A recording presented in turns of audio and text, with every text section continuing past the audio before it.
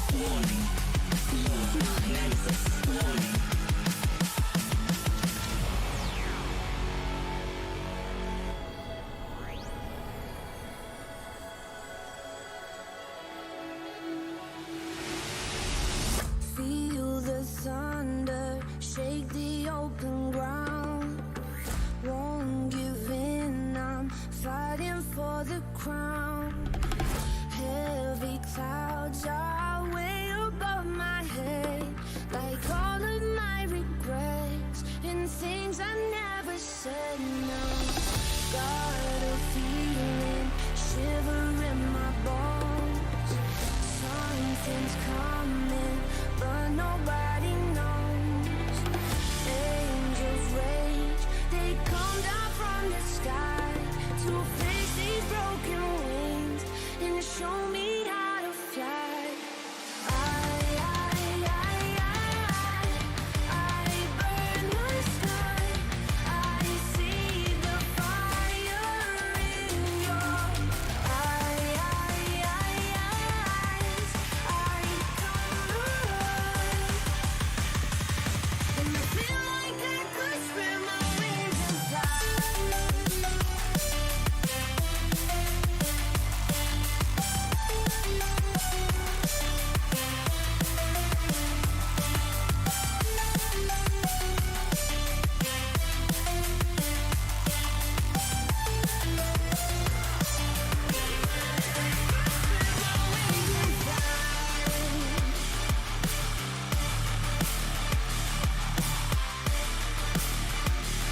And I feel like I could spread my wings and fly. See the fire, see the fire. And I feel like I could spread my wings and fly.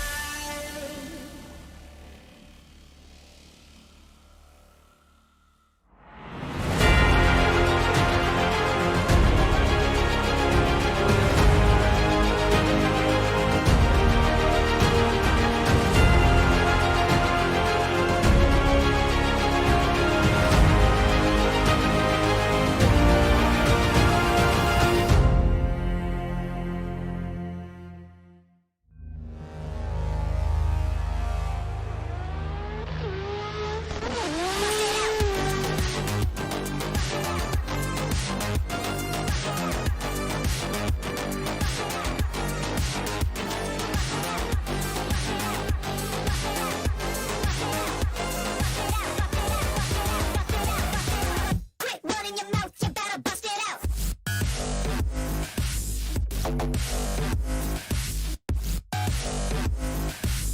Quit running your mouth, you better bust it. Bust it. Bust it out.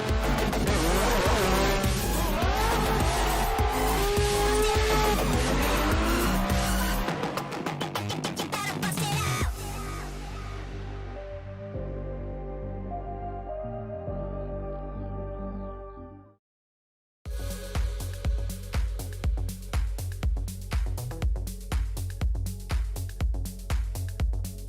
All around the world, you give many different street venues and drift venues alike special nicknames, such as, the Streets of Long Beach, the House of Drift. It's Riga, baby. Well, we're at a location that needs absolutely no introduction, no nickname required.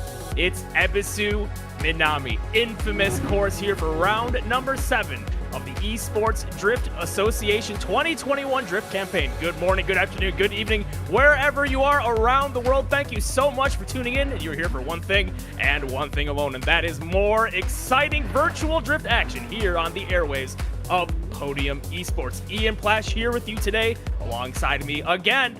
Finally, after quite a bit of time, I might also add, Keenan Kusin. It's been a minute, my guy. without you, my friend. Glad to be back. Glad to jump in at the perfect time. ESDA paying a little bit of tribute, a little bit of homage to a layout that, for all we know, is getting completely changed. Maybe just getting a small renovation. We don't know. So one big shout out, one big hurrah to the most beautiful drift location in the entire world, the Ebisu Drift Complex, more specifically Minami, as you are seeing on screen right there. So many infamous battles, that just so much history and incredible clips coming from this place. More infamously, the jump at the start of this course. I can just fan about this place for eons and eons. I am such just to the core, and every single drift fan is alike. This place resonates, Keenan. Really cool to be here. Yeah, it's super awesome to be here at Ebisu. I know we were doing an ESD World Tour. Take a quick look at the track map here. Keynotes today obviously is going to be that entry, that outer zone 1 or that outer clip 1. That is a jump. There is a super significant elevation change where the front tires, if not all 4 tires, are off the ground heading into OC1. So going into there, you have to be very, very careful with the speed and line that you choose to take going into that first outer clip, as you're seeing from the video here. It's, again, just very, very careful on your speed, very careful on your line, not hit that wall. When you're done that, it's not over. There is no tire drops on the curbing allowed whatsoever today, ladies and gentlemen, as you're seeing in our graphic here. No rumble strips at all as far as I can tell. So keeping these cars within the rumble strip confinements of the course, which is not very wide, mind you, in these big, fast pro cars, is going to be a challenge for the drivers today. And that's after sending your car a couple feet into the air. Coming into the second half of the course here, let me see, I have outer clip number 3. Again, no rumble strips whatsoever. We're going to be using a little bit of an homage to the old layout. Nowadays, you just see the jump and then that left-hand corner, but now we're having an outside zone with that concrete wall going all the way to the end of the judge section. And so a little bit longer than what we're used to seeing in 2021 with competitive stuff here at Ebisu, but it is kind of a throwback to the older sections of the earlier 2000s. And if anything, a great send-off for Minami as a competitive course. No, absolutely. That last outer zone definitely adds a very nice, unique flavor to what we're used to seeing here at Ebisu as of late. Just another zone for drivers to close in at the end of their runs and just gain some more proximity at the end. It's a nice, big, wide, sweeping outer zone, so lots of really fun chargers can be seen there. And there's a wall on the outside there as well. It's gonna be a good time. I'm really looking forward to this again for the head-to-head battle competition format. If you haven't seen it before, drivers will compete head-to-head, 1-on-1 through the top 32 bracket, rather. Each battle consists of 2 runs. The higher seeded driver will lead the first run. The chasing driver will be the lower seeded score on run number 1. After the first run, they switch it around, and the judges will then determine the winner or decide if the battle needs to be run one more time based on their specific judging criteria. Needless to say, once again, just looking through the practice here, there's such speed you see through the section of the course. A lot of times throughout the year, many cars are just the street style cars. They come out here for the open drift days all the time. But when you start bringing out these pro beasts, it's such a tight and very technical course. It just can produce some super exciting moments, but also things that happen on a very razor's edge, especially over that jump at the very beginning of the course. Because as soon as you make that jump, it's all commitment. Yeah, speaking of commitment, we are going into the points situation here. The commitment that we're going to need to see from Darius Ostraka today to try to take down your points leader, Zach O'Sullivan, regular season points leader. Again, all 16 top drivers will make it into the playoffs. There is not only storylines at the top of the field, there's storylines at the bottom of this top 16 bracket. If you look, Brandon Patrick is only clear by 4 points over Artem Chilkov. He's qualified extremely well today. That bottom, from about 21 to 14 or 13 could absolutely change. We could have drivers who are not here today. Some drivers are just trying to focus on getting their pro license rather than even making the 32.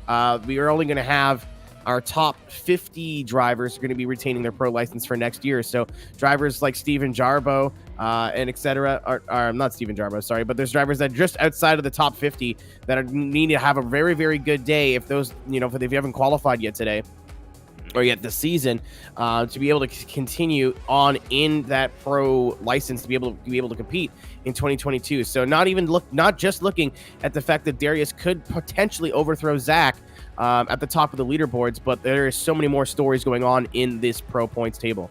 Yeah, pay attention to that green line you want to see on screen. That is the cutoff point to make it into your championship playoff round, which will be on October 31st, by the way, for those of you who are wondering what that's going to be. Big old spooky hours, all on Halloween. 1 p.m. is going to be the championship round. It's going to determine the champion this season.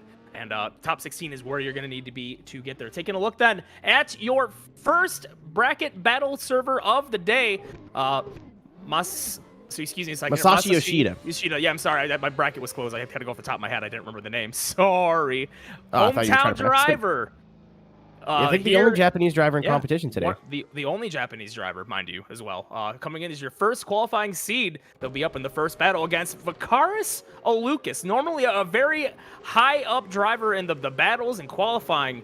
So already right off the bat, Masashi is really going to be struggling to not have a very easy first battle. You qualify first, your first thing you think is, oh yay, easy first run. Maybe not. Yeah, but hometown turf, maybe not hometown specifically, but definitely being a Japanese driver, familiar with Ebisu, familiar with this track, this has so much meaning to the world of drifting, as you were saying, across the world. But imagine being a Japanese driver, being able to take a solid chunk out of the ESDA field today at a track that must mean so much to everybody in your local scene, as we get these two drivers are approaching the line right now. Yeah, this is, again, going to be your first battle on the line. Masashi Yoshida versus Vakaris Olukas. First and 32nd seeded drivers. Gonna get a good taste of what is to come here for the entirety of the day. 32 battles set and ready to go here at Ebisu Minami. So glad to have you on board for the entirety of today. We hope you stick around and enjoy some very exciting drift action. The lights are on. Here we go. Off the line, Masashi Yoshida. Good jump. Gets a good gap going over that jump. And oh no, hits the wall. That is not how you want to start off your day. Complete straighten. That is a shutdown for Yoshida in the lead position. Oh, what a way to start off. The first qualified seated driver making a massive mistake right over the jump. We're going to be seeing a lot of that today, Keenan. Yeah, that would no hard feelings for Yoshida. I'm sure they will be the first of many. And luckily for Vakaris Olukas, as we take a look at the replay here, I saw one, maybe two tires off in that first outer zone. As you see, just grabbing the wall was Yoshida, but Vakaris just going in so deep. But with the way these rules work is that if the lead car gets a 0, potentially the follow car, the run is dead. So the follow car, the rest of this is just for show, just for you guys. So Vakaris, I think, getting pretty lucky there, because we might be talking if that was a 2-tire drop, which would be a significant deduction, if not almost a 0 on Vakaris' end. So good luck to him as we move into second run here. Yeah, judging clarification was given a couple of minutes ago. The chase driver is allowed 1 tire onto the rumble, so also bear that in mind. Lead driver, no drops. Chase driver is allowed 1. So all they have to do then, just throw down something decent in the lead. Don't make any crazy mistakes. Vakaris should be seeing their way through, but Yoshida getting aggressive with it in the proximity on Chase anyway, showing what they could have been doing all the time along, but it may not matter depending on how this run finishes out. Yoshida charging into the door through that outer zone and out through the final. Big right-handed outing sweep zone, but it's not going to be enough. Man. I don't think I saw anything from Vakaris that would warrant a 0, and man, that's a rough way to go out from your home country round here in round 7 of ESDA. Yeah, again, taking that lead run too is just so much pressure. You have to knock all the practice that you do leading into the first run. You have to knock all those cobwebs off, and unfortunately, it just was not enough for Masashi Yoshida to be able to get comfortable. But we do have a judging call in. That will be then Vakaris Olukas going on to the top 16, taking down your number 1 seeded driver, Yoshida.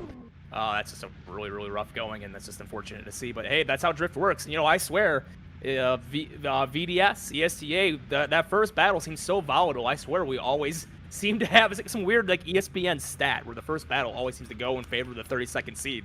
I mean, you need someone to do that. It's been very common this season. You're not wrong. Yeah, now that I really think about it, it almost happens every time. So then moving on to the next battle, 16th versus 17th seed. This is going to be Paul Gross versus Robert Kuwinski, I believe is how you say that. Kwasinski, I think. Kwasinski, yes, thank you. You know what? I think your best try is good enough, man. Yeah, there's a lot of vowels. He's got a lot of vowels going on there. My best is typically not good enough, though, unfortunately. No, you know what? If you drive an ESDA and haven't realized that we don't know how to speak any sort of language by this point, that's on you. That's a you problem. We got Powell in the lead here in the S14, and Robert in the chase. In that almost unique 370Z, not a chassis we see a lot here in ESDA competition.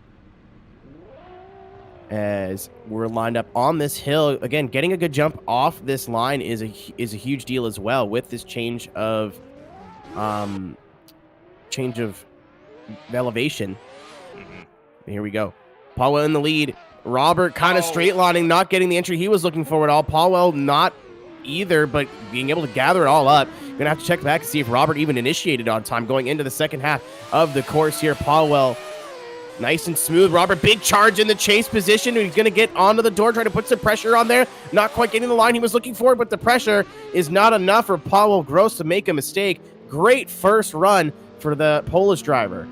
Yeah, they may also be Pavel as well, as I was just getting told. Very well could be. I was thinking that as well. We were saying it earlier. The W does tend to be more favorable. Very well could be. But yeah, looking at that replay, it really does then depend on what the judges are deeming with that initiation. Because yeah, I don't think the Z and Chase had angle until just before that first outer zone. This isn't like D1 where you're okay to do that in Chase and it's all based on points. You know, this is a scored front to back run, not based on a computer system. And if that wasn't an initiation, that could be already a 0 in Chase.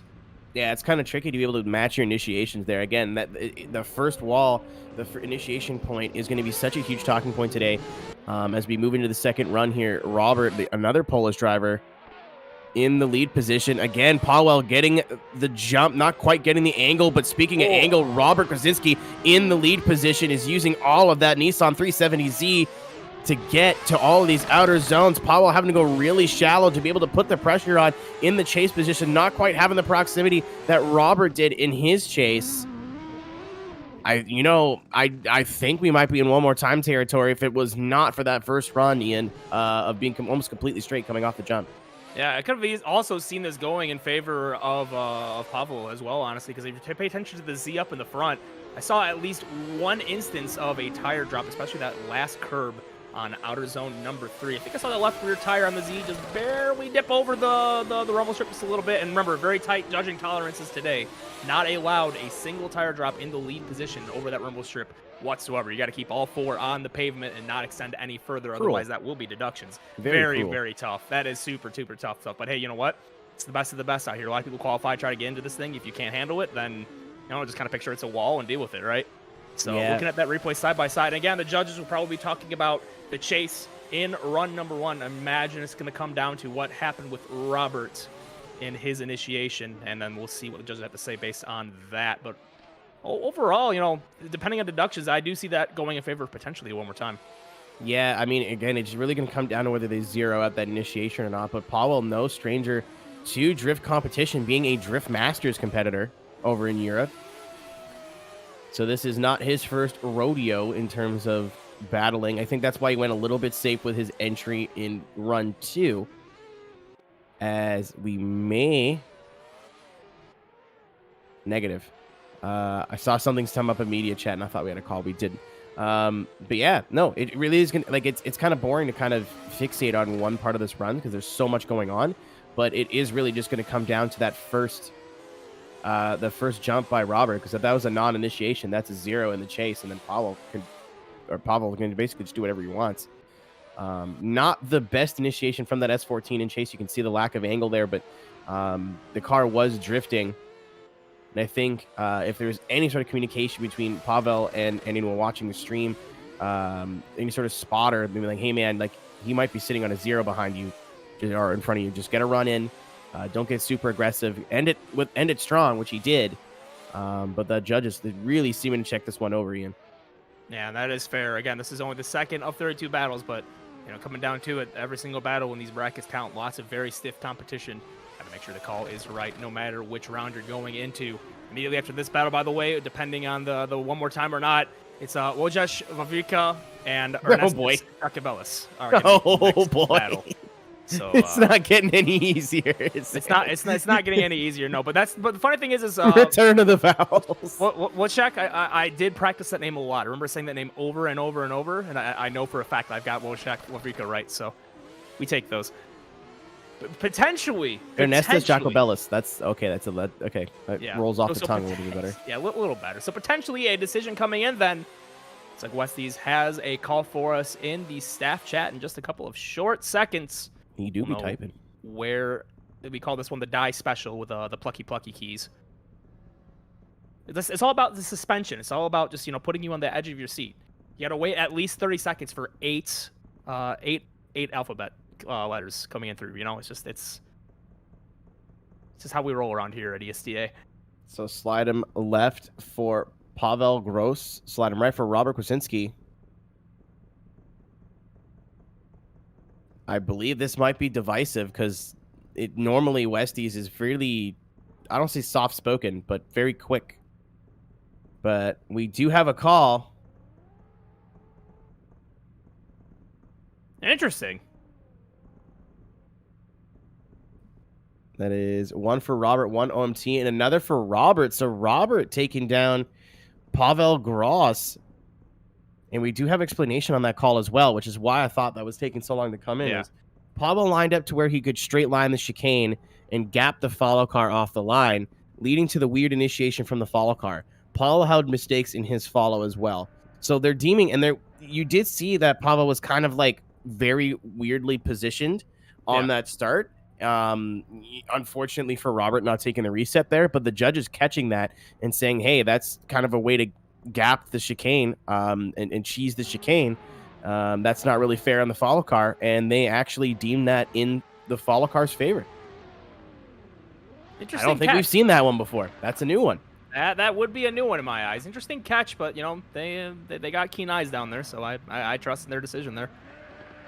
Yeah, I mean, like, it makes sense. It's something they go over in the drivers' meeting, that you do have to hit that chicane to keep the start fair as we move into our next battle. But did not think that would ever come into play in terms of a judging call. But I guess that's what they were looking at, and they're saying, hey, like, what do you want the follow driver to do? He got gapped before he even had a chance. But yeah, that is going to be Robert Kwasinski. Robert K getting the win as we move on to our next battle. So next up, again, it's going to be Wojciech Wawrika versus Ernestus Jacobellis, your 8th and 25th seeded drivers. This will be your third battle on lobby number 1's top 32.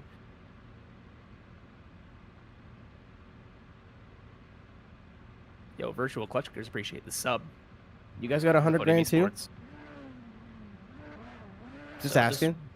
So yeah, just waiting on Ernestus to make their way to the line. Maybe having to go through a couple of system checks, maybe a loose wheel, whatever it may be. But as soon as we can get Wojciech, and Ernestus I got to imagine Pavel's fighting that call. I got to imagine they're having a very heated discussion about that. There may be a protest in line right now, and just kind of looking at chat right now. No, it looks like they have moved on. Looks like there is no longer any open discussion with the previous battling drivers. The next set of drivers are in the call with the next set of drivers, so we're going to move on to this battle. Wojciech will be leading first, Ernestus will be giving chase. Yeah, so yeah, you could see it right here, Ian, how that lead driver is kind of positioning himself to be able to jump the chicane. So that's what dinged Pavel in the last battle. So if you're a lead driver, if you're starting a lead driver, you really have to pay attention to that, because that could cost you. As you see, he's going to readjust here. They're telling him, hey man, someone just lost because of that. You can't do that. Yeah, and you know, that is fair. This is an interesting chicane design, kind of looking at where they're sitting. I can see that gap where they can just shoot it straight line, and that just causes the drag race. There's no space here, in fairness. Yeah, so here we go then. Off the line. Let's go again. Battle number 3, Wojciech in the lead. Ernestus in chase. Big gap already over that big jump. Got to start catching up in chase, does Ernestus. He's not going to do so. Cuts a lot of the proximity to the line to do just that. Now getting on into the door through interclip 1 and interclip number 2. Very fast. Left to right transitions for both lead and chase drivers, working their way all the way out to the wall in the lead. Big charge in chase just before they got to the zone. Almost contact made. Very good job from Ernestus checking it up. I think you saw the exact same thing, Keenan. Yeah, it almost looked like lag contact to me. Maybe perhaps if we just go look in the replay here.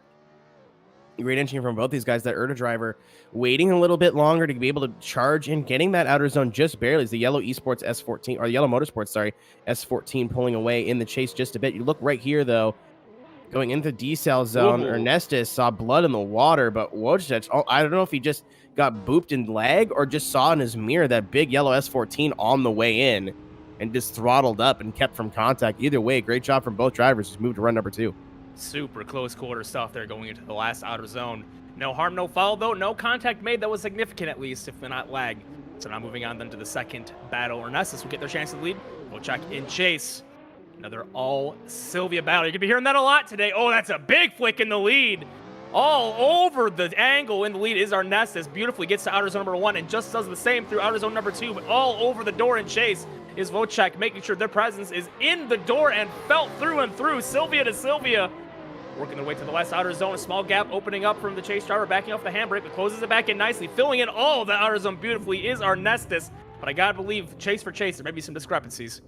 Yeah, I mean, there might be, but let's just take a minute to just, like, absorb what just happened here. Going into turn 1 of that second run, just the amount of air these guys are getting with the speed in this car and the proximity that Wojtek was able to keep. I don't think we've seen anyone be that close that early today other than Yoshida with nothing to lose. So, you know, that's just the closeness of proximity there. But in tandem, going into that last corner, didn't see the charge from the chase vehicle that we saw in the lead position in the run number 1. Sorry, can't talk today apparently, but there is some discrepancies in the chase. But I did think I saw some tire drops in run number 1, maybe from that yellow Motorsports S14. I have to take another look at that, but honestly, great job from both. But that chase in run number 2, yeah, a good taster of what we have to expect today. Yeah, also paying attention to Arnestis. No. Okay, no. I thought he dropped close. in outer zone 1. He did not. Yeah, I believe also we see Arnestis in run number 1's chase center punching. I believe that's interclip number 1 in the chase. I know. Typically in chase, the deductions are lesser when the chase driver hits that clip, but still, nonetheless, it is a part of the course where the lead driver didn't go, so therefore the chase shouldn't do that. So that could be a potential deduction. Might help swing it back in the favor of potentially going again here. It just really depends what they say here. Got some calls coming in as we speak, and we will know very soon. All right, ladies and gentlemen. Slide him left for Warika. Slide him left for Jacobellis. That's 1 for Warika, 1 OMT. And then 2 for Wojtek Warika, getting the win. That is Wes and Dai voting for Woj, and then Westies going for the OMT. But I had to imagine, Ian, it came down just to that chase being a little bit cleaner, especially in the starting half. Yeah, I would imagine that's exactly where the difference was then called. You could really see the difference, though, especially on the chase driver giving up a lot of the line in run number 1 to keep up with that angle and the proximity. The jump off the line, as you said, it's super important. You have to stay in a pocket over that jump, otherwise it gets very difficult to close in that gap without giving up a ton, as you saw in that previous battle. And that is going to be enough then to swing it back into Vocek's favor, and they will be moving on. So next up, speaking of vowels, Artem Makashenko versus Vladislav Yakovlevich is going to be the next battle, your 9th and 24th seed. This is going to be your last top 32 battle. Apparently the E in ESDA stands for European. Yeah? I don't know. I don't know when we were. I welcome our European overlords. Yes. As we get these guys onto the line here. All S14s once again. And honestly, you said you're going to be hearing that often. And that, all things considered, was pretty evenly split across chassis. Last round number 6 from Hampton Downs. But apparently, with the move to Japan, everyone just said, nope. We're stick with what we know. Artem Makashenko in the lead. The Ukrainian driver, Vladislav Yakovlevich, in chase in the S15. Big flick entry from both. And Artem is in the wall. And, okay. Kill! That's a kill! Did he just get bored? What happened there? I haven't seen that one. I wonder if these two just like know each other or something, and that was just a big old bully for fun. Yeah, because I mean, he was a 0. Like we said, the run was over.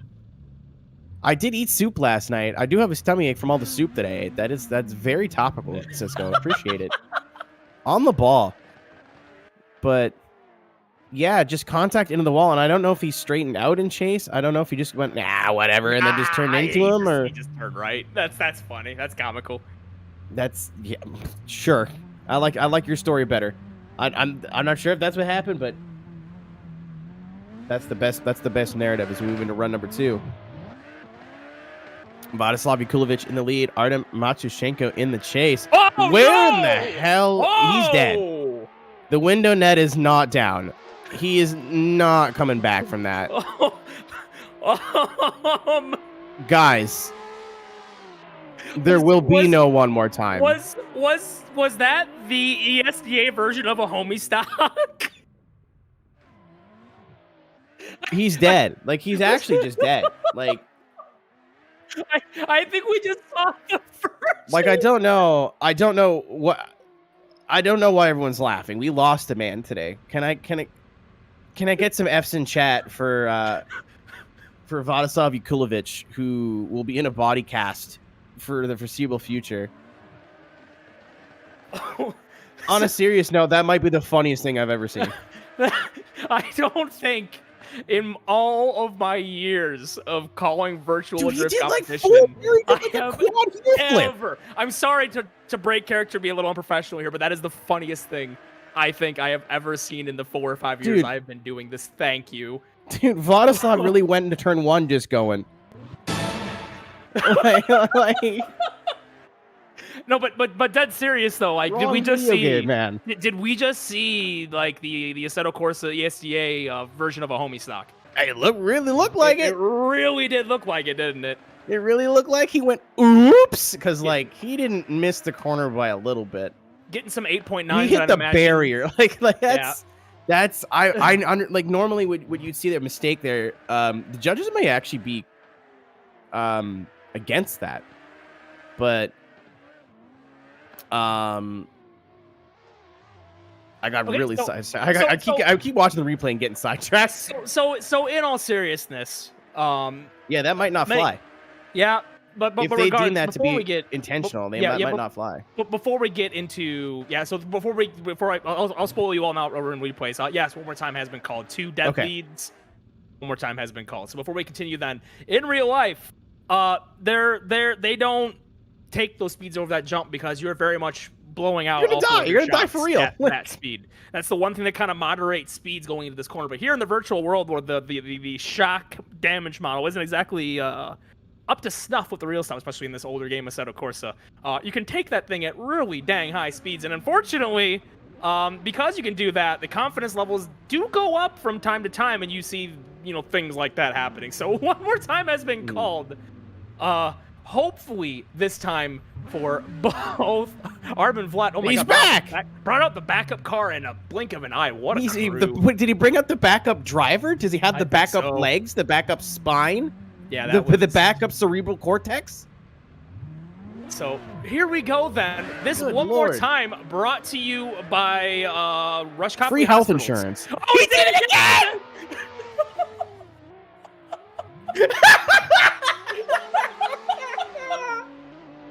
No! No! Oh man, no! That didn't just happen. I hate to. Not again. That just happened.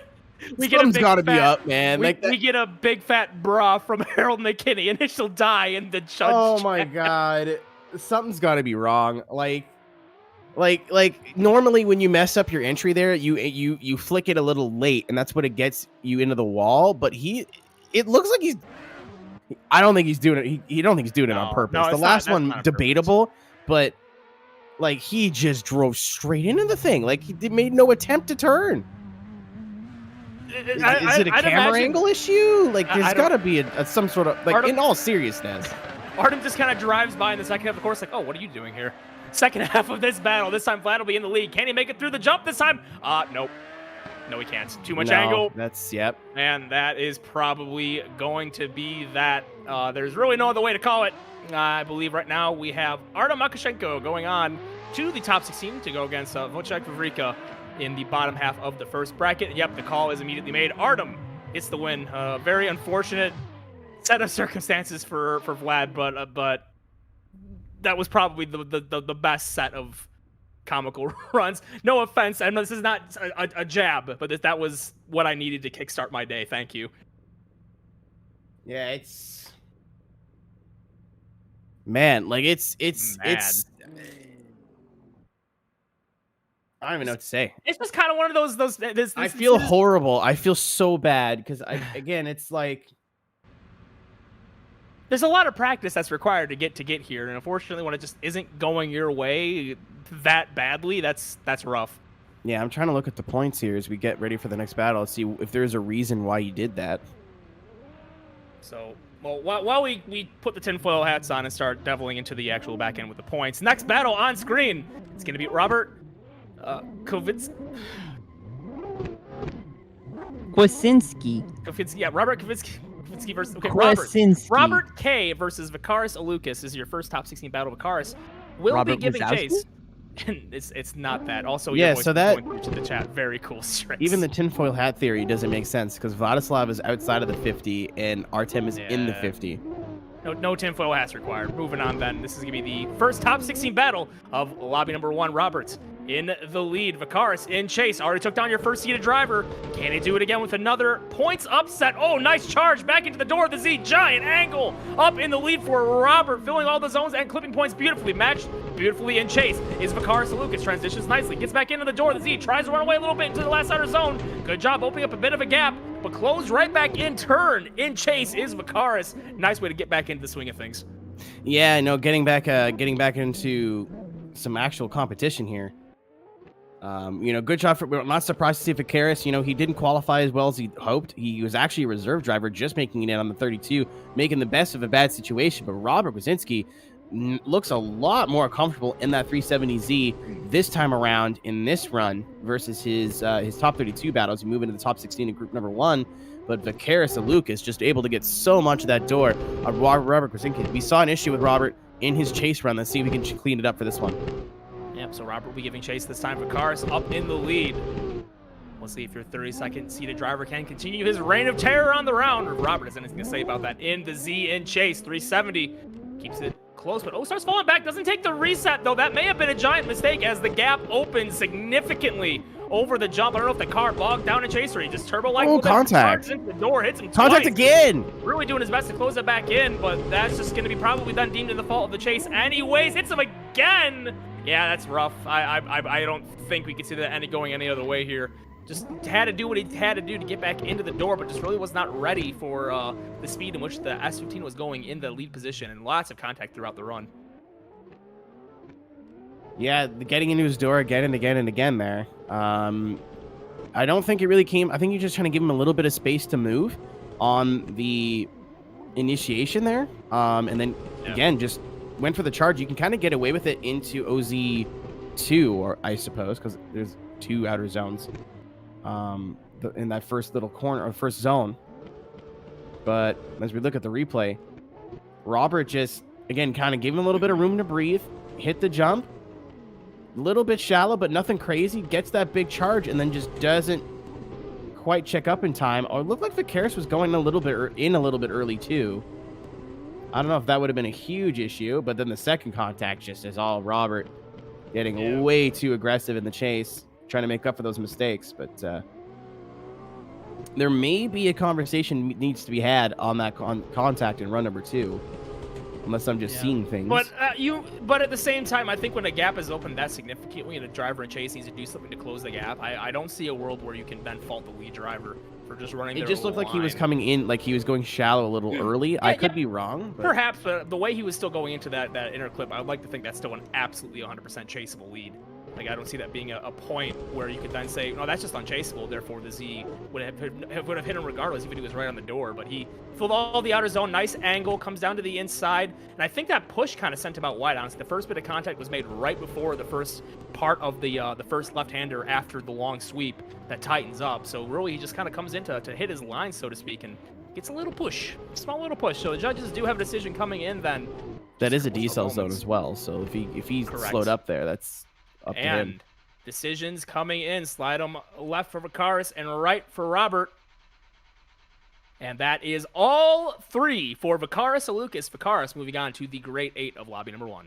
Yeah, just kind of a shame. Even without those mistakes in Robert's chase, Vikaris just kind of put a clinic on in the chase position here today. It is Ebisu, and we expect really, really close and aggressive chases here, but I'm not entirely sure if getting close in that first half, Ian, is the smart idea. But Vikaris kind of putting on the I don't know what you would call it, the example. Right. I need coffee. Example for today as we move on to our next battle, Artem Matushenko. We have not really got to see stretch their legs yet today. Going up against Wojciech Warika in the Yellow Motorsports S14, somebody who had to dig to be able to pull off that win to get into Group 16 or top 16 of Group number 1.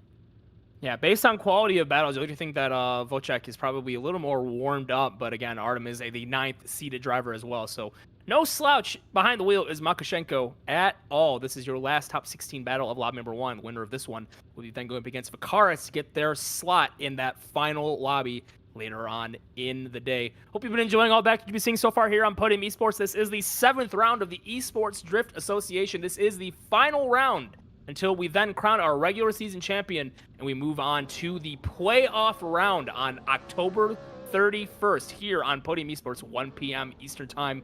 As always, you are not going to want to miss that one at all. Last time we had the Esports Drift Association on a top 16 championship winner-take-all round, it was fire. I'd imagine we're going to be seeing more of that when we get down to it, Keenan. Yeah, the driving this year is so, like, even this being the first season of ESD and Assetto Corsa, it's so much closer, so much more aggressive. Some of these battles have just been so exciting, fun to watch. Speaking of which, 2 S14s on the line right now.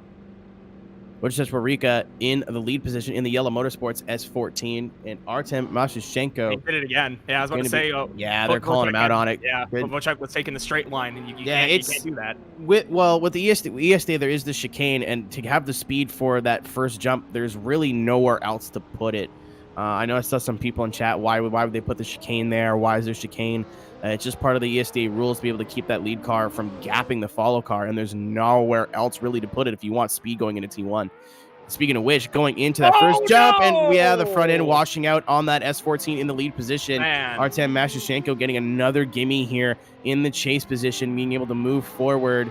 Still has to do that second run, Ian, but as we see, just doesn't really need to complete this run. This is just kind of free practice for Matushenko now. Basically just needs a solid lead run, and he'll be able to move into the Great 8. You know, not having the fear of blowing out your shock tires over the jump is both a gift and a curse. I feel like over that jump, the higher speed is probably harder to manage in comparison to having to kind of reserve yourself and then take the jump while initiating. Like, these guys are initiating even before the jump at the speeds they're taking now. It's more difficult than you would think. This might be the hardest round driving-wise that we've had. You know, that for like just getting your speed right and getting your line right into that first wall. We see what happens when you get it right, and boy, have we seen what happens when you get it wrong. Yeah. But moving into the second run here, Artem Matushenko just needs a run. Wojciech Warika, as I say that, very shallow from Artem there, coming off the wall. Wojciech doing a great job to not run him over, putting as much pressure on that lead S14 as he can, trying to force a mistake. But Artem just kind of going through the motions right now, getting that car across the line. And looks like he does. Wojciech has taken big risks to put on big pressure, but that's all you can really do when you're sitting on a ZRE. Yeah, Wojciech did all they could to make sure. He's gone already. He knows. Out. They know at this point there could only be one decision. As the side-by-side replay shows up, we just, again, left side of the screen, you just see it straightens straight into the outside wall. You really have to set that angle before the jump. If you get it just even a hair wrong, that messes up your whole trajectory into the outer zone number 1, and you see what's happened time and time again with too much angle or too little. It just spells disaster every single time. It's a very tricky initiation here at Minami. Here's the judging decision then. Slide them left or right. It's going to go to the right. That is Artem getting all 3 votes. Matushenko moving on to face Vakaris Alukas in our last battle of lobby number 1. This is going to be a tough one for Artem because, you know, Vakaris has had to work to be able to get into this final, like, not to disrespect Artem, because Artem's, you know, had to capitalize on mistakes and not make mistakes himself. And when you have a driver behind you sitting on a 0, that is actually immense pressure to just get a run in, and you end up really making silly mistakes when you do that. So Artem's not really had the one-on-one experience today that Vakaris has, and I wonder, Ian, if that's going to play a factor here. I love how hard your Canadian just pops every time you get to Vakaris' name.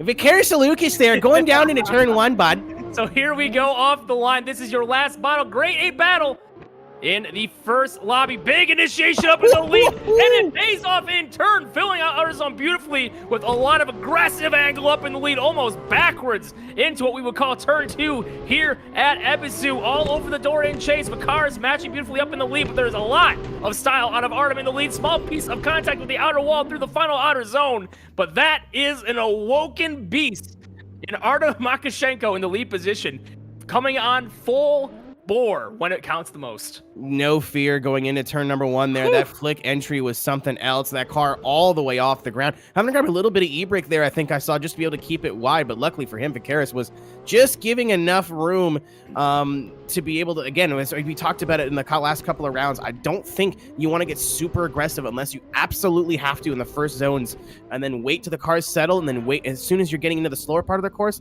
then you can charge it and get really aggressive. And that's what we saw from Vicaris there. Vicaris, naughty, come on. Yeah, you gotta line it up properly, my guy. I don't blame him, man. I don't blame him. It's just target fixation.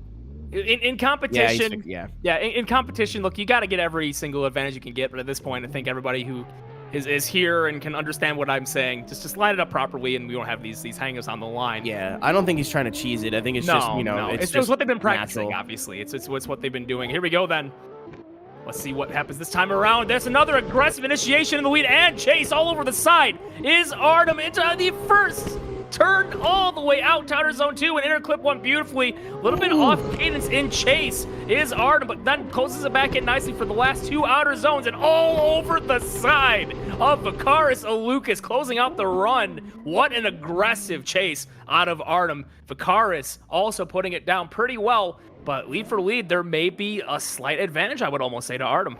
You know, there is that slight contact that Artem had in with the concrete wall. It caused a little bit of a straightening in his first run. But you got to keep in mind that Vicaris Alukas, forget where he qualified today, is a driver that could win this whole damn thing. And I mean the whole, like the final round, the whole championship. Definitely a driver that I would say is on that short list of people who could take the whole thing. So that Artem Matroshenko, a guy who's fighting for his pro license right now, is taking it to him is probably the best compliment that we can give. But the only issues I see with Matroshenko is maybe a little bit shallow on angle and bopping the wall. But we have a call here. Yep, this is going to be a decision. Left for Vicaris, right for Artem. Which one of these two are going on to the final? It is going to be Artem Makashenko. All 3 to the right. The aggression and lead and chase pays off, and that is a massive win for Artem Makashenko. That's a good wave of momentum to carry into the final lobby.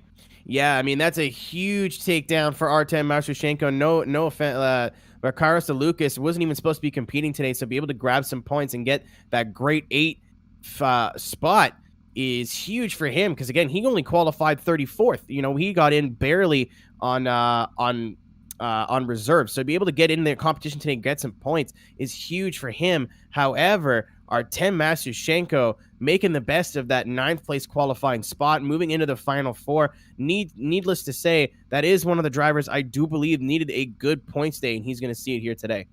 Yep, so when we come back, just the other side of this break, lobby number 2, queued up and ready to go. Brandon Patrick, Jarrett Shortle, Peter Polinkivets, John Elgood, Brett Wolford, Ryan Aldina, Lucas Tizemski, and Gregory Andreev are going to be the next 8 drivers to give battle. Don't you go anywhere. We will be right back.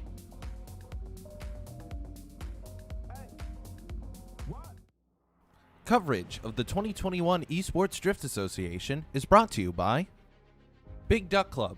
Whether you use their parts in your next drift car, time attack monster, drag machine, or street show car, Big Duck Club is prioritizing enthusiast needs with motorsport requirements. Visit BigDuckClub.com today. By Nexen Tire Motorsports, one of the leading tire manufacturers in drift competition around the world. From race to street, Nexen has a tire for you. Nexen Tire, we got you. By NRG Innovations. From hubs, wheels, shift knobs, and more, NRG has the finishing touch you're looking for your next build.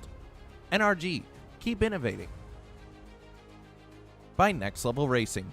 Build your ultimate racing simulation experience with Next Level Racing. Esports tested and award-winning, Next Level Racing, be first. By VDC. The Virtual Drift Championship is the official physics and tire model supplier of ESDA. Learn more about their upcoming season at facebook.com/virtualdriftchamps. And by Vosan, your home for Assetto drifting content. Want the track from today's competition and more? Visit vosan.co.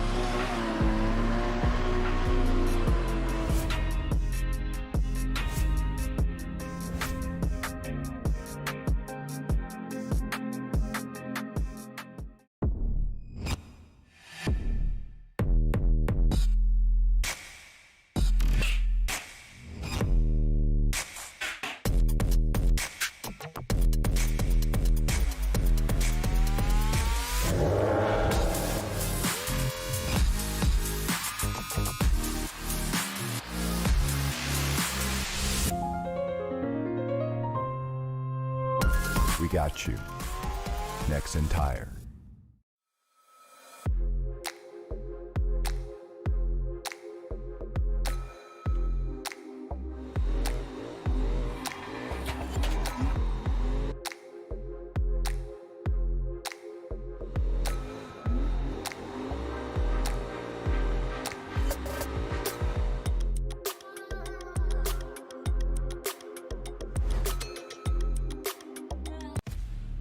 This is our series, So many different pieces that you have to watch out for. where the stakes are always higher, $300,000. where virtual meets reality, How bad do you want it? They're wasting no time getting at it. where the best thrive and the flawless win. This is the eNASCAR Coca-Cola iRacing Series.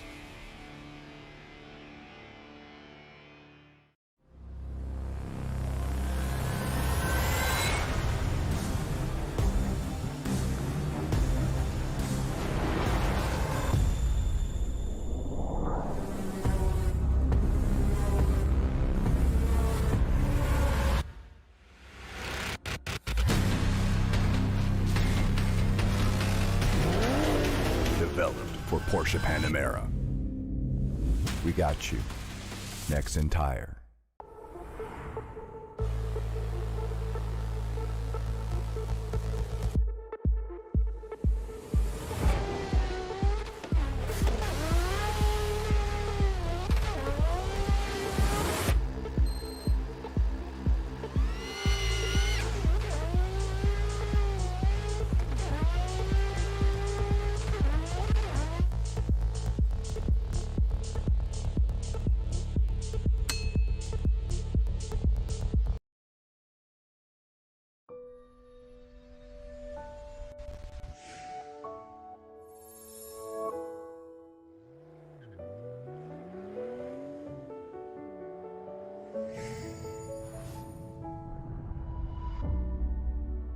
This is a story about trends.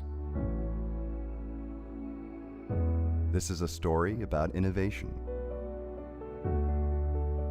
This is a story about caring.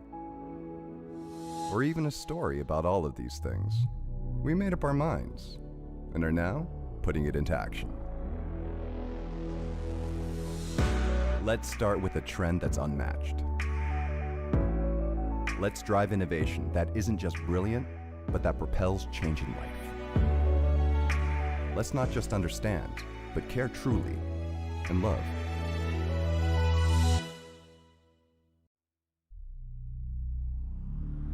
Who is this for?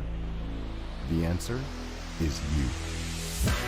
All of these efforts are made to make your life invaluable. This is just what we're here for. Everything about you is meaningful, from your time and experience to your future dreams. Creating your mobility.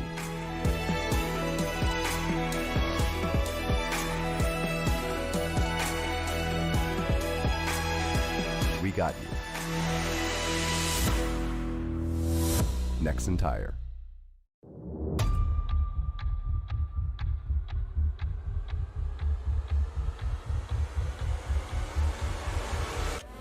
And back to the continuation of ESDA round number 7 here at Ebisu. You just saw the conclusion of group number 1, and we are now moving on to group number 2 here at Minami. The whole entire bracket is on screen for you to dissect as we are. Interesting developments have already opened up with the points as they are. So the points graphic has been updated based on, well, not to the stream at least, but for our graphic at home on the overlay, rather not the overlay, the spreadsheet rather. Because Yoshida is done, they're able to update their points, and Yoshida is now on 172 points in 15th place. And why that is very important is because Brandon Patrick and Artem Chokov are within striking distance and below Yoshida right now. So essentially, the only way Yoshida can now advance is if both Brandon Patrick and Artem Chokov get knocked out in top 32. That is not a good place to be sitting. Yeah, and keep in mind, too, he's also tied with Vadim Abramov. So Vadim Abramov is going up against Zach O'Sullivan in the first 32. They are Vadim, tied yeah. in points. So I don't know what the tiebreaker is going to be, but they were both Vadim, out in 32 this round. Yes, but also, they could both be out in 32 this round. Sorry, Vadim. I'm very sorry, Vadim. But also bear in mind, they're not tied at this point, because remember, the points have been updated. Vadim still has points on the table regardless of what they do in 32. There will be points, so they will be advancing higher up on the table. So. And just to update that too, Artem Masushenko is not updated because they're still in competition. So the points are getting updated when drivers are getting knocked out. So as the day goes on, this is the big story. Remember that battle from 12th through like 23rd, 24th was super, super tight. So once we have more information ready to go for you guys, we'll always update you as we get these lobbies completed and points are updated. So then moving on to the first battle of lobby number 2, it's going to be Brandon Patrick versus Jarrett Shortle, your 4th and 29th seed. Remember, this is very important then for the points. Brandon is just on the outside looking in. At this point, the worst they can do is be able to bump down Yoshida if they can advance from this round. That almost guarantees a spot in. Yeah, you know what, though? I think we're going to see a different Brandon Patrick today. I think he has a lot of pressure on himself being that triple F drifting department driver. I think puts a lot of pressure on himself through that. But through Surgigiri, he earned his pro license to VDC already. So I think that the big hurdle for him in terms of his drifting career has been driven over. So he's going to be driving comfortably today. Not take anything away from Jared Schroeder, though. Team Slide Culture, very competent driver. So moving on to the competitions, we apologize for the graphics on screen. Big initiation for Brandon Patrick in the lead position. Giant angle up in the lead for the Ferrari. All over the outer zone, potentially a tire drop over that white line. It does knock over the first center clip. In chase is Jarrett, trying to close back in the gap, but that Ferrari is running away, running in the 90s and just making the gap be known all day long. And I do apologize, that was my fault on the graphics. Yeah, you're not supposed to be typing, Plash. It's not your job today, stinky man. Everyone get mad at Chevette in the Twitch chat. Everyone just say something somewhat mean but not hurtful. But Jarrett, again, I think did the smart thing and didn't get super aggressive in Oh, interesting. I think Jarrett may have reset, but don't quote me on that. I think he went and grabbed tires by accident. Oh, Brandon just did the same thing. All right, cool. Okay. They're not supposed to do that for reference. You're not supposed to hit the reset button because it gives you tires automatically. But Jarrett just played smart in his chase. Expected Brandon to make a mistake with that big Ferrari, and honestly, a mistake I could have saw coming. But again, I think Brandon's just in a different mindset right now. He's got his big goal accomplished of making it into VDC, and he's made ESDA. He's done well in ESDA before, so I think he's coming into this round with a different mindset. Second battle, that we're switching around. Jarrett will be up in the lead. Brandon Patrick will be in chase. Team Slide Culture up front in that BMW. Ferrari in chase. That's an initiation. That's big and almost gets to the wall, but holds the outer zone beautifully. Oh, that's 2 tires off in the chase position. That is not allowed. Oh, very wide for Jarrett, though. Super wide for Jarrett on that inner clip. Closes it back in nicely. Not a ton of angle BMW trying to run away. The gap wide open, though. Back into the door to exit out the run. In chase is Brandon. However, depending on what the judges have to say, that 2 tires off in the outer rumble between outer zone 1 and inner clip 1 is a big point you have to talk about when it comes down to points. Yeah, it was just Brandon's line. It was just Brandon's line going into that corner. But you know what, Ian? I honestly think we might even be. If that's not a 0, we can probably throw run 2 just in the garbage in general, because I mean, Brandon was making mistakes in chase. Jarrett did not look comfortable in that BMW at all. Just very nervous. Looked like that car could pull more angle. Maybe I'm just getting just distorted here because I'm expecting more angle because the Ferrari is just such a bigger vehicle. But that BMW in the lead just never quite looked settled, and other than the fact of OZ1 went very, very wide, give the door wide open for Brandon to catch back up, try to almost straight, like not that much angle going into that big outer zone with the wall, and then again just kind of not a smooth transition. So not major mistakes at all, but a bunch of little things that could add up. We'll have a decision coming in soon. Westy's getting on the ball and letting us know what is going to be made of this run. Oh, that's a tough break again. Oh, the decision is in. Judges have made a call. Slide him left for Brandon, right for Jarrett. And Jarrett has taken down Brandon Patrick, and we're moving on into your top 16. That could spell disaster for Brandon Patrick's vie into the playoffs. We'll get you the update as soon as we have it, but that may have just made it almost impossible for him to make it in. Yeah, it's unfortunate for Brandon.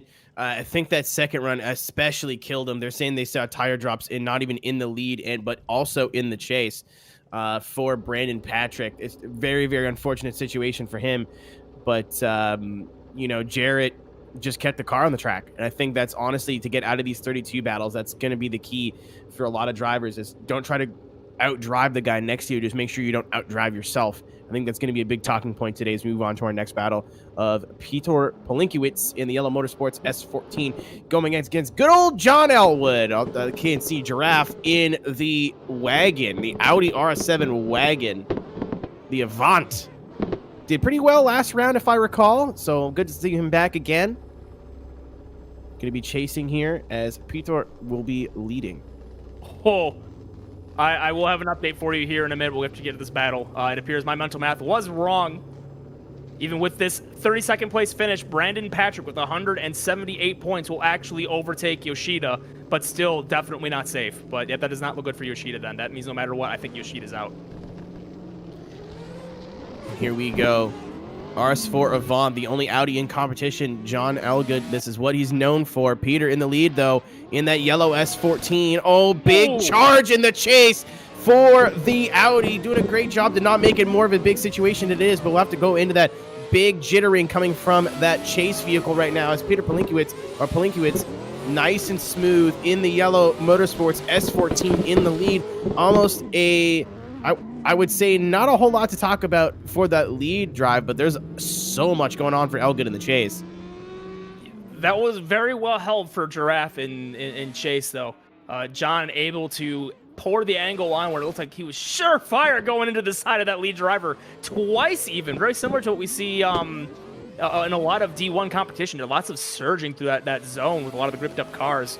But maybe a little bit of a unstable connection as well in chase, making it a little bit difficult to judge where he needed to put it in on the door of that lead driver. But very well held, but definitely some points where he could have done a little better.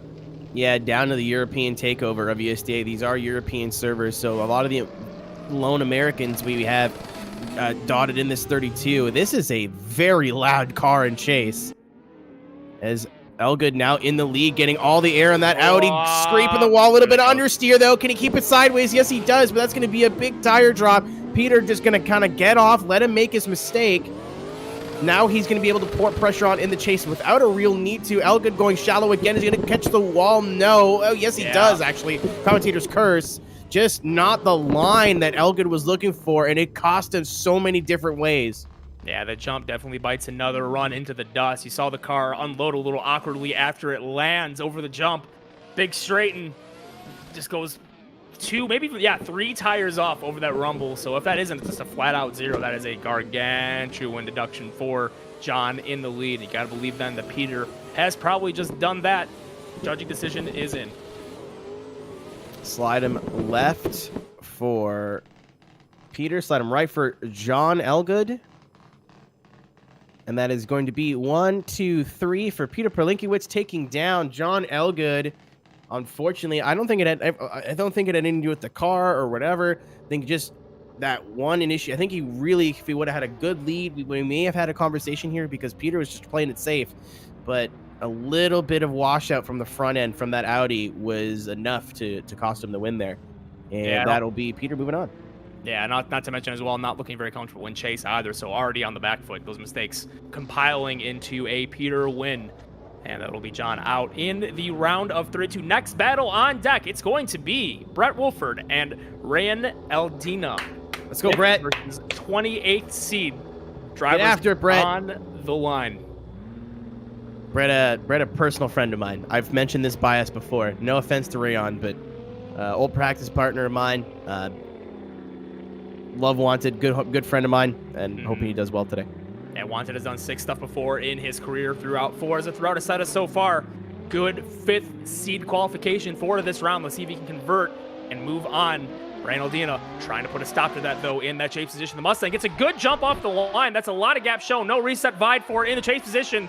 Running away within the lead. Big straighten in chase, but doesn't completely straighten it out. But Brewy charging in hard into the side of the door to close that gap back in. Lockstep beautifully in chase. Has to back out a little bit to let the car in front transition, causing another loss of proximity. Filling all the zones beautifully is the Mustang up in front, but the S15 in chase, keeping the proximity close into the door to close up the run. Ryan keeping it close to the Mustang, but it looks like so far everything is positively going in the direction of Brett Wolford to start this one off.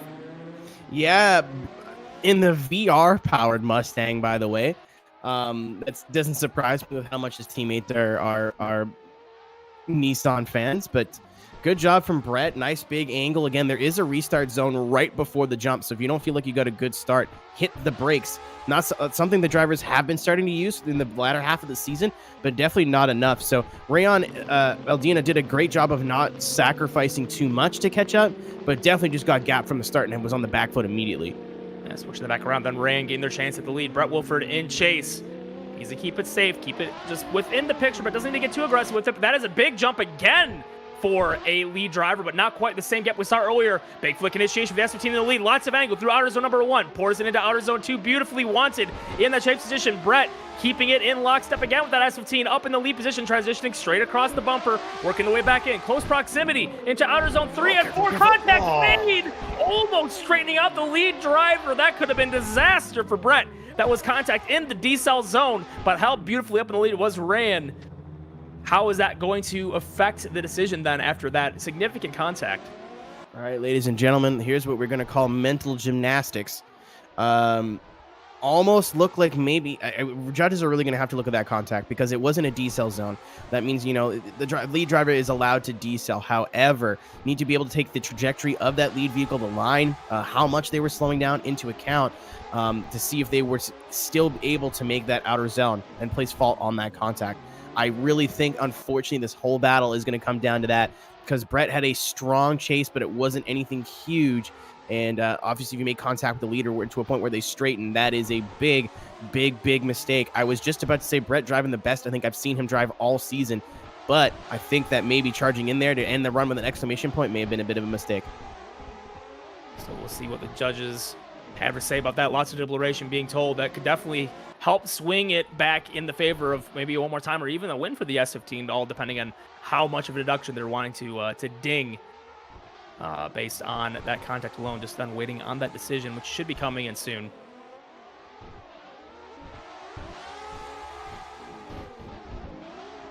Yeah, it says again, this is going to be a super, super, super tough call. You know, if you see contact like that in anywhere on the track, it's very easy to put fault. But because it was in a slowdown zone, judges kind of have to look at it a little bit more carefully. Obviously, they're going to give Rayon a little bit of extra breathing room because it is a slowdown zone, but it seems like we do have something coming in here. We got something cooking.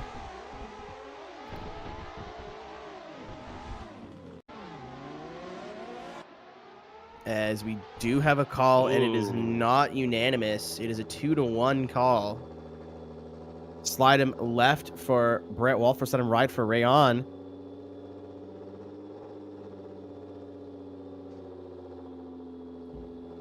Again, that Mustang in the left, and we got one for Rayon. We got one for OMT. Ultimate decision going down to Westies. In Westies, Rayon Eldina getting the win. I have to imagine It came down to that contact by Brett Wolford. Just tried to get too aggressive, too late, and that's what the judges saw in their eyes. And unfortunately, that will cost him a shot at advancing farther in today's competition. But I don't think Brett has anything to be disappointed about. Just a little bit too aggressive. Again, I still think it's the best I've seen him drive all year. But just didn't need to get aggressive there. Really had already had the advantage, but hindsight is 2020. Yeah, but just the way it is, that is contact in the decel zone. Therefore, it is deemed the fault of the chase driver. And I guess just not enough of an advantage was made. Not able to then convert into the second half, and that the contact could have been pushed towards it one more time, but unfortunately, though, it's just the way it lies. Judges have to call it then. Ryan going to advance into the top 16. Your 5th-seeded driver knocked out early in the competition. He's been the theme so far today. Your 4th, 5th, and 1st-seeded drivers going down in the round of 32 so far today. Very volatile round. Not to spoil eNASCAR Coca-Cola iRacing Series driver intros, but it seems like Ebisu here is the great equalizer. You know, a lot of guys just put in the time, put in the practice, and learn the track, and to a point where it's almost second nature. But because of that entry, it almost looks like this track is really playing, giving everybody a level playing field between the first and 32nd qualifier. Not that there is to say there's a huge difference in between them anyway. I'm pretty sure there's your number 1 qualifier of Yoshida only scored a 90, and the number 32 qualifier, not counting reserves, was an 81. So that's pretty close. It's a pretty close field, I think, considered, especially again at a round like this where there's just so many little things that can happen. Be it a tire drop that calls a point to be thrown away in your Q run, the jump causing trajectories to be messed up. It's just a super difficult course, very compact, very fast, with very tight corridors, really causes a lot of fluctuation. And you know, you're seeing it even in battles. It doesn't matter if you're 5th, it doesn't matter if you're 32nd or 1st, for that matter too, as well today. Anytime you go out to battle, it could be your last, regardless of the advantage, just based on the talent alone in this field. Last top 32 battle of lobby number 2. This is going to be Lucas Tziemski versus Grigory Andreev, your 12th and 21st seeded drivers. Woo! To the line. That was weird. Woo! It's not So bad. keep an eye out for that. Grigory Andreev in that blue and white S15. Lucas, the Polish driver, actually representing Drift 21, which you can buy on Steam right now. Not a sponsor, just trying to help out the homie. And I believe we're ready to go here. Lucas in the lead in the S14. Great jump from Grigory. He's going to have to back off. And he does keep an eye on that lag. That might become a factor.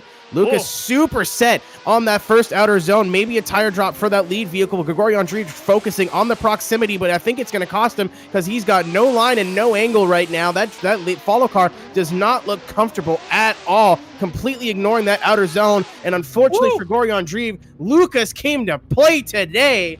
This is a different driver that we've seen all season. We've known they've had the skill. We've known they've had the talent, the ability, just not been able to get the results. And I think that's going to change here today if we can have a good second run. Yeah, we saw the potential of Lucas when we went to, I believe it was the Wembley Arena, running pretty deep into that competition.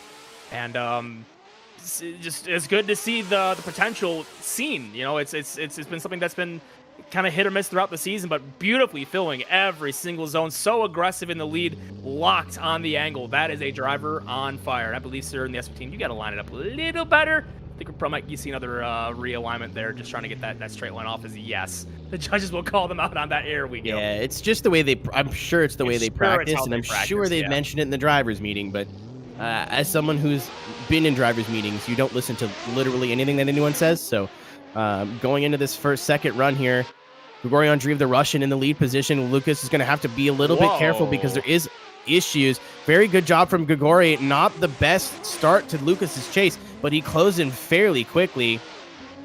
Again, a little bit more gap than we'd like to see. So much speed in that S15. Just seems that when he puts his right foot down, a little bit of contact. What?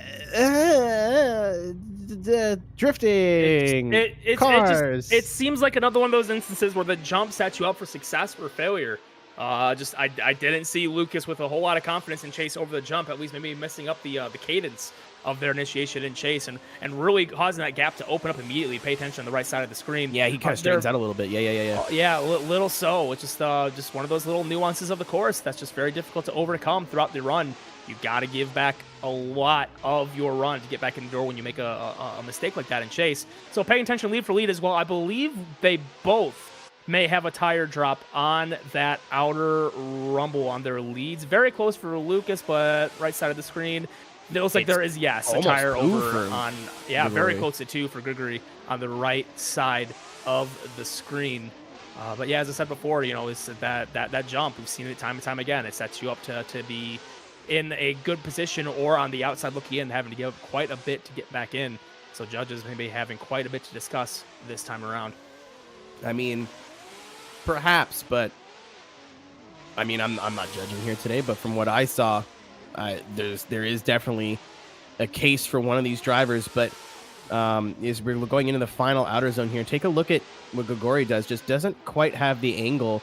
Lucas comes in with the angle and the speed and has to really check up. I think they may have booped quarter panels, but nothing serious. But I want you to pay attention if we have a minute here. Just look at the speed in that lead vehicle in run number 2. You know, going into the corner here is not so bad. He's kind of a little bit shallow. And then going after that inner clip, he just puts his right foot down and pulls away. You guys are watching the replay cameras. We're as commentators using just bumper cams. And the angle looked fairly close. And Grigori's like, I'm just going to go over here now. And there's nothing you can do about it. There's so much speed in that car. So the decision is then in. Please slide it left for Lucas or right for Grigory. And all three go into Lucas. Got to imagine that it was that tire drop for the lead driver that could have been the reasoning. Without the tire drop, there was enough of a discrepancy lead for lead, chase for chase. Well, that could have helped it, you know, get a little closer, potentially even vying for it one more time. But yes, overall, I think a little more composed was Lucas. Grigori did miss fairly almost every zone in his chase. I think that was the big deal, was that, yeah, he had proximity, but he basically sacrificed every other part of his run to do it. Lucas didn't do that. Maybe didn't have the best chase, but put the car where it needed to be. I think that's the difference. So we are moving on into our first battle, I do believe, top 16, the top 16 of group number 2 here. Going to be Jarrett Shortle, kind of capitalizing on Brandon Patrick's mistakes. Going to be going against Peter Plinkiewicz, another driver who kind of moved it forward due to the mistakes of their competitor. Now, Ian, going into competition today, so we get these two cars on the line, do you think that that's going to play a factor here? I know in competition, when you win that first 32 battle, it's a whole big weight off your shoulders, and you're a lot more comfortable. But when you're getting 32 wins based off guys crashing, are you still kind of carrying that anxiety, that nervousness forward to your 16 battle, or are you still like just comfortable? Is that just moving forward? I'm not sure. Like, you know, like I still think that's got to play a factor in the mind games here. The points drifter in me says yes, it takes a weight off, but like the competition drifter in me says no, because I feel like you have to go doubt yourself, like, oh, it was just on merit, or I didn't get enough run in. How am I gonna do in the next battle? But you know, they're professionals. They're good at what they do. They can shrug off any bit of pressure, I'm sure. Again, first top 16, Jarrett Shortle versus Peter Plinkiewicz. Here we go. Initiation up in the lead. Big gap already being shown. BMW not even in the same zip code in the lead. Jarrett really falling short against Peter on the proximity and chasing. Yeah, a little bit out of lockstep again in the chase. Just not matching the cadence at all. Not ready for what Peter has been throwing down, which has been marvelous, mind you. I'm terribly sorry for that pun. Yeah, you have two other commentators in this voice call right now who could replace you at the snap of fingers. You could get Thanos right now and no one would notice. I could. But yeah, Jarrett, the reason I brought that up before they ran is that Jarrett kind of looked a bit shaky in his chase and in his first battle, and didn't really have an opportunity to be able to clean that up, or in his lead, didn't really have an opportunity to clean that up due to the mistakes from Brandon. So that car, I think, just a little bit short of a wheelbase, having a ton of grip in it. And Jarrett never looked comfortable. Let's see if he can pull it off at his lead. He did end up qualifying for 32. We know he has a lead run in him, but we have to see it right now. Yeah, Jarrett was serving sloppy joes on their chase to see if they can serve a burger this time of the lead. Oh, that's not the way to start it. Oh, and man, you know sloppy what? joes for breakfast, lunch, and dinner. Jarrett not finding a way to finish out their lead. And West Arrow saw something a little different, but that was a rough going, unfortunately, for Jarrett. I think that might be the end of their run. I think it is too, but I think if I'm Jarrett, I'd love to hear from Jarrett, whether it's just in Twitch chat or whatever. It looked like he got hit. Like, obviously he didn't get hit, but just look at how that BMW reacts. I don't know if there's just so much grip in the car that the front end just washed right out, but he, like, is straight. Like, he just didn't get the flick. So I don't know if it's because he's an American and in a European server that he got pinged to death, or if the setup on that car is kind of wonky, but that was very strange, considering we've seen a couple cars get into that wall today. We've seen a couple of guys that by way decision is going to be in here. It seems like on occasion they land awkwardly over the jump that causes the car to unload. That may have been the case again. Again, here we go. Decision is in right for Peter. Moving on then to the grade 8, taking down Jared Shortle. Yeah, I'm seeing in chat. I know one of his team. I don't know if it's him or one of his teammates saying Logitech problems. Don't worry, my boy. I'll get my friends at a Thrustmaster to give you a call. Get you out of the gear-driven life. But we're moving on into our next battle here. Group number 2, Rayon Eldina going in against Lucas Tasmeski. Lucas, again, a driver that's really strong, but I don't think we've seen them make a super, super deep run. Wembley, maybe? I've drank a lot of beer since Wembley, so I don't remember. But Rayon Eldina as well, a driver who we saw flashes of brilliance from, but again, just couldn't really see the best from them with that mistake from Brett Wolford in the chase. But solid job for them to make it this far. Let's see if they can keep the momentum going up against the Polish driver of Lucas Tasmeski. So on the line, another all-Civia battle. Let's see what Lucas has had this time around. Can he make a run into the grade 8, or does Ryan have anything to say about that? Off the line, nice gap already being shown. Good jump in the lead. No reset being taken again, and this time oh no, Lucas making a giant mistake in the lead though. Saw 2 tires off after that gargantuan lead. They had accrued from this off right off of the get-go. That is a super unfortunate mistake. You have to do their best to close it out, but oh boy, giving up a ton of line to the zones rather in chase was Ryan to get back in on the door. That may be all for naught, though, because we've seen 2 tire drops for lead drivers almost every single time, resulting in a loss there in the battle. Big mistakes from Rayon as well in the chase, also tires off.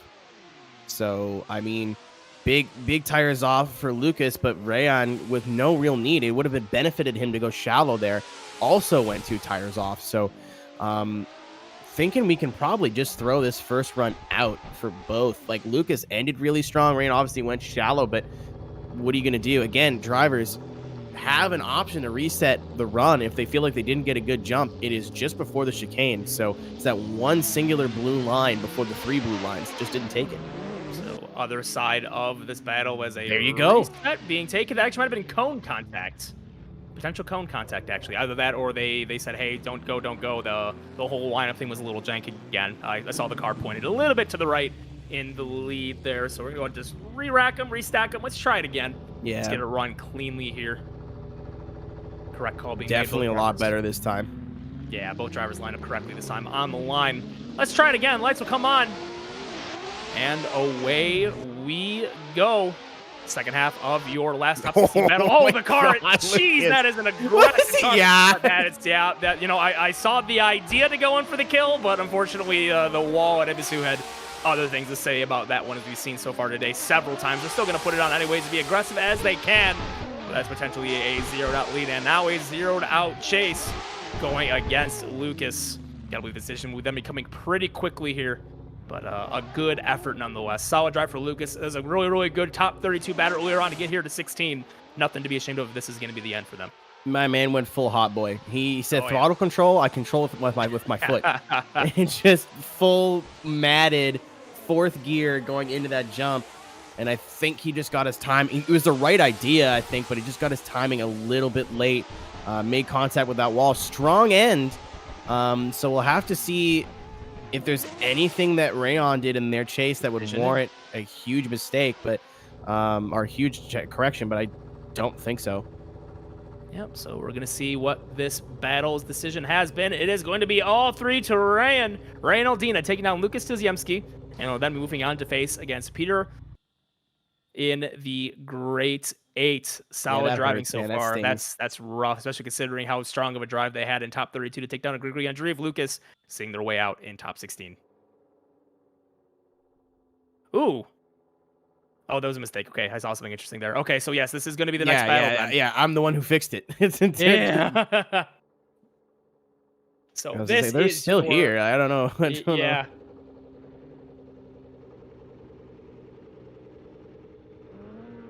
So the driver's now working their way to the line. You're seeing it on screen. This is going to be your last battle of lobby number 2. Does Peter have what it takes to take down Ryan? Does Ryan have the ability to do the same? Either way, whoever takes this one is going against Artem Makushenko on the left side of the final 4 bracket. Rayon is going to be in that all-white S15. Peter Palinkiewicz in the all-black with yellow motorsports vehicle. Rayon in the RPM machine. Getting a good jump. Is that... Actually... Getting a good jump as Rayon by catching a little bit of curb. That's really upsetted his chase here, Ian.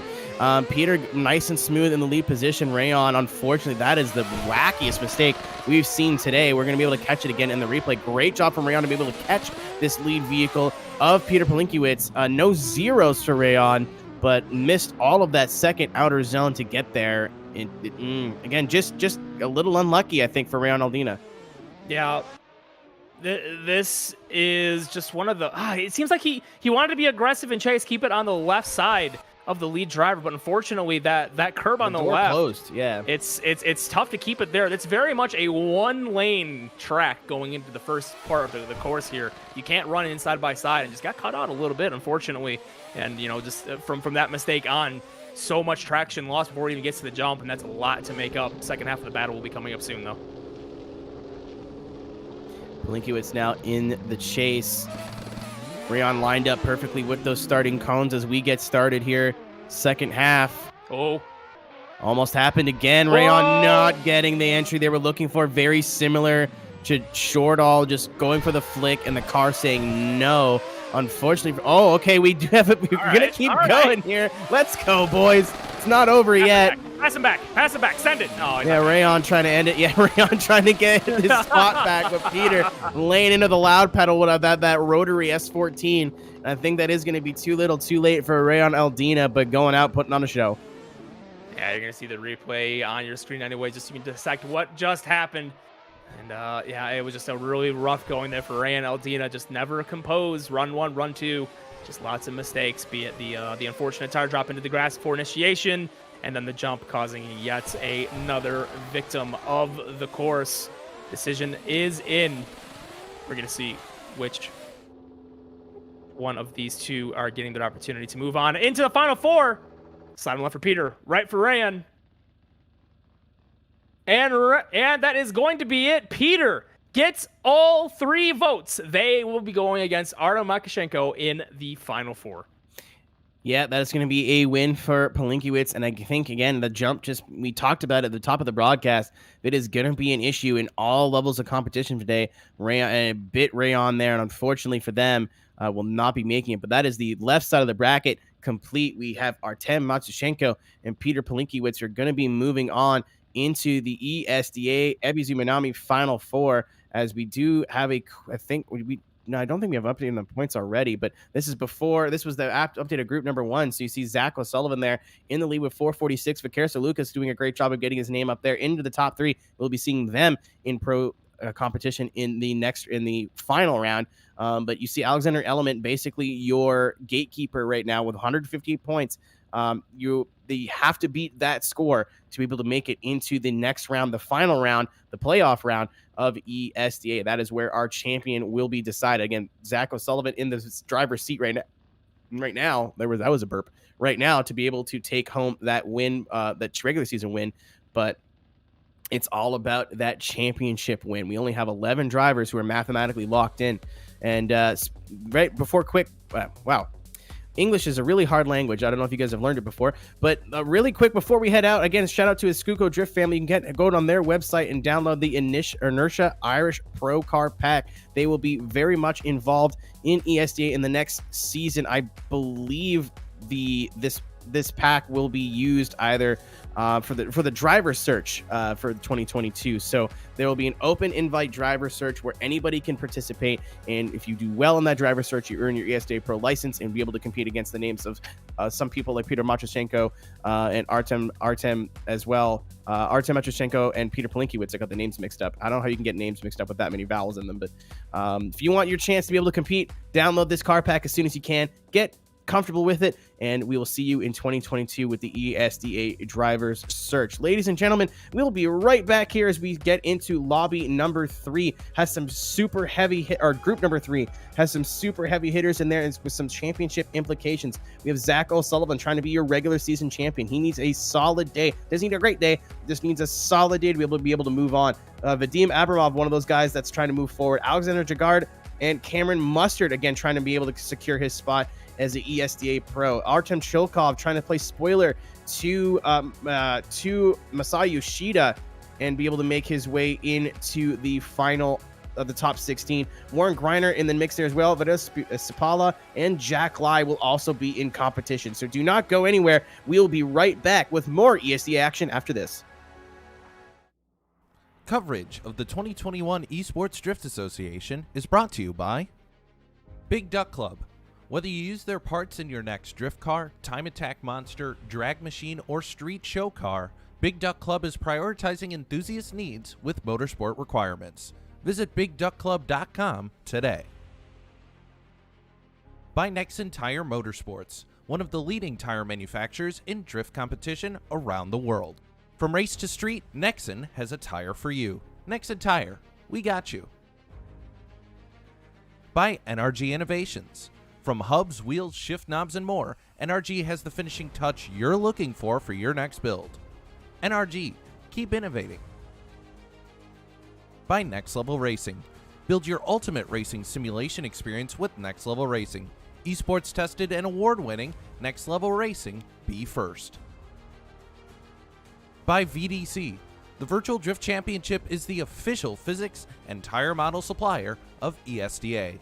Learn more about their upcoming season at facebook.com/virtualdriftchamps. And by Vosan, your home for Assetto drifting content. Want the track from today's competition and more? Visit vosan.co.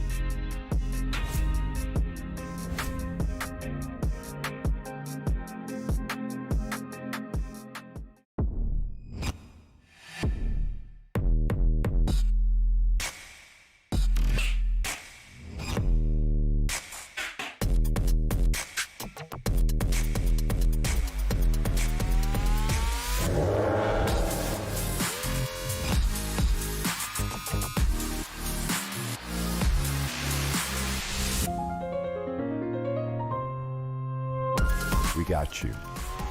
Nexen Tire.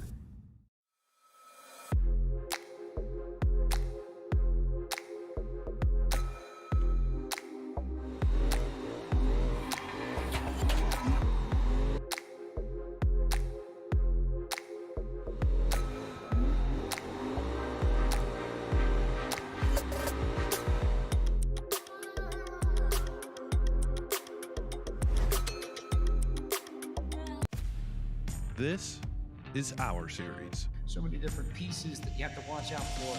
where the stakes are always higher, $300,000. where virtual meets reality, How bad do you want it? They're wasting no time getting at it. where the best thrive and the flawless win.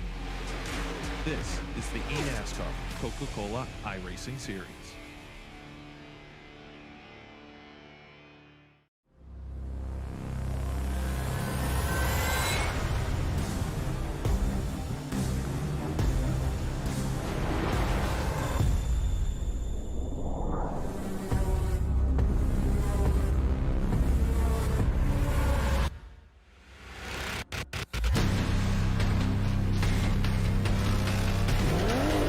Developed for Porsche Panamera. We got you. Nexen Tire.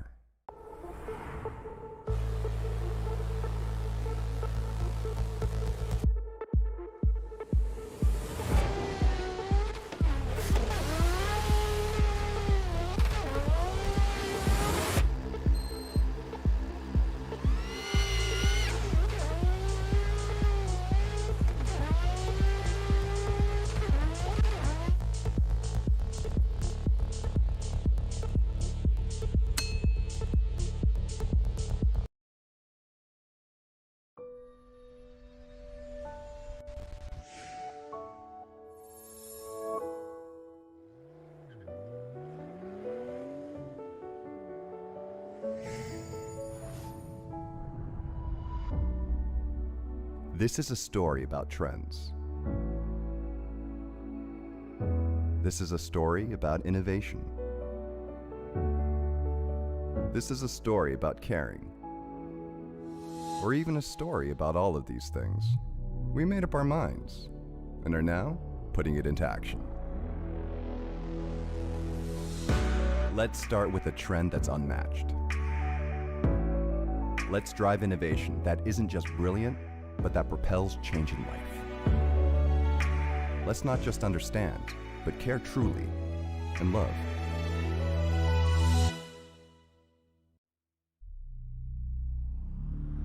Who is this for? The answer is you. All of these efforts are made to make your life invaluable. This is just what we're here for. Everything about you is meaningful, from your time and experience to your future dreams. Creating your mobility.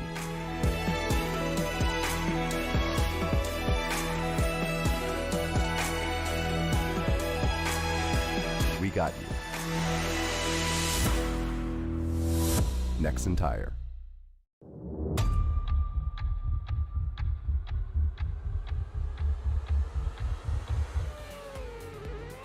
And welcome back to the continuation of round number 7 of the Esports Drift Association 2021 Championship season. This is knockout day. This is bump day, your last day before we go into your championship top 16. More implications have been completed based on the points earlier on in the going. Lucas Tziemski did enough in that last lobby to secure their place in the competition for top 16. That basically leaves it down to Yoshida then just being out no matter what, because Artem Chokov in this lobby, even if he does get knocked out in top 32, he will have 20 points minimum. Therefore, he will take down Yoshida. Abramov as well will be, no, he's actually, Abramov is in this lobby as well, actually, so he will be fine. He is safe, but Yoshida is done no matter what. If Chokov can score more than 40 points, which would be a 5th through 8th, he will then also be knocking Brandon Patrick down, and he gets even deeper farther forward. Alexander Element and Cameron Mustard are also in the competition as well. All yellow names that you are seeing on the table have secured their place for next season, but really we're paying attention the most to what happens between Element, Chokov, Cameron Mustard, as the day goes on, as well as Vadim. We'll see how good Vadim can do in this lobby, but I think no matter what he does at this point, he may actually be okay and be locked in pending a really deep tournament run for the bottom half of the bracket. So it's not over yet. There's going to be a lot of talking points we have to go through throughout the day on these points, and at the completion of this lobby, we will always update you on what is happening with your top 16. Remember, the top 16 are the ones who are going to be locked into that playoff fight, winner take all championship round on October 31st.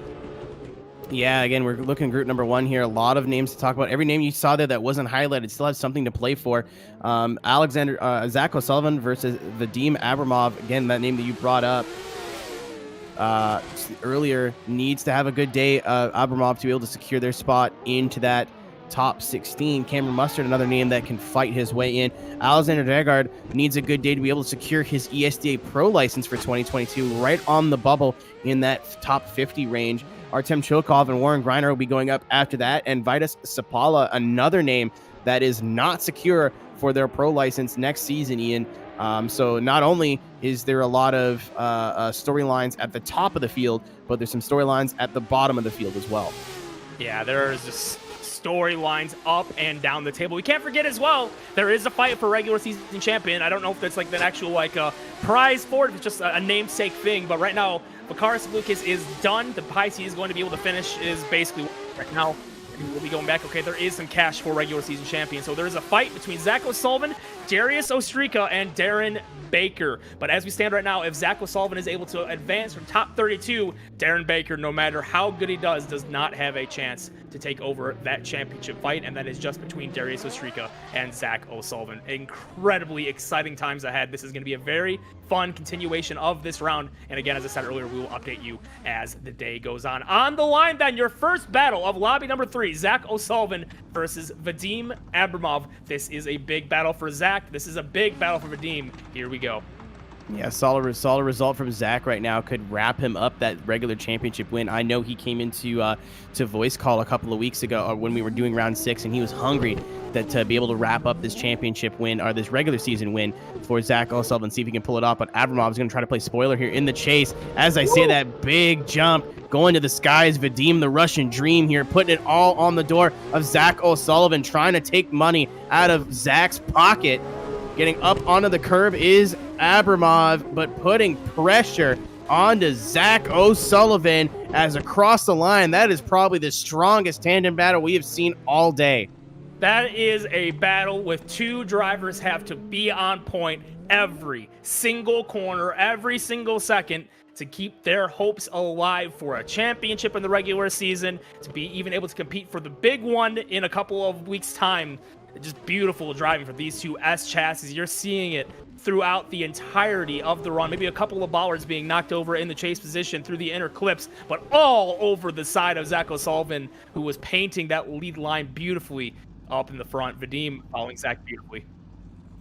Yep, Zach O'Sullivan, also known as JSI Mystified, in that NRG Innovations Big Country Labs S15, set to go here up against Vadim Abramov in the Lukoil S15, Lukoil Esports Racing driver. Just waiting on our time to go here. But Zach looking super comfortable in that lead. Vadim putting on the most pressure we've seen anybody in chase. Let's see if Zach can do it. We know he can chase.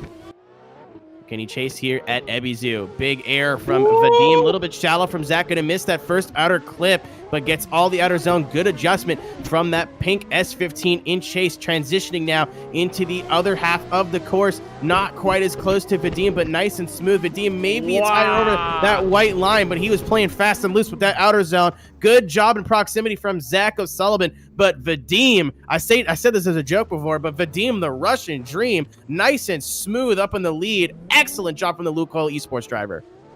Good Lord. Two drivers enter. One driver leaves.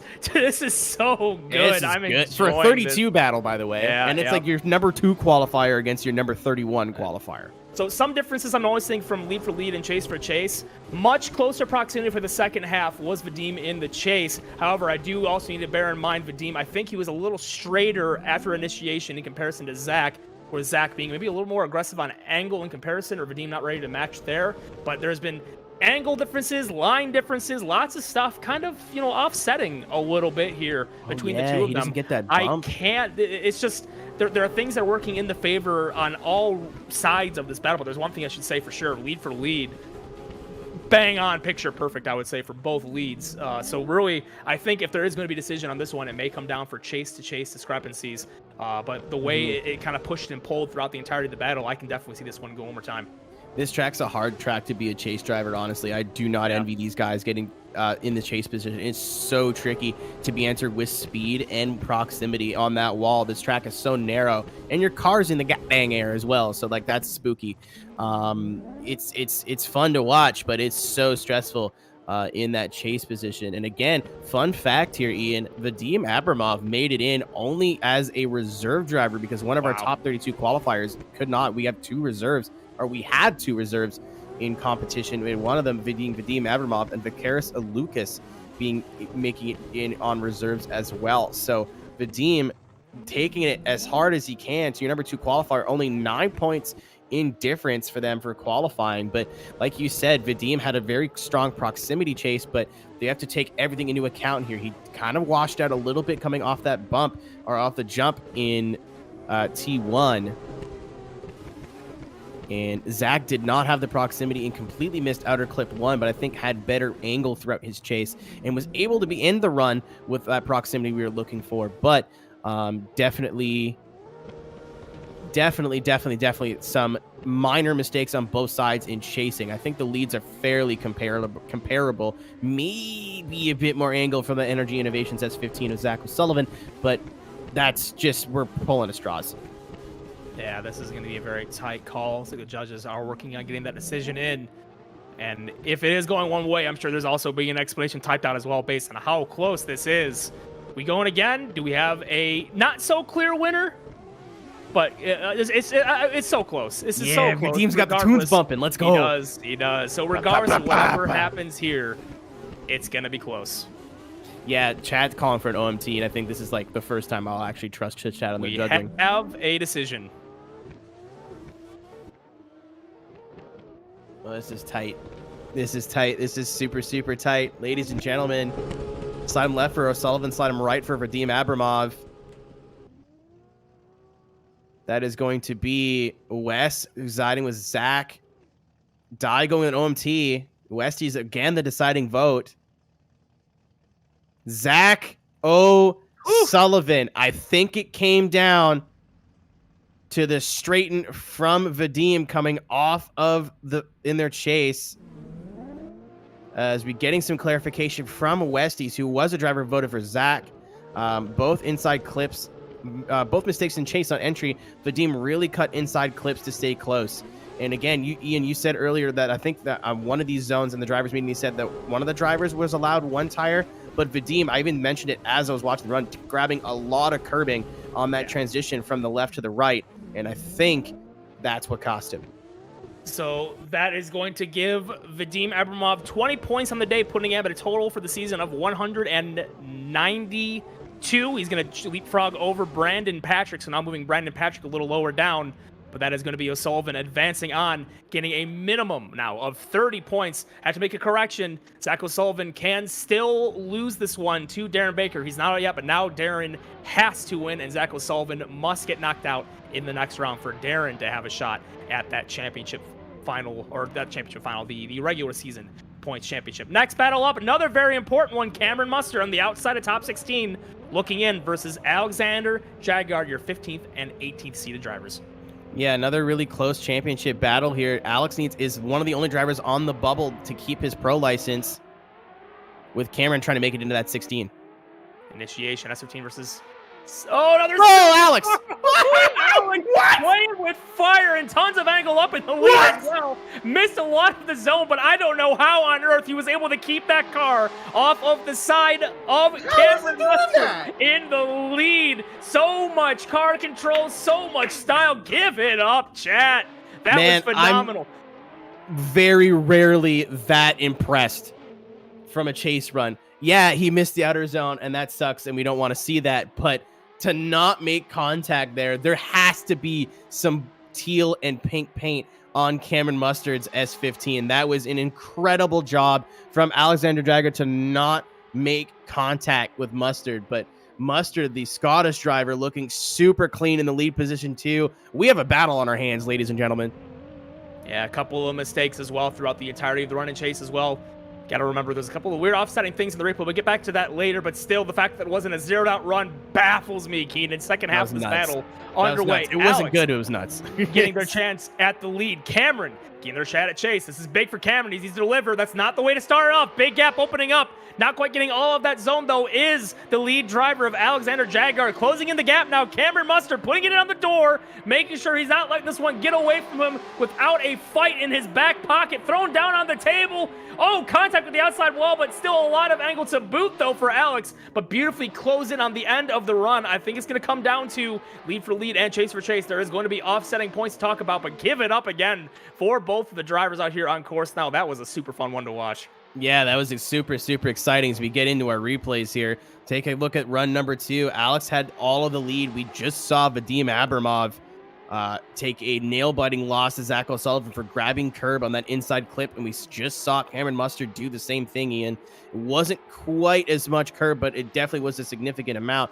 So I think that mistake, coupled with Alexander's mistake of just kind of getting a wacky start in his chase, Cameron left a lot of gap. Honestly, could have taken a reset, but closed him fairly quickly. So good job from that chase driver in run number 2, but definitely some mistakes on both sides.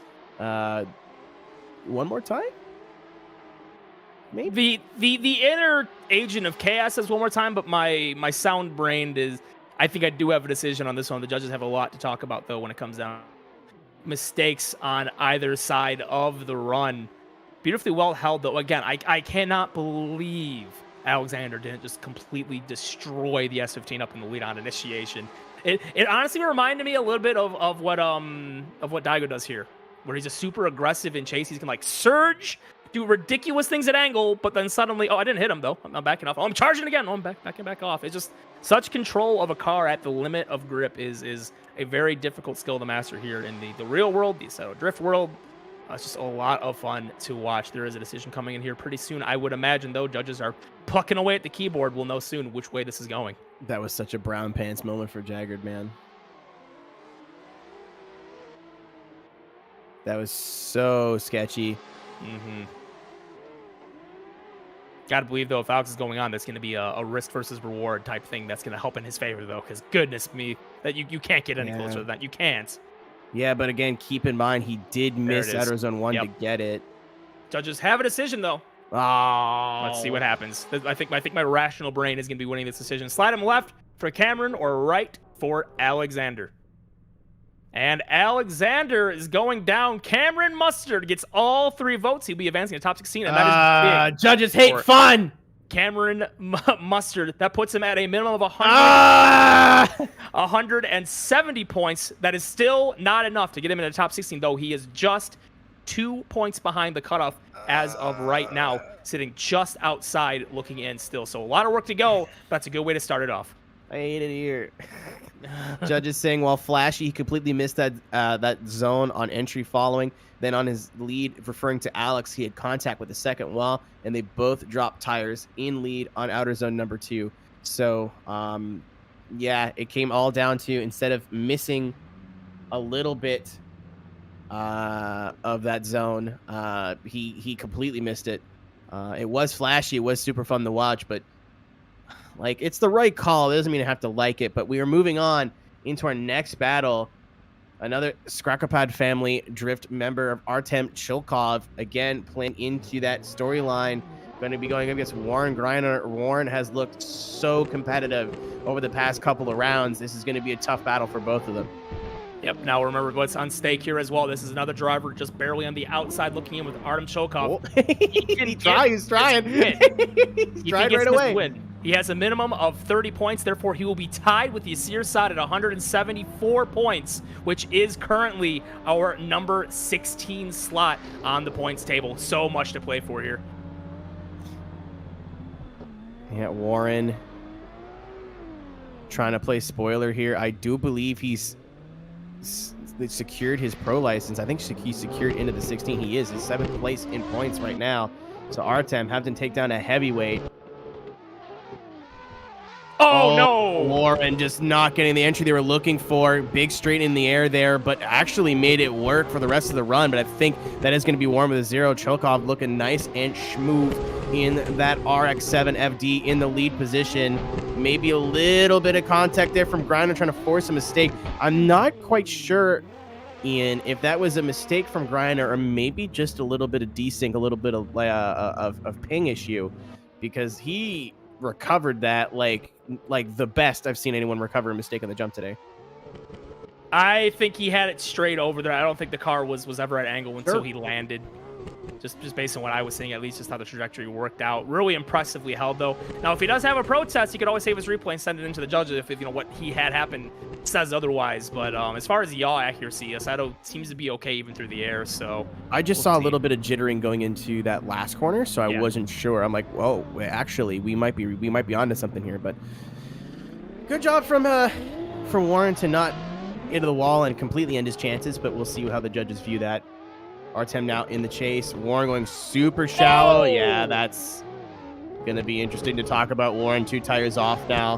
Contact, and then Artem making contact again. The run's basically shut down at this point. This is just for you guys watching at home. Going into the final corner, Warren Griner. All of that outer zone. It's not going to matter because Warren went real shallow, Ian, but it looked like he was still going to make that outer zone. I don't know if he was on the handbrake. I don't know if he was slowing down when he did that. This is going to be a yucky one to judge. Yeah, taking a look at the right side of the screen, that's pretty important right now. We got to see what exactly their eyes are on there. I think it happened again. I think he just took that really awkward line going into the corner and just didn't have them at angle. Yes, the decision is in. Let's see where this one is going. All right, ladies and gentlemen.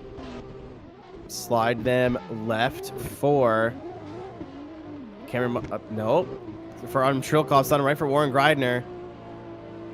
That is going to be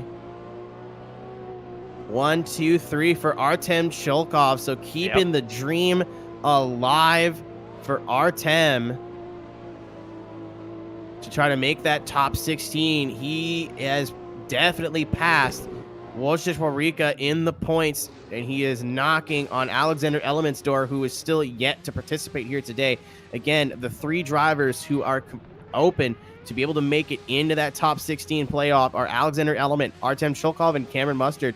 2 of them, I believe, if I'm correct, Cameron and Chilkov may actually have to battle each other, and they make it that to the Great 80, and so that might be huge for championship points. But our next battle going to be Jack Lai going against Vitus Sapala. And again, I don't think we have a graphic here for you, but Vitus is one of the only drivers now that can fight their way into contention for their pro license for 2022. Vitus and Stanislav Kirichenko are the only 2 drivers now who can disrupt Shea McCullough, Artem Mashushenko, Peter Palinkiewicz, and Alexander Jaggard from being able to secure their pro license. And with Shea McCullough, I believe, not even here, this is huge. Yeah, this is too much to be speaking of. All the way down at the bottom, this is going to be the fight for that pro license position. Again, this is such a close call here. This is another very important one as well, though. For more points implications, it says points implications lobby. Championship implications, lobby number 3. That's what we're going to call it. A lot going on in this lobby, yeah. A lot going on in this lobby. And now, by the way, with that win, Artem can, at worst, be tied for 16th. But that's not going to be enough with Alexander Element. He needs to finish higher to secure his spot in 16. So his fight is still alive. Long way to go. Next battle on the line again. Jack Lai in that RX-7 versus Vitus in the lead in his BMW. Off the line. Keeping it close and chases the RX-7. That's too aggressive and into the wall. We see it happen again. Too hard to the inside of the course, all the way to the left. It's just so difficult to be aggressive in chase into that point. He's just going to throw it in the wall there and chase. Oh, that's so unlucky. And yeah, that's another case of some cold, hard chicken noodle soup. Not even heated. Didn't even get the opportunity to turn on the stove. I just came straight out of the can and we started eating it. Soup delivered. Yeah, I unfortunately ate the rest of my homemade soup last night, but we gotta make some more. Throw it back in the fridge. But yeah, just you kind of want to cut. Yeah, it could be cream of mushroom, Cisco. You're right. It could be worse. But oh, hold on. We're getting word the lead car has zeroed their run as well. They were paying attention. Apparently, the lead car has zeroed their run. That could be a completely dead run. yeah, I wasn't paying attention either. So normally when you see a lead car zero, the run's dead. So I think all of us saw the chase zero and kind of just went, oh, the run's dead. But apparently, Vita Sapala also zeroing. Oh, are we about to have a battle that's determined based on This one is literally- battle? Oh, that's not well- how you want to do it. Okay, well, that's going to make it significantly easier for this decision then. Well, If we don't have 2 leads. We don't have 1 chase. I think I know where this one might be going there, Mr. Kusin. It looks like all he needs to do is finish it out. Oh, please just finish it out. I beg of you. There we go. Across the line. what if he just oops, you know? Like, Anyway. what if he just, oops, you know? Like, look, Now- who had that popcorn touch my wheel, you know? Now, this is the kind of situation in the rule book, if this is Formula Drift, they find a way to say one more time still. Because, oh, you can't have a chase without a lead, we gotta go again. But there might be a world here where we have a call here based on what we just saw. Or, I could be completely wrong, and you can't have a chase without a lead, and if the lead zeros and you don't have a chase, actually, you know what? There might be a world where this actually goes one more time regardless. Yeah. It's Sapala catching the wall on that outer zone, actually. Yeah, looking on the stream, let's take a look at that. Oh, he absolutely did. He bonked it. We were too busy looking at the Beyblade that was Jack Lai. Making Now- the same mistake. So right now what's happening is Dai is probably digging super deep into the rulebook right now. Here's my question, okay? I don't think this has happened in a long time. This hasn't happened in a long time, all right? But this is like the chicken before the egg or vice versa type deal, all right? Can you have a scored chase run if there is no lead to follow? Technically speaking, do we have a world where this can be deemed a winner? Shout Or out to do we need to go Jigsaw. one more time. Shout out to Jigsaw. We're sitting on a couple of eggs right now. A couple of goose eggs. I was just thinking that. I'm like, well, Sapala finished his run, but it was technically dead. Yeah. So you can't kind of chase for chase when technically there's no chase. Right. This is a situation I haven't seen ever, I don't think, actually, now that I really think about it. Is this a dum-dum OMT? Like, are they just going to have to send him OMT because they're dum-dums? Like, I don't... Or are they just going to say Sapala won because he crashed less? Like, this is wacky. No offense to Jack. I don't want to make it sound like I'm jumping on Jack. He qualified. That's something I can't do. I just added term in the chat as a giggle. All right, the decision is in. We have a call. Please, let's get that score on screen. There's a little bit of chaos theory coming, ladies and gentlemen. We have a one more time That's all they called could do, on man. a technicality because there was no chase because the lead was dead. And the chase in run 1 died before the lead of run 1. Therefore, it's 2 dead runs. It's a technicality. It's messed up, but it makes sense. So here we go again. That was a easy peasy lemon squeezy for Vidas, and all he had to do. Yeah, maybe the judges do like fun. Maybe. Or But, 3 says Hex. Yeah, it's silly. It's silly, but it makes sense. The run is dead when the lead driver zeros, so technically Vidas didn't have a chase. So. Don't do it again. Jack almost doing it again. Doing the Jagged and missing that outer zone, but all in the name of proximity. Vidas keeping it off the wall this time. This is your first run in the first OMT between these two drivers. Much better job, because we made it to the next corner, ladies and gentlemen. Right onto the wall of Vidas in that BMW. Jack going a little bit shallow in line, but getting all of that proximity. That was close. Gosh, they're... Pay attention to the lead driver, though. Was he straight when he landed, or was he drifting? Oh, I think he was straight.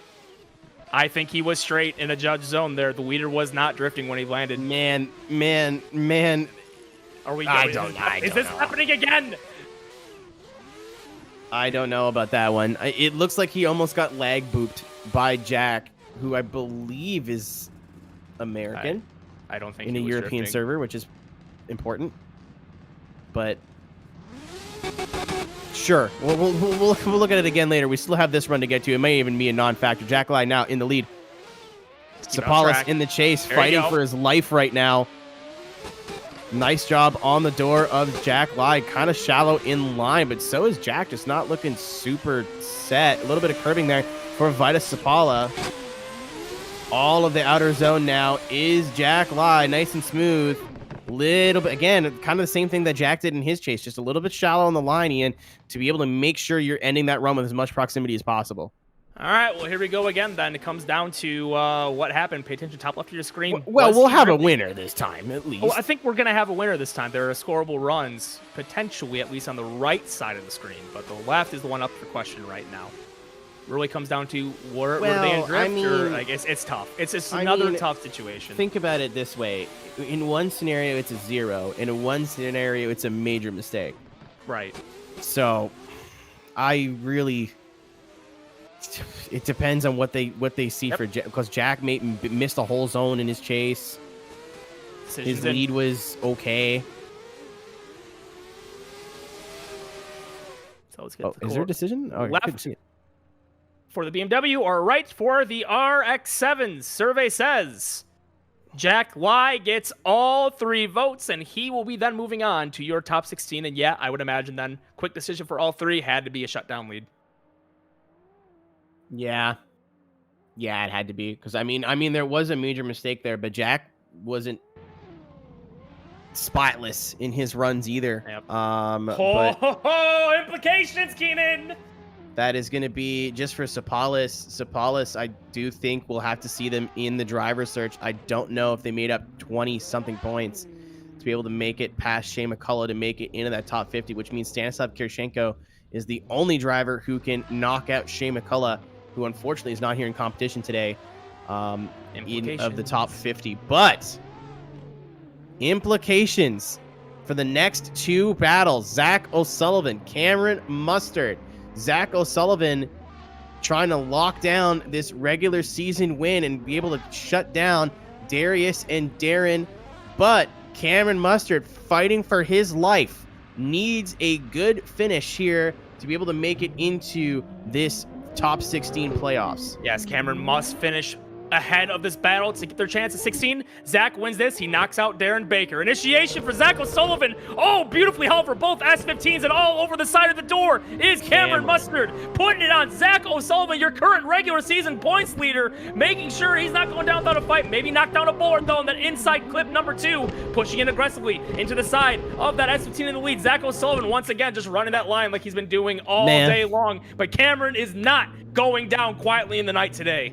I love drifting. Drifting's so cool, man. Cameron, no fear Mustard. Not afraid to get up close and personal with your current points leader, Zach O'Sullivan. Zach, as well, has been doing this for more than a fortnight. He is not afraid of a little bit of pressure on his door. The only thing I saw there, Ian, is a little bit, you threw me off, a little bit of curb on that transition. They have been letting some chase drivers get away with it, depending on how heavy they use that curb. So it is, I think that might be a talking point for the judges, but we're going to have to see if we can get through run number 2 first. In the previous run, we saw Zach O'Sullivan running a little bit shallow on that outer zone number 1 in his chase position, give a lot of the proximity to the zones to keep it close and see if he can clean it up this time, because 1,000% Cameron Mustard did exactly what he needed to do in chase. That could be a point. See if Zach can figure it out this time. Keeps in a lockstep, not quite there in proximity. Needs to charge it in.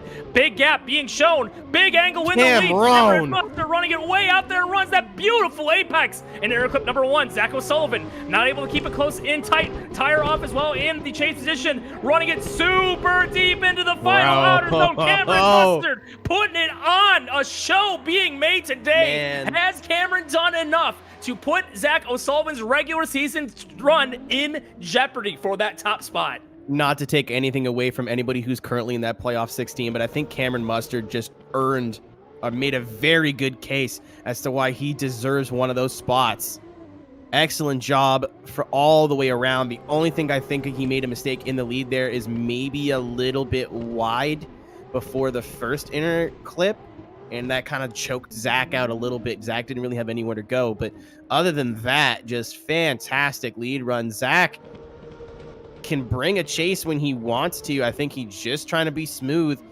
We didn't see him get super close like Cameron did, but you know, Zach, win or lose here, he's in that playoff final. So, you know, that's, I think, where his focus, he wants to win this regular season championship, but I think that's where his real focus is. Cameron's fighting for his damn life right now. He needs this win. You could really see that in their driving. Yep, so again, with this, if Zach were to go down, Darren Baker can take the regular season championship with a win, and that makes Darius Ostrika's chance considerably closer. We have a decision coming in, though. Let's see what the judges have to say about this one. Slide on the left for Zach, right for Cameron Mustard.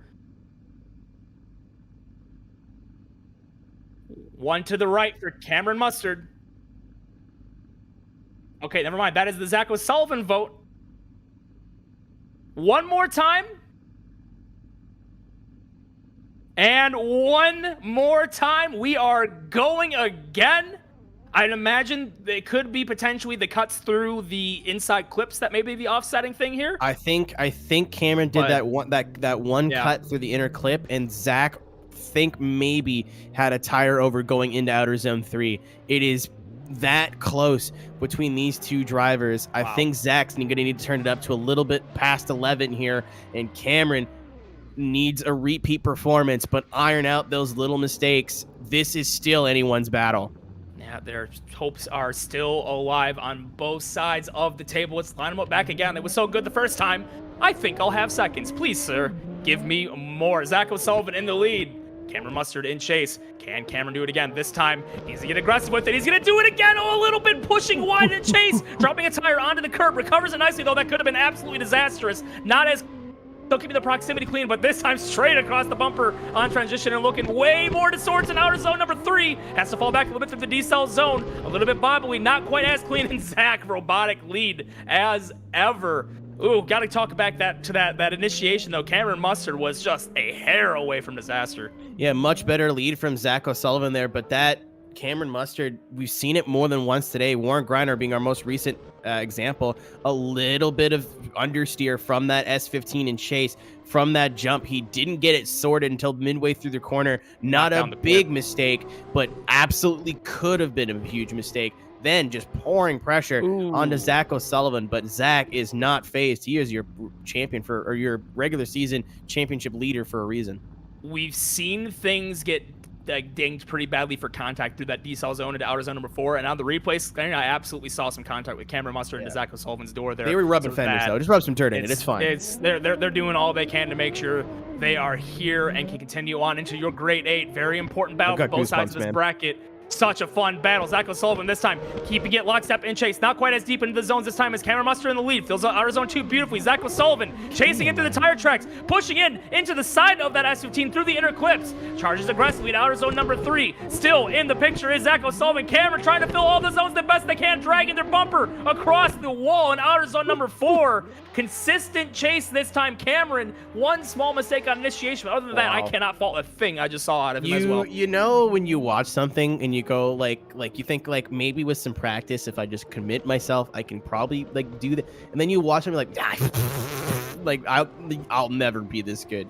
This was a nutty run from Zach. The only thing I can really think of is maybe some shallowness on the angle and chase, just to make sure that Cameron Mustard did not run away from him. Maybe just some setup differences. Zach maybe opting for a little bit less rear grip to not have so much speed in the car, and it's a little bit less spooky. Maybe Cameron opting a little bit more on that grip side, and we've seen it from that way that car reacts to some bumps and jumps. So you know, Zach a little bit straight coming off inner clip number 1. He got pinched real bad, but that's just been Cameron's line all day. Zach did also knock down inner clip number 1, and he may have dipped one tire onto the rumble on outer zone 3. But remember, chase drive is allowed that, but that's not what the judges prefer, obviously. It's not a big deduction, but there's just another different talking point here. But I got to believe there are some offsets, and we do have a decision in. There is a winner of this battle. Can we please get the decision on screen?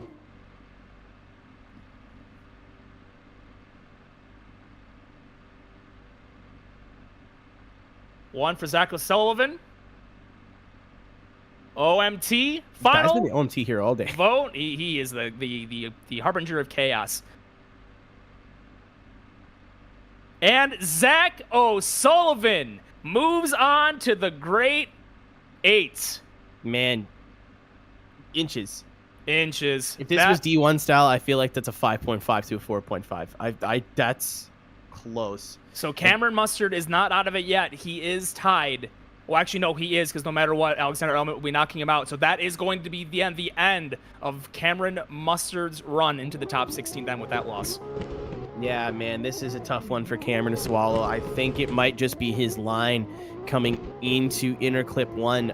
It's been his line all day, but the chase driver, if you hang out wide that long and come in late, the chase driver gets choked out and has nowhere to go. So we saw that straighten from Zach, but I don't think they're posting fault to Zach for that. I'm trying to get in touch with the judges to see if they can just elaborate a little bit more, because this is a huge battle with huge championship implications. So even if we have like a sentence of information from the judges to give to you guys, we'll see if we can get it. But I think if I was Cameron, I would definitely be asking some questions there. It is a close battle. It is super tough, but Cameron, a lot more on the line right now. I mean, Zach's got some cash on the line, but Cameron's got his chance at a playoff on the line. I think that's a lot more significant. So that is his out. I think he is gonna pip Chilkov, so he will be the first reserve, I think, As of right now. for the finale. As of now. There's still other things that can happen with Artem and Alexander, so we still got to work through all of that. So they're saying the reason being there was a lack of angle and some more wavering in the chase for Cameron. Proximity was there, but the shallow angle and the lead car bobbling as well for further lead is not exactly what they were looking for. So this is the next battle on screen. This is going to be Artem Chilkov versus Jack Lai. Now remember, Artem Chilkov, no matter what he does, he is going to leapfrog over the tied pairing of Cameron Mustard and Yasir Saad. It's a matter of how deep can he get to have a chance to beat Alexander Element then. He should be the driver on the bubble if he were to knock out sometime in the next couple of rounds. Lots on the line here again for Artem Chilkov, just barely on the outside looking in. Yep, I think Artem, again, every driver just trying to go in for whatever advantage they could. I think Artem just being a little bit too much pointed into that chicane, but we're all straight here, all FD battle. Here we go. Off the line. See what happens from the lead. Artem Chilkov. Initiation, lots of angle. Oh, that's not how you want to open it up. Contact made, potentially saving Artem Chilkov in the lead. Jack Lai giving a little bit of a homie boop. Going through the initiation of this course. That's going to be a deduction, I would imagine, that on the lead driver. All over the side is the RX-7 in chase. Pushing into the door as well. Really good, solid second half of that battle, but definitely a lot to talk about in the first half. Yeah, I mean, that entry, again, it's like a broken record today. We've seen so many issues with so many drivers with that entry today. As we take another look, Artem Chilkov in the lead. Again, just, I think, entering a little bit too early. Am I correct in saying he bounced off the inner wall? It was close. It looks like he almost caught the wall on the inside, but because he was at angle, it pushed him back out. Maybe I'm seeing things. Maybe I'm, like, extrapolating a bit too much here, but that's kind of what I caught in the replay. Let's take a look after this second run because there's still so much more left to go. Yeah, anything can happen in the second half, but it looks like thus far there could be a significant disadvantage for Artem Chilkov based on that initiation at least, but this is drift. Whole another set of clips and zones to get through. Oh, Jack did it again. Almost knocking down that wall, but that's just got to be a massive deduction. Oh, that's not ideal. What is happening right now? Artem knocking into the side of Jack Light, pays a little bit of respect and doesn't let that completely zero out Jack's lead, which would have been a fault to Artem Chilkov, but based on that initiation, Artem could have just been given a gift. Man. I think that's a 0 for Jack. Yeah. He had a tire over the concrete wall. Jack almost completely, like, skipped the wall and was going the other way. That would have been hilarious, but, like, he's got a... he Jeez. like, taps the wall. Like, that's... Man, are you sure? Are we sure we're playing Assetto Corsa today? Sure, this isn't sound clip. If you'd like to work, that'd be... Thank you. Thank you very much. That's stressful. Yeah, it's just going to come down to that. Now, here's another question, though. How are they going to call the left side as well? Because I'm pretty sure that could be deemed an unchaseable lead on initiation. The only thing that kept that lead going was the fact that Jack decided to go into the side of the RX-7 in the lead. Like, that could be deemed a dead run in the left as well, technically speaking, or it's Man, on I a was so hair's excited breadth. for Ebisu. Just a bunch of wacky stuff now. Nah, well, that's what's to happen. You get so much speed through that jump. I knew this was probably going to happen. I had hope, but it is what it is. It's still a very fun run. Love seeing some drift here at one of the most infamous spots all around the world here at Ebisu. And we just hope to see Minami come back in some form, in some way, shape, or form in 2023 after the renovations are done, whatever may happen. So a decision has come in. Go ahead and slide him left for Aram or right for Jack Lai. And all three are going in the favor of Artem Cholkov. Moving on then into the next battle against Zach O'Sullivan. Yeah, man. Jack needs a GPS. He's going. I think that's probably what it was. I mean, I don't know if you can call 50-50ing a concrete wall a tire drop, but yeah, it was pretty significant. You know, Artem made a mistake in his lead as well, but I think it was just kind of more of a wiggle and like a little bit wacky. Versus, you want to talk about unchaseable leads? What are you supposed to do when the lead driver like initiates way too soon? So, kind of I don't like seeing people win and lose battles like this, but it is what it is. Next battle up now, Artem Chilkov, Zach O'Sullivan. Again, Zach needs to do as well as he can today to try to fight off the charge from Darius Ostraka and Darren Baker for that regular season championship. And Chilkov trying to secure their spot into the top 16. So right Can't now, drop tires if they don't. It touched the concrete. If he would have cleared the concrete, he would have been fine. so Artem can minimally finish with 194 points now. That puts him pretty far ahead and feeling safer, but still not 100% out of the woods, depending on what happens with the Alexander Element. Yeah, and we've seen Element go to finals at some point this year. So it's, well, you know, I stand corrected, actually. Well, we'll see how this goes. We'll see how this goes when the points update, but I'm pretty sure with Cameron Mustard out, the run for 16 is a lot less tight. So here we go, then. This is for a better roll. Oh, he killed Not him. how you want to start it, though. Artem Chokov he running to the killed back him. of Zach O'Sullivan right on the initiation. Wanted to get aggressive with it. He knew that's exactly what he had to do, but just a slight misjudge in the chase for Artem Chokov. Sees the front of his RX-7 running into the back of the S15 in the lead. Both drivers going to finish out anyways. Just for the fans, put it down a good run, just showing what they're made of. And kind of, oi. That's an oi. I think Zach is on to something. I don't know. Again, he can correct me later, and I'm sure he will, but I think the setup he's got in that car today was just smart. Not a whole lot of front. Oh, he got hit in the air, right? Yeah. I'm looking at the replay. I'm like, Zach also zeroed out, but he got javelined in the door in the middle of the air. I think that low grip setup is just helping him today. I'm seeing a lot of cars. I don't know if they just have too much front grip, too much rear grip, just kind of coming off that jump, that chicane before the jump. They're just not getting the weight transfer they're looking for. And the front end's kind of straightening out. And I think that's just what happened with Artem. It's happened to him before today, and it cost him.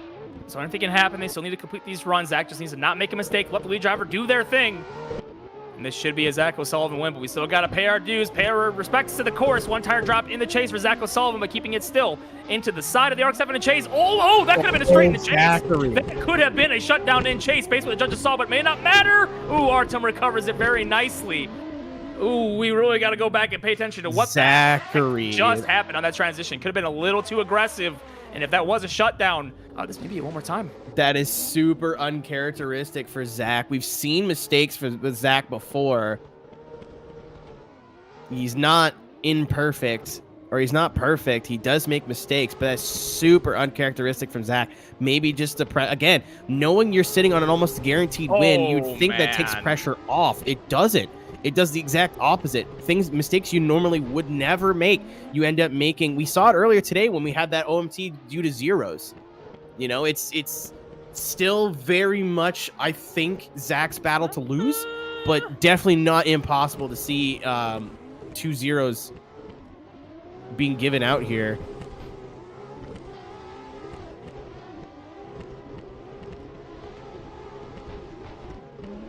because it's all going to come down to whether that was a shutdown and chase for Zach.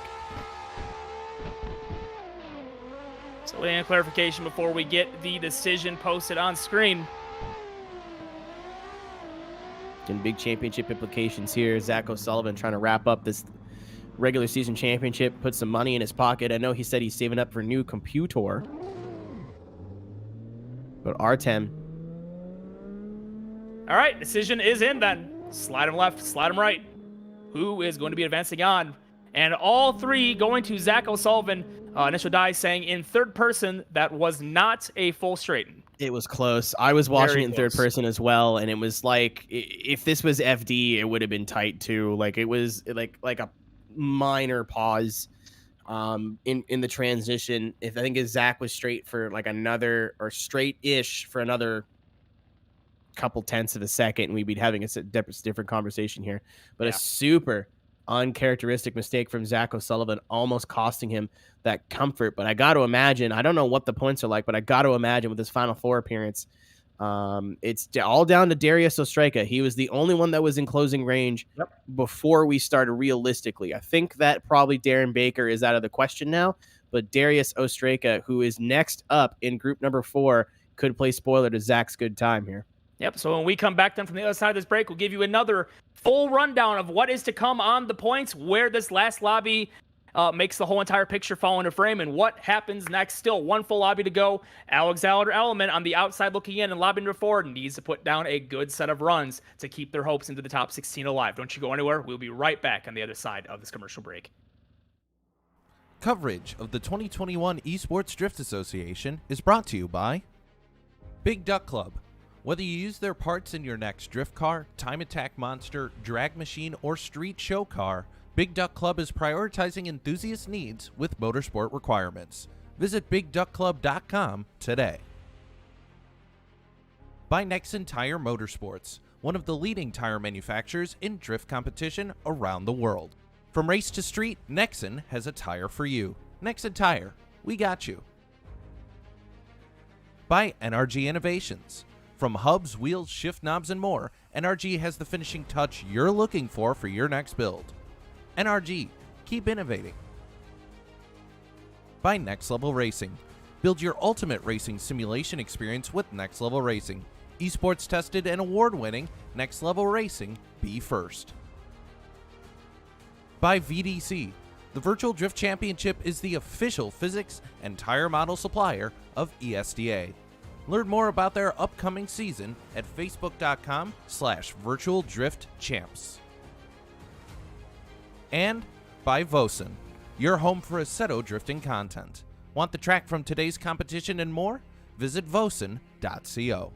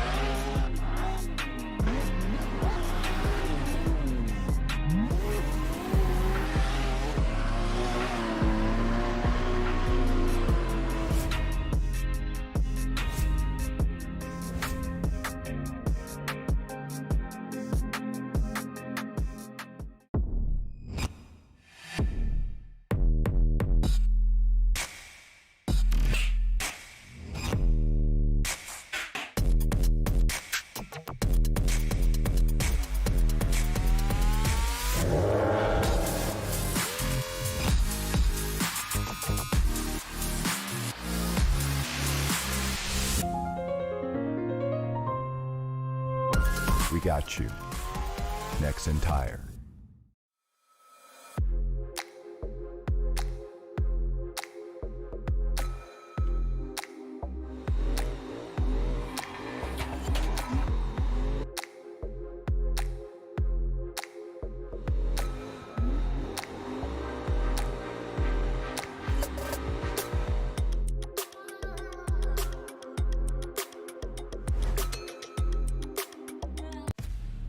This is our series, So many different pieces that you have to watch out for.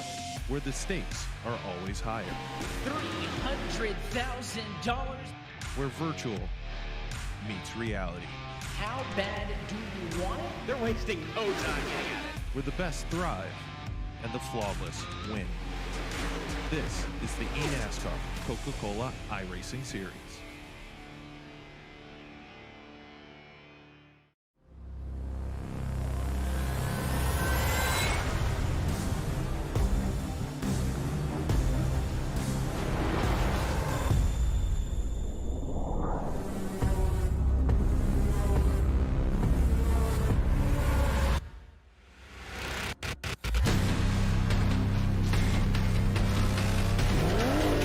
Developed for Porsche Panamera. We got you. Nexen Tire.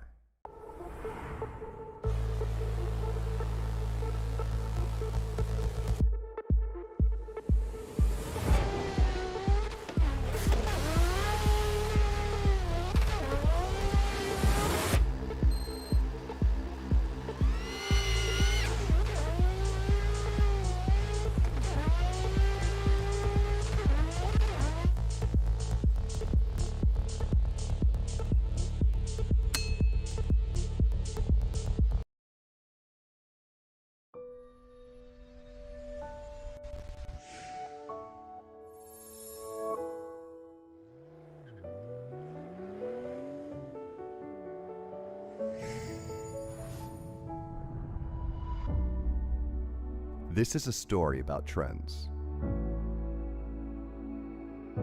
This is a story about innovation. This is a story about caring. Or even a story about all of these things. We made up our minds and are now putting it into action. Let's start with a trend that's unmatched. Let's drive innovation that isn't just brilliant, but that propels changing life.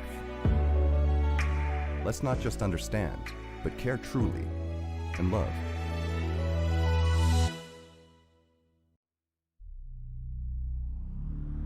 Who is this for? The answer is you.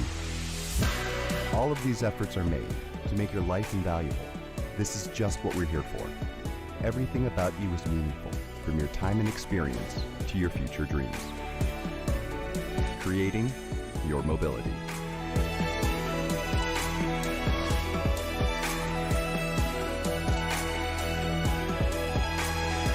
We got you.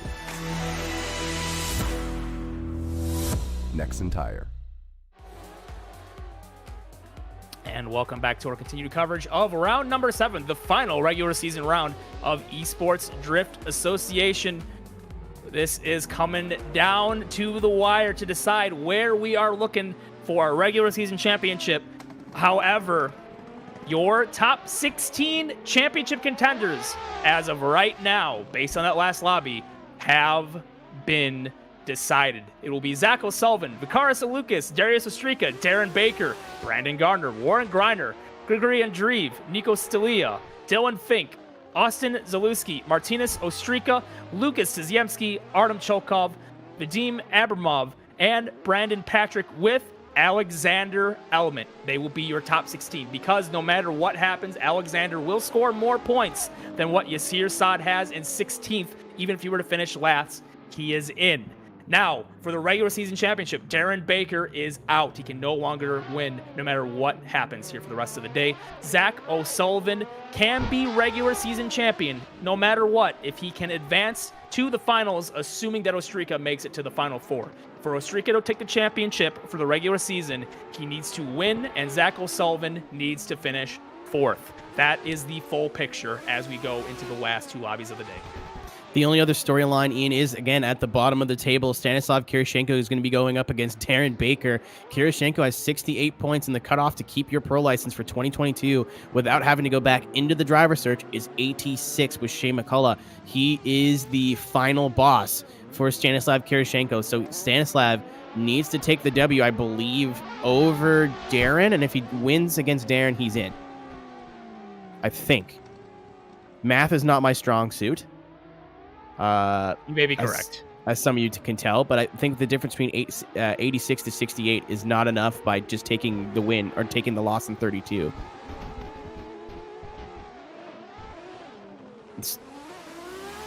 Yep, Okay, no. points. Yeah, no, it is done. Okay, never mind. It is done. Stanislav Kirichenko, regardless of what happens, will take out Shea McCullough and tie with Peter Polkiewicz and Artem Mashushenko with 88 points. I believe that is unofficial and will be making it by the skin of his teeth in the ESTA 2022. So we'll see when the points are all done here. Numbers are hard, so we're getting some warm-up here for our final, I believe our final battle, our group number 4. Again, talking about Zach O'Sullivan. That drive to take that regular season championship is, again, great momentum going into the playoffs. I don't think we've seen a regular season champion actually win the championship yet in ESTA and Forza. I could be wrong. I drink a lot of beer, so not a lot of memories get stuck into the brain. But yeah, I believe O'Sullivan was the regular season champion the last time we were in Forza, and that's when Preston. And then took it, Preston right? won. Yeah, I think so. Either that or the roles were reversed. Either that or Preston was regular season and Well, I know Zach Preston won the won. championship. Yeah, I think that's what happened. That is definitely what happened. What's going to Goldfish Brain? I'm thinking about boobies. It happens to the best of us. But yeah, as I I just said can't earlier, stop thinking about boobies. there is still stuff to play for here at the regular season championship. Zach can still absolutely get knocked down by Ostrika, but Ostrika needs to run the table, and O'Sullivan must finish in 4th place for that to even be considered a talking point.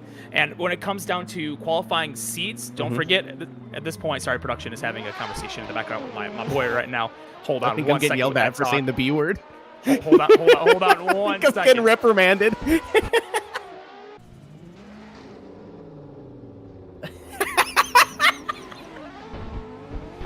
Yeah, I'm taking a minute from my distractions to think about something else that you guys should all be thinking about. And that's the Inertia Drift Pack. Inertia Drift Pack brought out by Skuko Drift. Skuko has actually Nikos Talia in competition right now, so you'll be able to see him.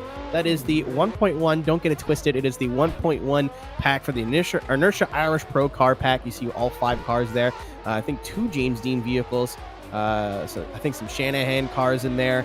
Go check it out. Go give it a download because that will be the basis of the vehicles, if not the actual vehicles, you will be seeing in the 2022 ESTA Esports Drift Association driver search. So every year we do have our pros, but to fill up the rest of the pro bracket, we do have an open driver search. And if you do well enough in that driver search, you earn an ESTA license that day. So it would be, if you like what you're seeing here and you want to compete in ESTA in 2022, I would absolutely go after and get some experience with those cars to be able to compete in the in the driver search. But to get to the driver search, we have to get to the next battle, and that is Stanislav Kirichenko in the AMG GT going up against Darren Baker in the GTR. This is the battle of the thick.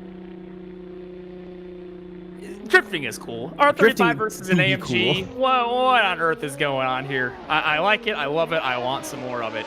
Reminds me kind of as a restart. We'll be. That's the Man, first you one. can tell Darren's. This is not Darren's first rodeo in ESTA. You can absolutely tell. This would be the second full. Well, I don't know if that reset was because of a driver taken or because the judges said, hey, don't go. Let's not forget that earlier reset. That could have been because the judges said, whoa, hey, whoa, no, don't line up correctly. So both drivers going to go ahead and take tires because there was a full reset. So Darren will grab his as well just to keep the playing field even with Stanislav. Yeah, I think we'll go Stanislav ahead. just pressed the warp back button without Yeah. thinking. That's fine. It was a faster All way good. to get back. So, all right, good. let's go ahead and try this again then. Driver's back on the line.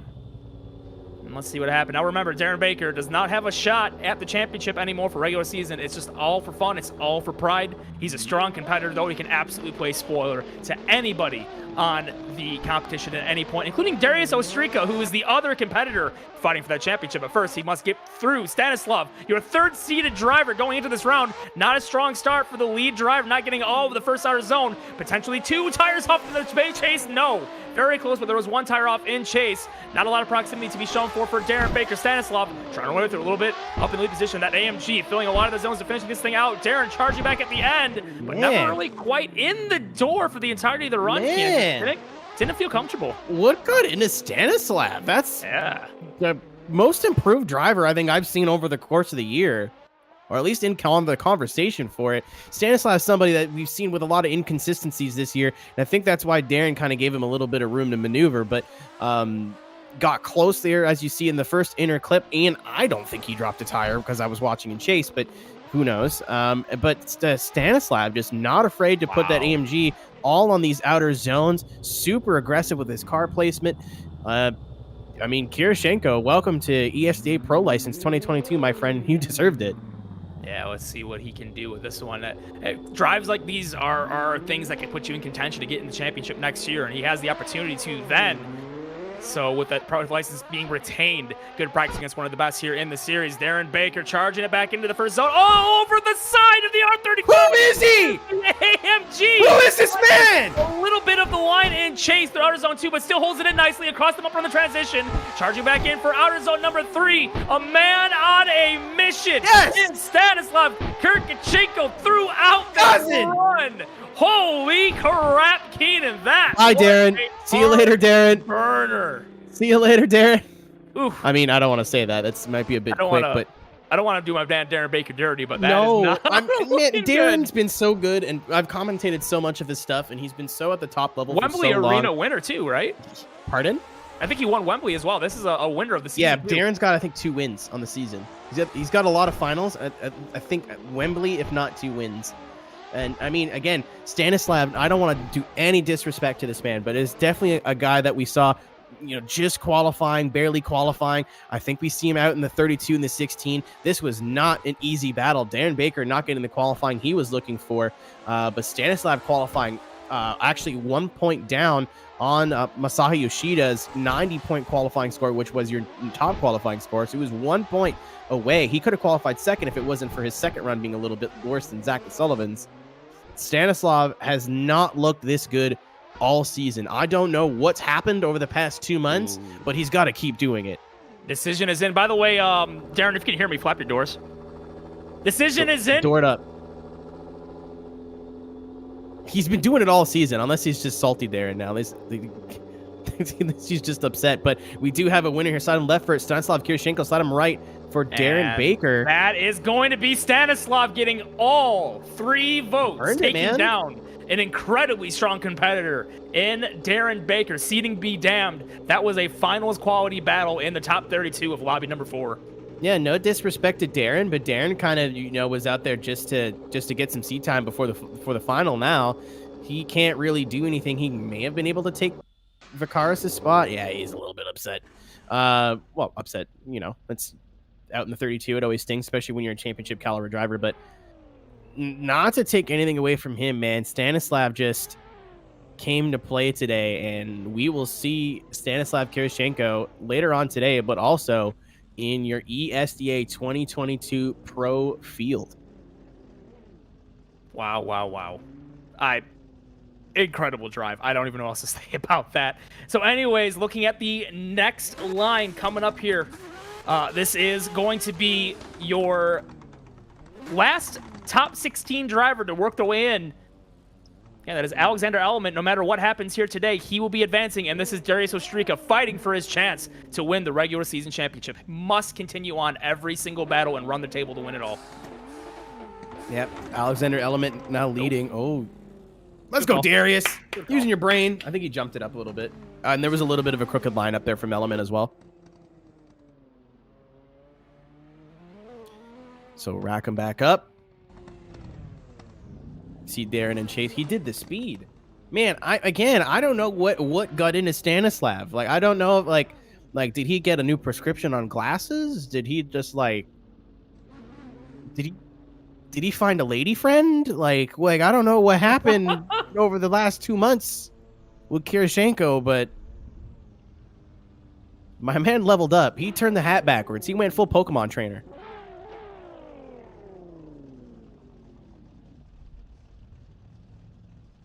An Element just getting lined up.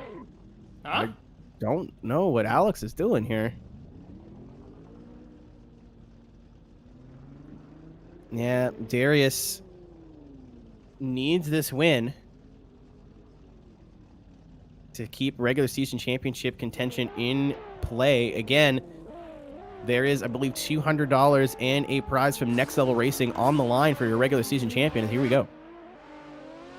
Off the line, pretty big gap already being shown. Alexander Element, he's a runaway. Oh, no! Came down to the jump. Oh, that is going to be tough. It's going to come down to the second run, but that could have just sealed the regular season championship for Zach O'Sullivan. It's not over yet, but he just was not set in his initiation at all. Oh, he's got to be upset about that one. Oh, Darius. So I got distracted. Stanislav's in the chat. He just said I was busy before comps, and I wasn't busy this time. Yeah, man, you can tell. Wow. Moving on to this battle. If I'm Darius, I'm pissed. Honestly, a little. I'm not like angry, but I'm frustrated. All the wacky stuff that happened off the start there, and then he just got jumped. I don't know if he just missed his. I don't know if he missed his cue, because a lot of times what follow drivers will do is they'll lay back, and jump a bit early, and you're allowed to do that. And I don't know if Darius just missed his timing with everything that happened off the start, but it was over right when the light went green. All right, it's not over yet. Anything can happen, but these could be the final corners that will decide who is your 2021 regular season champion. Initiation, very shallow line, pushing into the side of the lead driver. Oh my goodness. Oh boy. Well, ladies and gentlemen, if you want to talk about a second, man, there is a lot on this life. Wow. Man. So what happened was, I'm gonna click and make sure I'm watching the broadcast feed so I don't fall behind. But Alex's car is super gripped. Actually, I'll wait till the replay comes in again so we can actually go over this in real time. You and me together, Twitch chat. Alex's car is super gripped, and you see that right away. Darius got all the angle in the world. Alex doesn't. There's already contact. There's contact again. Darius gets hit in the front, and I don't know if he just says, all right, and then parks it. I think at that point, with that much contact, it's almost warranted. Yeah, like right? Alex was like, stop hitting yourself. And I don't know if Darius was like, okay. Well, there came a certain point in the contact where it completely threw him offline for outer zone 2 there. Yeah, he got hit in the front end, and he looked like he was going shallow for inner clip 1. Yeah, he ends up shunning it down there because regardless, I think even with that contact, that put him so far offline, I don't think he could even made it down to the next corner.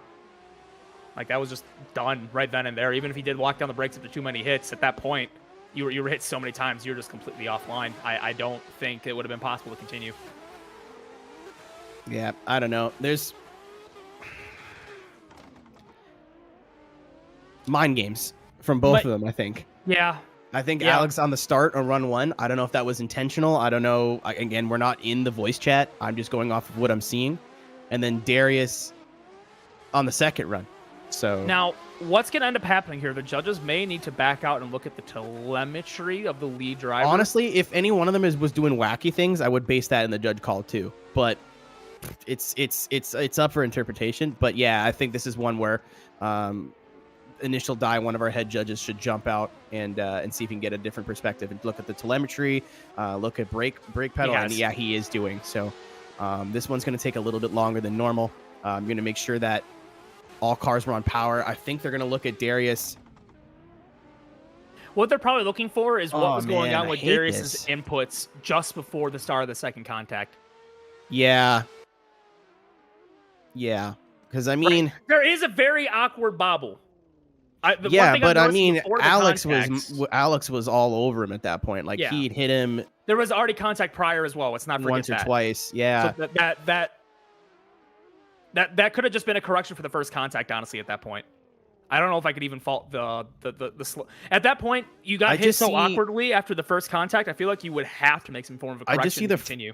I hate to keep talking over you. I see things and I say, but I see the front end dip from the S15 in the lead. I don't know if he's just braking to try to get the car back out wide because it doesn't look like he's got the speed now. After that,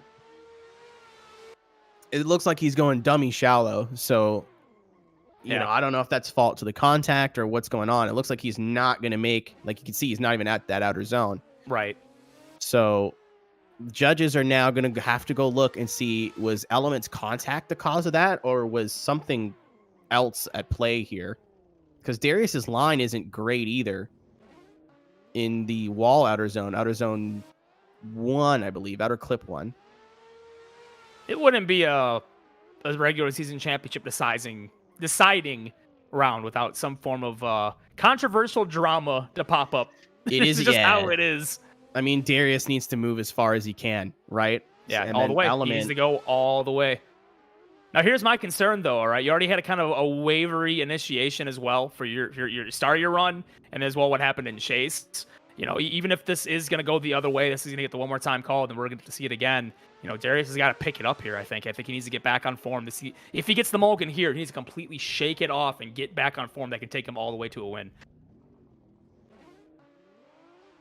Because this is definitely not a strong opening for Darius. Even regardless of the contact in the second half of the run, he was already a little awkwardly into that outer zone, as I was saying earlier. A lot of angle to open up over the jump. He misses a little bit of the depth of that outer zone. You can watch on that replay. So the line wasn't even that good for his lead either up until that point, but the contact was definitely in the fault of the Chase driver to start it off, I could definitely say. So we have a decision coming in.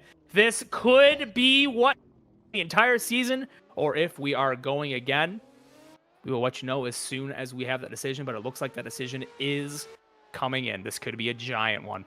We have good judges on the call for this one. Again, Westies Lindsay, spotter for Andy Haley in Formula Drift. Definitely no stranger to competitive drift. Wes, VDS, CEO. He's not afraid to say what needs to be said. And then Initial Die's been around since day one. We have a decision. Ladies and gentlemen, Zach O'Sullivan is your 2021 regular season champion. Alexander Element has taken down Darius, and here is Die with the elaboration. So yeah, we backed out and looked at the replay. More of looking at the second run, which is the main thing that we wanted to look at. So him coming off, the entry wasn't as what we was looking for as well, but he was braking all the way through that area, through the outer zone 1, which caused that contact for Element to hit him. So we deemed fault to Darius, and which we came down with the call of giving Alexander Element to win. And this is the contact, the initial contact, right? We're talking about that. Yes. Contact. Okay. Yeah, leading up to the first contact, he was fully on the brakes, which caused that first initial contact. Okay, so so that makes sense then. So okay, well, we appreciate that elaboration, Die, and this is a very important call then, because now no matter what, Zach O'Sullivan is now your 2021 regular season champion. Yeah, I'm getting word from one of the other judges as well. Contact wasn't until after outer clip 1. Lead car was heavy on the brakes after that zone. So it looked like he was just trying to keep it wide. Like we saw, the line wasn't quite there. And then that's where that series of contact came in. Definitely controversial. But that is going to be Zach O'Sullivan getting his first championship in Assetto Corsa, but he still has the playoffs left to go, and we still have the rest of today left to go. Nico Stalia versus Brandon Gardner. These are two guys you're going to be able to see in your finals. Nico Stalia driving for Escuco Drift. Again, you guys can use !inertia to go download that Escuco Drift Irish car pack, which we'll be using for 2022 driver's search. And Brandon Gardner, Team Slide Culture, a driver who has always been in the mix this year, but I think just needs a little bit of pixie dust to start picking up wins. Just, you know, like that little something, that little extra something. There's I really don't know how else to describe it. Like he's there, he's knocking on the door. We've seen him in finals before. Just could that be today? But Nico Stalia, again, if we haven't mentioned it already, 8 years old, ladies and gentlemen. I have chest hairs that are older than Nico Stalia. And I believe he got... Man. Oh, no. As Die is getting lined back up, Nico Stalia in the 180 SX will be leading first. Brandon Gardner chasing.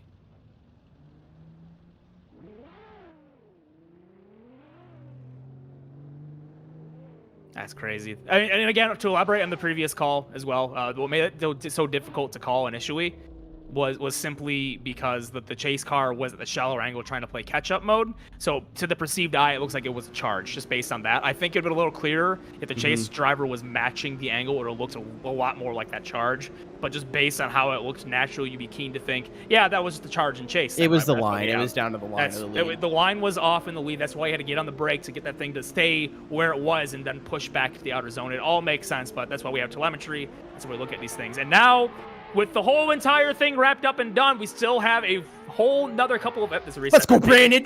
Let's go, Brandon. Using the rules. Let's go. Good call. So yeah, again, as far as the big picture goes, for the championship, nothing matters. Zach O'Sullivan is a regular champion. Everyone who's going to be in that championship final on October 31st has been decided.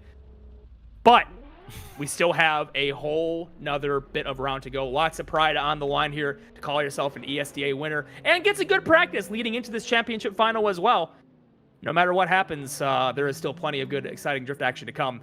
We can't wait to bring you the rest of the waning moments of this round. Yeah, can't wait to talk to... Hey, Zach, watch your language in the interview after. I know you're hyped up. Get it out of your system now. As, again, we still have to get through most of group number 4 here. Stalia in the lead now. Brandon and Chase just not liking the start that he got. Yeah, you swear you want right now, Zach. Just when we're gonna interview you later. Just do you say some no words? I'm gonna boot you in the shin. I'm very small. I'm very shin booting height. All right, Dai, listen to me. $5 off of his championship winnings for regular season every time he swears in this interview. Oh yeah, he'll watch his mouth. Stalia in the lead here. Brandon Gardner giving chase in the purple and black team slide culture. Oh, big flick. That is not going to be it from Brandon Gardner. That is over. Just going to check over and see, make sure Stalia doesn't make any major mistakes. I know Stalia has been getting after practice here. Ebisu trying to end his season on a high note and carry that energy into the playoff final. And it looks like all good over in Camp Stalia for that run. You know the emote Monkasteer? That was very Monkasteer, yes. That's why I heard the hand slapping the wheel. I got it. Yeah. I don't got it. Well, that's just rough. Like, the idea was there, the execution was off. It's very risky doing a flick there that aggressive. But we've seen runs kind of come back into play before. Again, that jump, that wall is all seeing, all knowing. It is the great equalizer. So let's see what Stalia can do in the chase. Brandon getting it again, the same issue. Yeah, he just... Yeah, I think something maybe up in the setup of the front end of that car. Just not agreeing. Again, Brandon, a driver we've seen do incredibly well here this season in ESDA. I just don't think today was his day.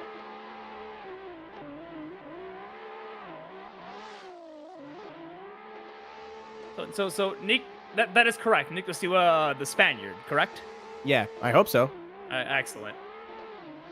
Oh, decision then coming in.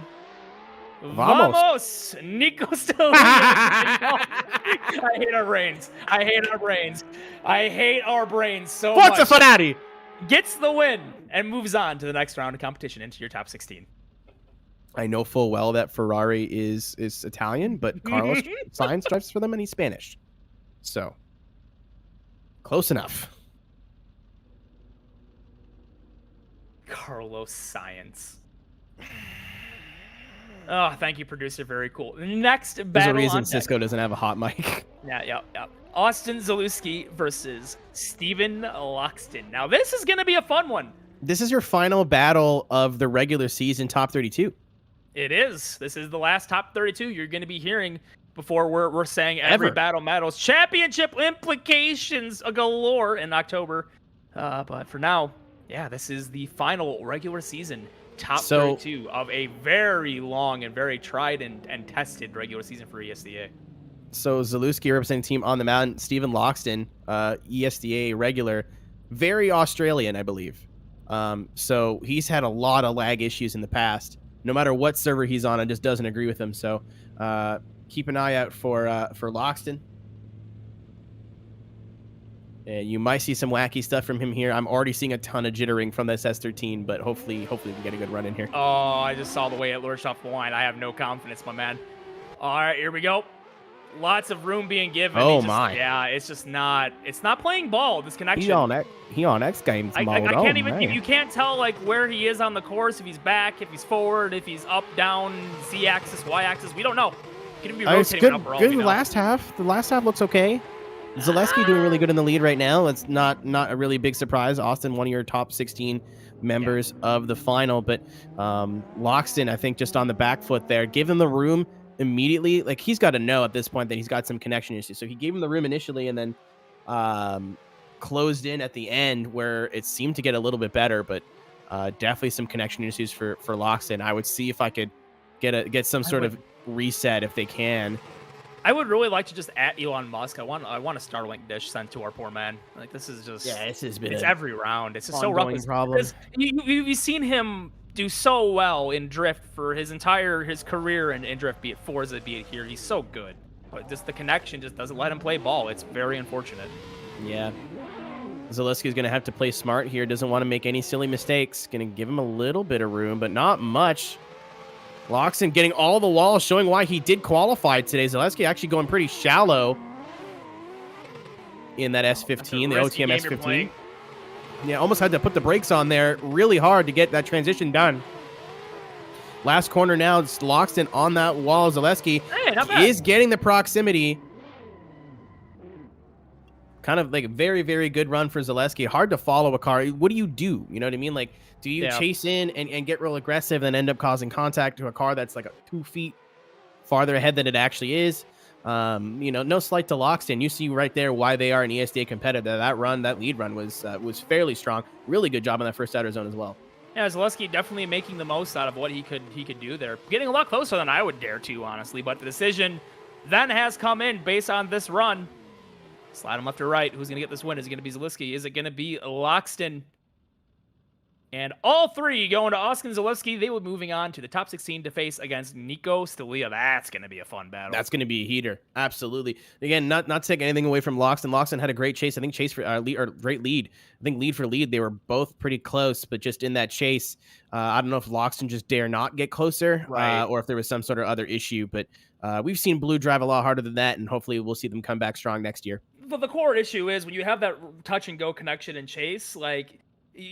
I think personally with a bad connection, it is probably significantly harder to chase versus chase someone with a bad connection. I feel like there's a lot of like forward and back jittering you would be then seeing from the car ahead of you. Yeah. It just makes it super difficult to gauge what their speed is, what their angle is doing. Yeah. If you need like match 400 milliseconds of ping is what he had. It's not ideal. It's just it's tough. I would love to see him be able to secure a better connection next season.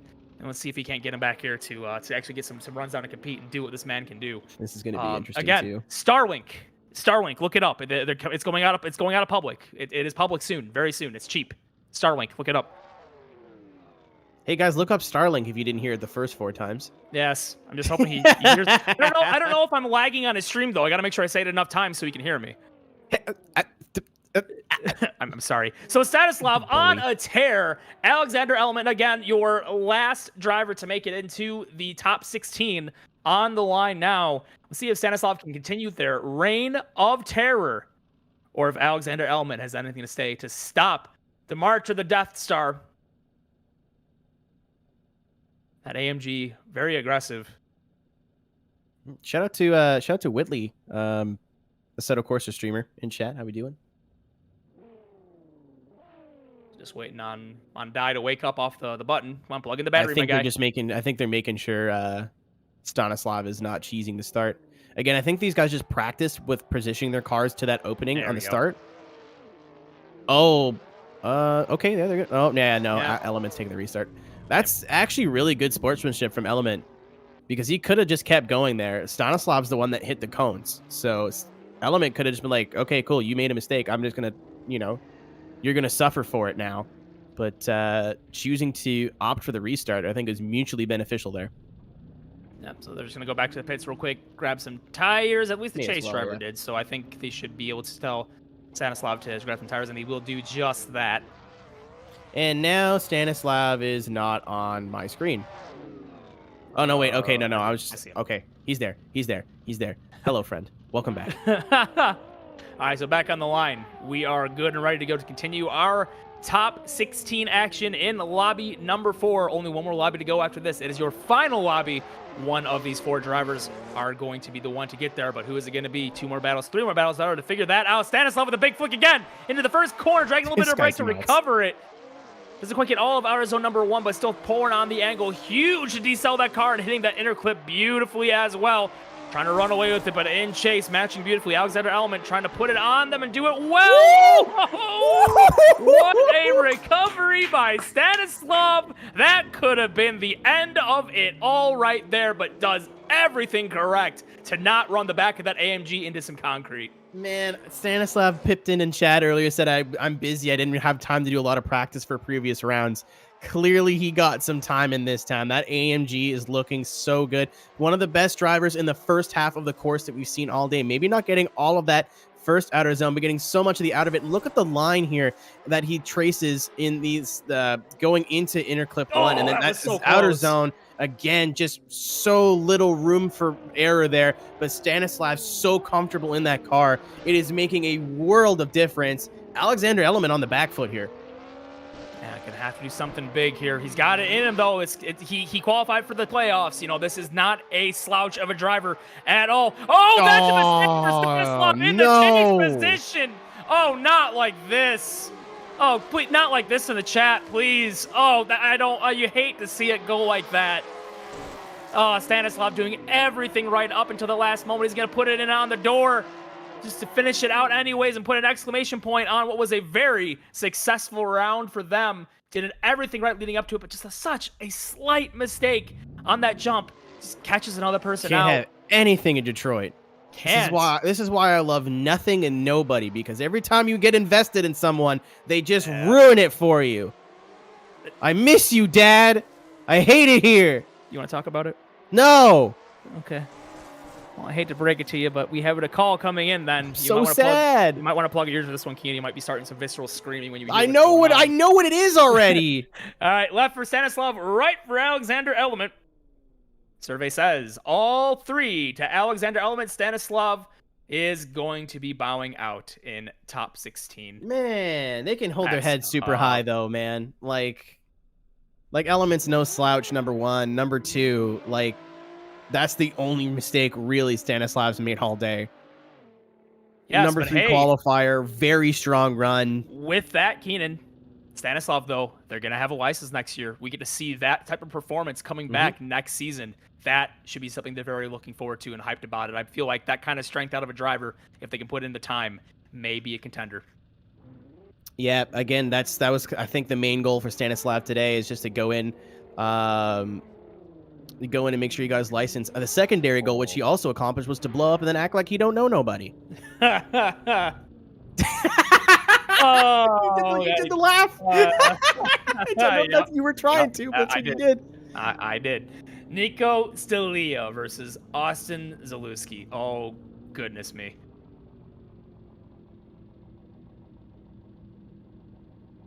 We have been fired. But Stilia now leading. Zalewski chasing. Both these drivers kind of getting a bit of a gimme in their top 32, but here's their 16 battle. And Zalewski, no! That is a child, Austin. That is an 8-year-old boy. What is wrong with you? How many times can I slap my heads on my forehead? How many times can I slap my hands on my forehead this round? Every time I get invested in something, man, it gets taken away from me. That's a boy. That's a bull. He's got a family. Yo, that's a boy, and that's a thick, creamy bowl. He's 9 now. Of soup. Happy birthday, Nico. Happy birthday, Trevor Bain, 20 years old. Yeah, I'm definitely getting fired. We need 2 Nico Stelias to get to 1 Trevor Bain. Not even. No, we need more than 2. We need more than 2. Oh, not like this. I'm so sad. Yeah, Austin just getting super aggressive in the chase position. Nothing I think Nico could have done there. We'll take another look on the replay, but I don't think Nico could have done much. you know, at this level, trying to make it into the finals and the final four, but you got to get aggressive in that chase position.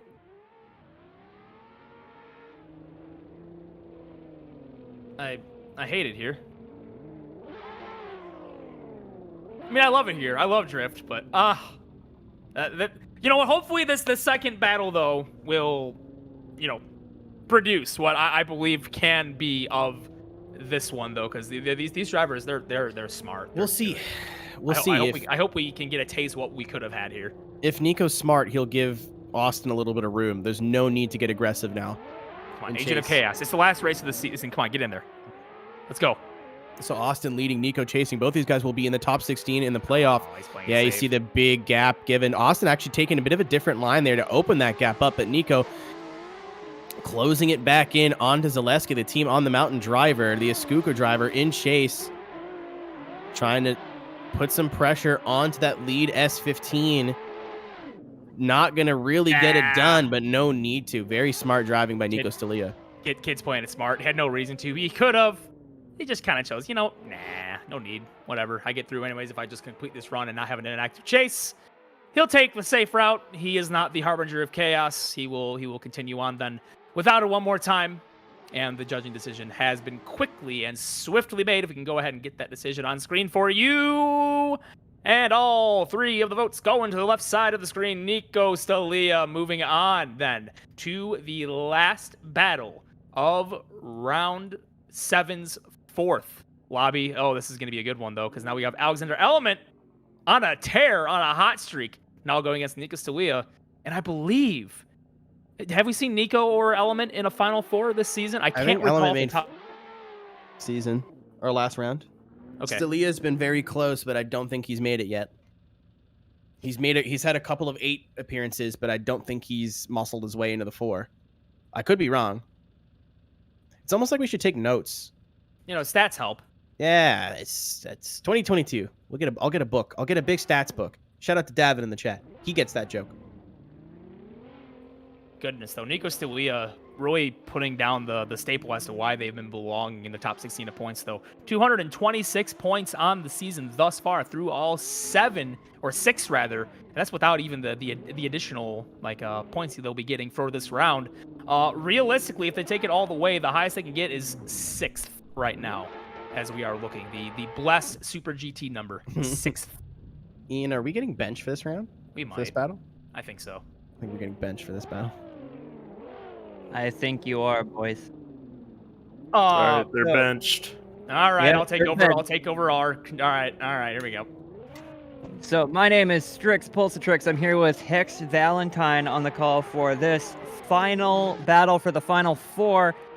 Heading into the first outer clip, Nico Stalia in the lead. Oh, big contact. In the chase, huge incident there. We're gonna have to take another look at that. I didn't think I got a good look to see what happened there, but big contact in the beginning as they continue the rest of the run. Anyways, Nico in the lead, doing a good enough job. Ooh, Alexander making more contact from the chase.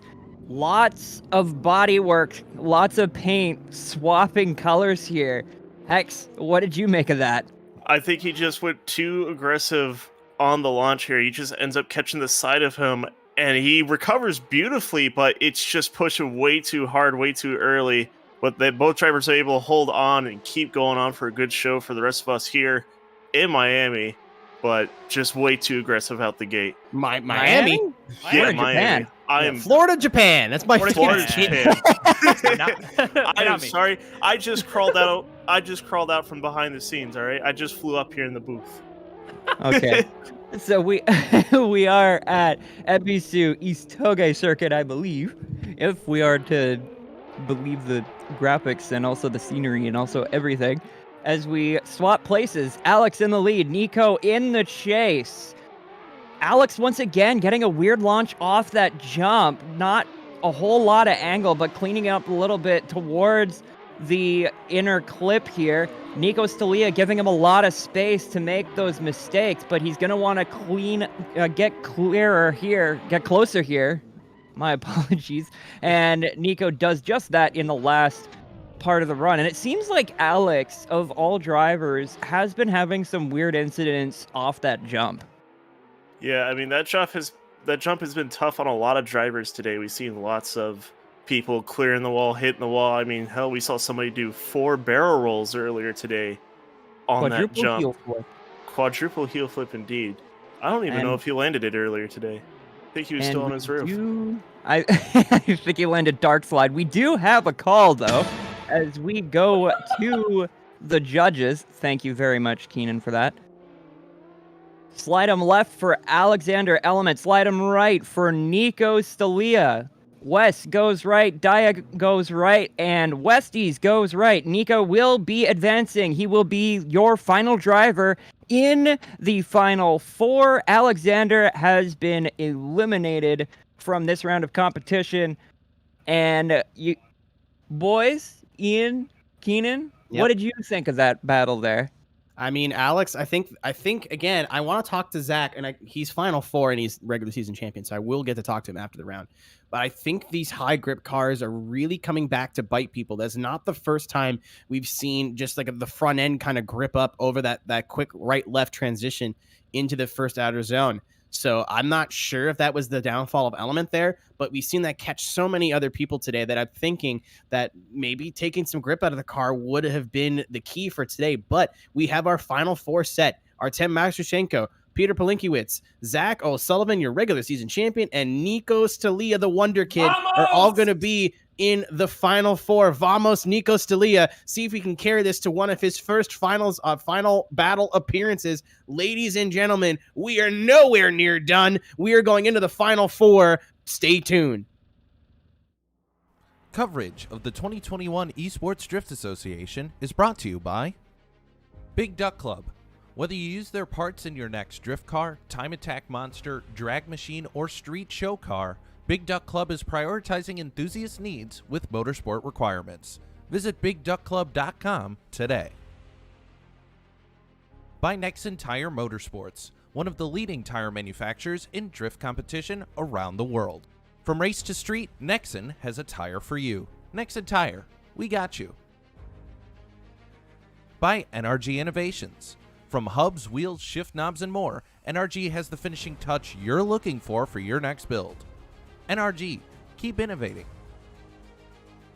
By Next Level Racing. Build your ultimate racing simulation experience with Next Level Racing. Esports tested and award-winning Next Level Racing, be first. By VDC. The Virtual Drift Championship is the official physics and tire model supplier of ESDA. Learn more about their upcoming season at facebook.com/virtualdriftchamps. And by Vosan, your home for Assetto drifting content. Want the track from today's competition and more? Visit vosan.co.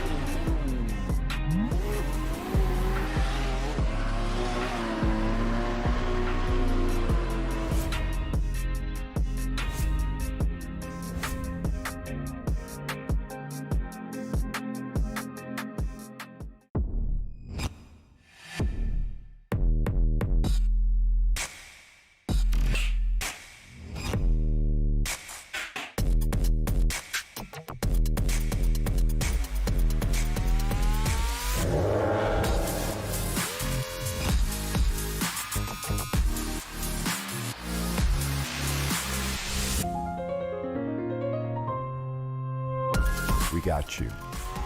Nexen Tire.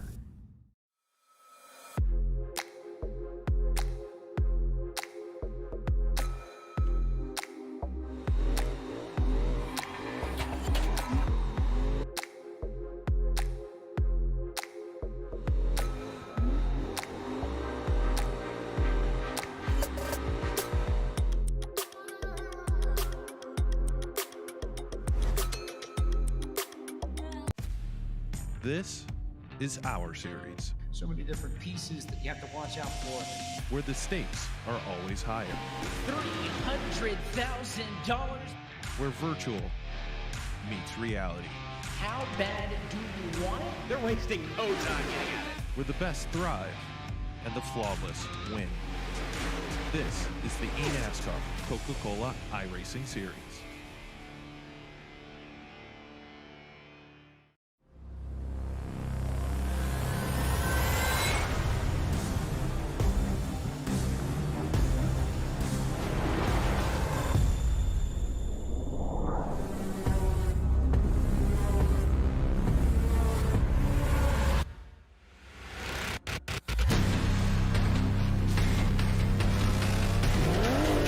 Developed for Porsche Panamera.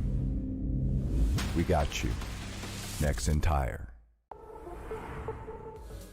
Ladies and gentlemen, boys and girls, children of all ages, we have made it to the final lobby of round number 7 here at Ebisu Minami with the Esports Drift Association. This is the final round of the championship. I have made a terrible mistake, and I jumped the gun on making the call. The top 16 is not decided. Brandon Patrick is still on the bubble. He could get knocked out right now. Here is your situation. On the left side of the bracket, Artem Makashenko and Peter are in a spot at 88 points, who literally were fighting for their life to stay in the series, have 88 points. Brandon Patrick has 178. It is 100 points to take a win. If Artem or Peter win the whole entire thing today, they are going to steal a spot in the top 16 from right under the feet of the Ferrari driver in Brandon Patrick. And the beautiful part about it is Artem and Peter are facing each other on the left side of the bracket. No matter what, one of these two are going to have the chance to make that upset actually happen. Unbelievable story to close out your regular season. On the right side of the bracket, another amazing story. Zach O'Sullivan, he is going to be your regular season champion no matter what, coming in with his head held high, looking to gain all the momentum in the world going into the big championship final here in just a little over a month's time. And on the bottom of his bracket, the competition he will be facing, Nico Stalia, the 9-year-old Spaniard. We believe this is his first time in the Final Four, here to prove himself, to show that he has what it takes to take down the biggest name in this series. He has that opportunity. It is within his grasp. This is his time to shine. Keenan, I thought we were done and dusted. No, we have so much left to go here in this round. Yeah, and again, I don't know if you mentioned it. I was getting whisper botted. So, the winner of this battle is the only one who will have contention into the 16. So Artem or Peter are gonna have two extremely high pressure battles on top of them. Someone's got to win here, and then someone has to take down either Zach or Nico in the final. So this is, if you want to talk about pressure, if you want to talk about a big deal, huge implications here, this is it. This is absolutely it, and you're about to see it all unfold live. And it's the first battle, ladies and gentlemen. These guys are getting practice with each other right now. They're bumping each other. They're moving each other around. This is going to be good. How unreal is it that you walk into today with your hopes of just staying in the series, you know? Yeah, you walk in trying to fight for a license, and now you're trying to fight for a chance to win the championship. And now you're trying to get into the top 16. You have the chance to rake your whole entire season of just roller coaster emotions completely wipe away, and you can win the whole damn thing with one good run today and one good run in a month's time from now. Oh, this is incredible. Drivers are just about ready to go. We're just waiting for a couple more things to get all set up, and then it is time to make this thing happen. Yeah, I think we're getting our drivers to the line right now. Our 10 Matushenko is going to be in the red S15 14. Oh, Peter is going to be in the yellow motorsports vehicle. The Scrucklepad family. Again, we have we have them in chat cheering on their teammate. Ian, huge implications here. Oh, here we go. Artem in the lead.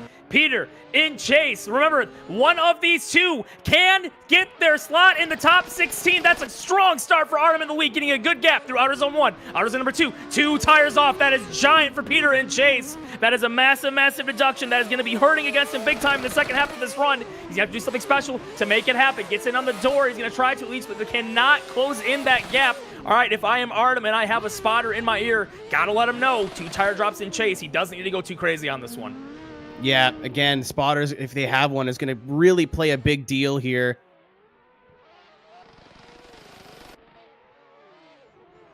As we get to, again, I have someone in my whispers just spamming links at me. So we'll talk about that later. It's not important. Yeah, the yellow vehicle, it's just stupid. But so smooth is Peter in the chase positions too. Again, we haven't seen him drive for a while. Peter was doing extremely well in chase positions before. So again, it's not over for either driver, but it's still anyone's game here. And again, let's talk about the really quick as they're getting ready to send them. This is for the fight to be able to fight for a championship. Huge deal here. Yep, one of these two drivers is going to be going on to the final, and they have a shot to take down Brandon Patrick and secure their berth in the championship. Got to get through this next run, though. Big initiation up in the lead. Getting a nice gap for Artem. Will close it back in. Making contact. It's risky. Oh, he shoved him into the wall. Oh, that is a second lease on life for Peter. Oh, Artem, you didn't need to do that. Oh, I don't like seeing that happen.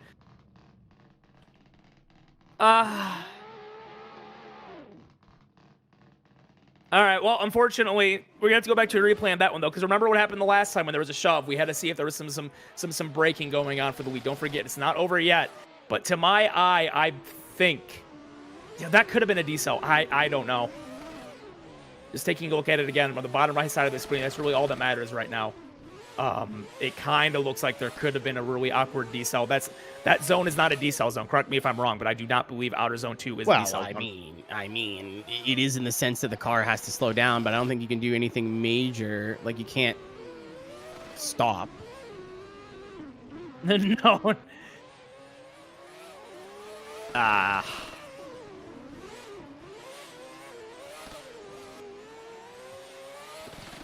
So yeah, this is going to come down to yet another judge call, and I gotta believe Dai will be jumping. Or no, we don't even need to go to a replay. We have a decision, and it is going to be a unanimous all-3 decision at that. Peter is getting the win. I think it's got to come down to the contact, Ian. Has to. I don't know how else. I mean, we'll probably see if we can get someone in here and explain it, but so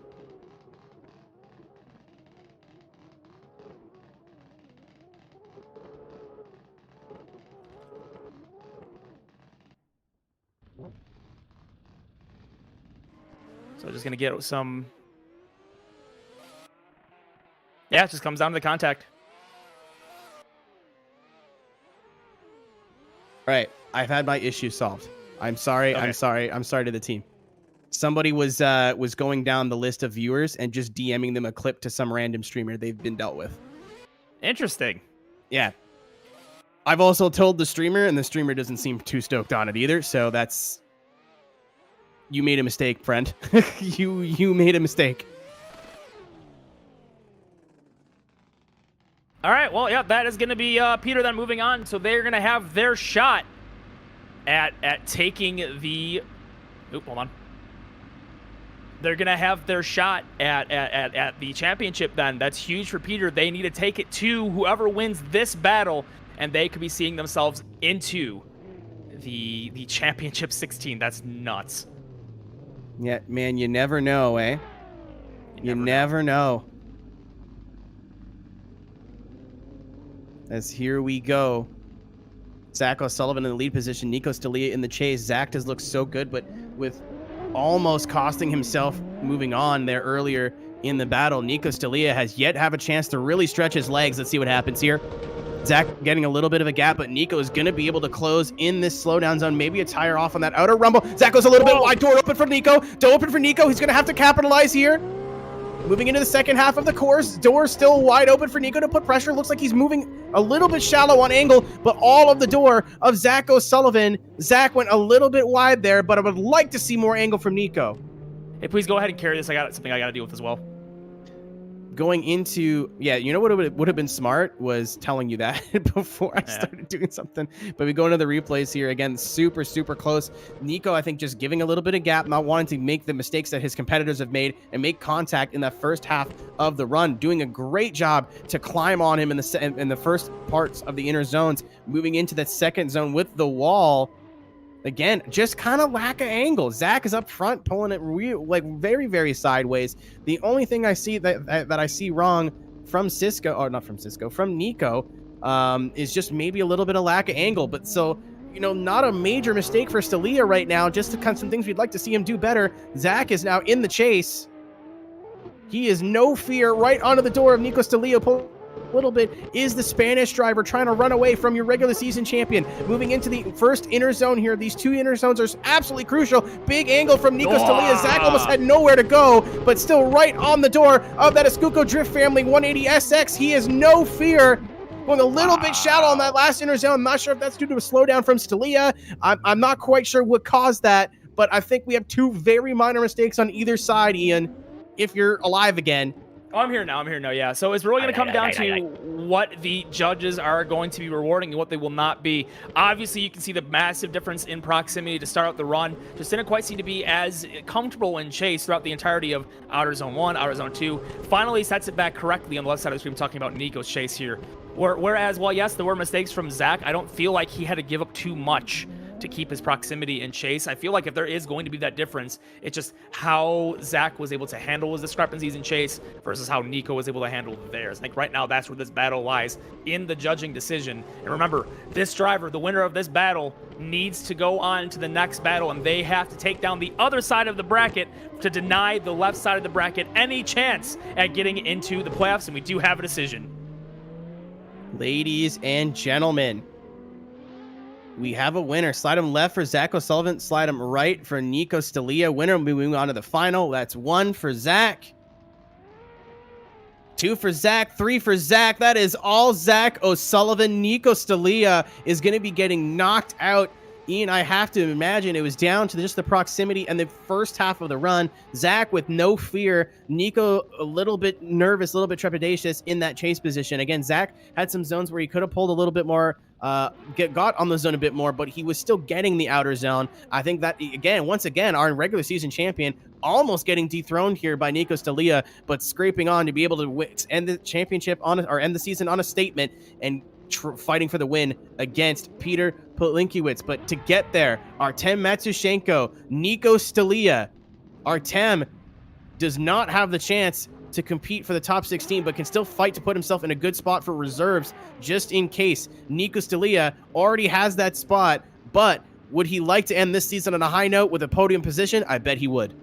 Oh, you better bet he would at this point. You got to move every single bit of your momentum going into your next endeavors. This is a good, strong way to capitalize your regular season right here and right now. Disappointment for both sides of the bracket for both of these drivers ending in the third place round, but you still got the scraps to pick up here. You can still make something of your own. 7! That's not how you want to start off. Charging in super deep and running into the side. And how on earth did Nico Stalia hold that car in drift? Kept it going regardless. More contact being made from Artem straight into the back bumper that time. But Nico cannot be denied of this lead run. Never shut it down once, despite Artem doing everything in their power to send him to the moon. Yeah, you know what, Nico? I know you're not in high school, but this is what it's going to be like, buddy. Just constant bullying from older people. I'll give him some hope. Come on. But Artem just, again, needs to get this doesn't need to get the W, but wants the W. Got to get aggressive really fast. Look like just a little bit of contact with the rear of Artem Eschenko's vehicle from the Scrapperhead family S14. And then Stalia doing a great job of not turning it into a bigger issue and then just hanging on for dear life as Artem is just trying to force the Wonder Kid, Nico Stalia, into a mistake. Didn't happen. Yeah, so what can Nico do this time in the chase? They're going to follow up that solid lead. No mistake made it. No, there's the mistake Nico. on initiation. Straightens out. Oh, that is so unlucky. That jump, though, I'm telling you, man, it's just rough this round. They can't get over that thing with the speed they're carrying consistently. It's just such a coin flip. If you're going to do that aggressive of an initiation, we see it happen again. Man. Does this push this into OMT territory? Nico with a major mistake. That jump, that bump does not discriminate. Knows no fear. Stalia, again, aggressive entry. You see it, just a big straighten from that Skuko 180 SX and chase. Not much he could do at that point. Trying his best to catch up to Artem. There is that big gap, but Artem, getting into the door of Nico Stalia several times, making tons of contact. It is going to be a close one. Again, like I said, maybe pushing it into OMT territory. Really all comes down to what they decide are zeros and what are not. Really depends on the contact being made on the other half. Is that going to be enough to offset it, or can we still call that an okay chase in that regard? I still feel like it was absolutely intrusive to the lead in run number one. It was just by the grace of everything that Nico was even able to hold that thing up front. So I don't know if this is going to go OMT. I honestly don't know. We're going to get a decision soon, but if we have a call, we're not going to reveal it until the podium ceremony. So remember, you're going to need to stick around to hear who wins this third place match and obviously who's going to take the whole entire damn thing going into the final. Can't say that. That's a bad word. Nah, it's fine. You just stole $5 from. It's a soft. You just took $5 from Zach's winning pool, man. Why would you do that? All right. That is it. We have a call, and now it all comes down to this. Your regular season champion, Zach O'Sullivan, running for pride, trying to take this whole entire season. Peter, this is his last shot to make it into the playoffs. Will he do it under the feet of Brandon Patrick, or will Zach deny him his chance at a top 16 berth? Yellow Motorsports versus Just Slided. Zach O'Sullivan versus Peter Palinkiewicz. USA versus Poland. Who's getting the win here in Ebisu Minami? This is the last battle of your regular season of ESDA. Let me make some noise, ladies and gentlemen. Going into turn number one, Zach O'Sullivan, all of that outer zone, but will not be denied, is Peter Palinkiewicz. He is not afraid of your regular season champion. He knows what he needs to do here. Oh! Very close transition right across the bumper. Zach with a little bit of a bobble, but Peter says, buddy, I am so close. You cannot make those mistakes. Pushing him through the corner. Ladies and gentlemen, this is what we expect of a final battle. So close. Now, what I loved about the chase there is the fact that Peter was able to put on the pressure. He maybe not have been right in the door, but the way he was able to match the cadence of the initiation, stay in the tire tracks, and keep himself right there. Pressure Zach. Zach needs to do the same now. You cannot make the small mistake, as well as a big piece of that outer zone miss from Zach O'Sullivan. Outer zone 1 didn't quite get all of that, as you saw on the replay. A little bit of an off cadence transition in the chase right here through the two inner clips and pushing a little bit wide in chase. That could be a point where Zach can get some points back. But lockstep through and through, maybe giving up a little bit of proximity in that last outer zone. This is far from over, though. Zach, known for his chases. He is known to bring it when he needs to. And when he loved to end the season with a win, you bet he would. But Peter has so much more on the line than Zach O'Sullivan does right now. This is his last opportunity, maybe Zach. his last run Zach. in ESD. Oh, contact being made before we even get to the line. This not the way you want to see this end. I do not believe there is a lead vehicle line here. I think Zach just trying to get too aggressive. We'll have to see in the judging call, which we will probably have when Zach getting into the door of Peter Palinkiewicz into the wall. Is Zach just getting it way too hot? That is a slowdown zone. And if it wasn't decided before, it's going to be decided now. Someone call Brandon Patrick. Oh, no. Everybody hug the closest Italian you know. Did that just happen. The judges I can't will believe this. need to figure it out. They got to decipher exactly if that was 1,000% on Zach for the contacts. Got to make sure the lead was paying his dues and running his line correctly, not over decelling. That to me seems like a little bit of a charge, but again, they need to make sure that it wasn't a decel too early. Those red lines denote when that decel starts. So this is not over yet, but this is definitely looking a certain way. We also got to bear in mind the sportsmanship, the line taking into the initial zone. I don't know what the rule was for the lead driver. Was Zach too aggressive? Was he in the wrong spot, or are you supposed to give room? So, through what normally happens all season is that there is a physical line on the track that you cannot cross as your lead driver. You will note that there is no line here. So I don't know if that's because they just expected everyone to enter single file, which granted is probably the way you want to do it, or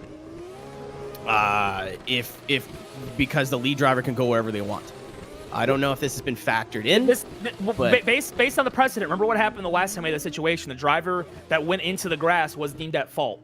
Don't forget that. They seemed to have, they weren't necessarily forced, but they were definitely led into that grass on the left. Well, the difference went between against them. So the difference between that and that run, they lifted and got choked up a little bit. In that run, Zach did not lift, and it caused a way bigger mistake. So I remember that battle. I want to bring that up. I don't remember if that was the deciding factor in that battle. I mean, we do have the contact later on in the run, but I don't think that's entirely relevant if we can't place fault for that contact at first. Yeah, because Artem, like that, or not Artem, sorry, but Piotr, that's just kind of the line there. Like, you got to cut the first one pretty tight. Yeah.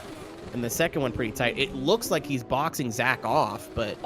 All day long, we have seen the precedent be the driver in chase gets behind. Yeah, Zach does the same thing in his lead. Does the not as far to the left, but does, like, there's no room for a second car there. If the chase driver were to be on the left side of Zach there, yeah, same situation. They would have got pushed right into the grass. This is interesting. This is very interesting. It's a weird technicality, and that may not even matter anyways, because it really comes down to that contact going into the final zone. There is a chance that Peter did decel too early. The more I look at that replay, yeah, he's off pretty. Like, he's in the decel zone. It looks like he's already has already slowed down. But it's an unfortunate transition of camera. We didn't quite catch. Was Zach at a zero at that point? If he's at fault that's the trick. We don't know, because that's technically speaking. I think Zach was still able to initiate, though. I'd love to stay on team and watch them go again. I wish we called the rules here. Yeah, because I feel like, while yes, Zach did get choked out, I believe in chase, despite the contact, he was still able to initiate the darn thing. I don't think he stopped. Yeah, he landed like a little straight, but it was still drifting. Yeah, but was he straight past the initiation point? Good point. Good point. That's what I mean, because if it's just a bobble, then we're talking about contact 2. But if there's a zero in that first thing, then what happened at the end doesn't matter. So there's two precedents here. We have to determine then if that run there's 2 holes inside you allowed, right? If this continues, or if it was dead to begin. And if it wasn't dead to begin, then the contact starts coming into play. Yeah, I think that second contact's a little bit more clear cut the more I look at it.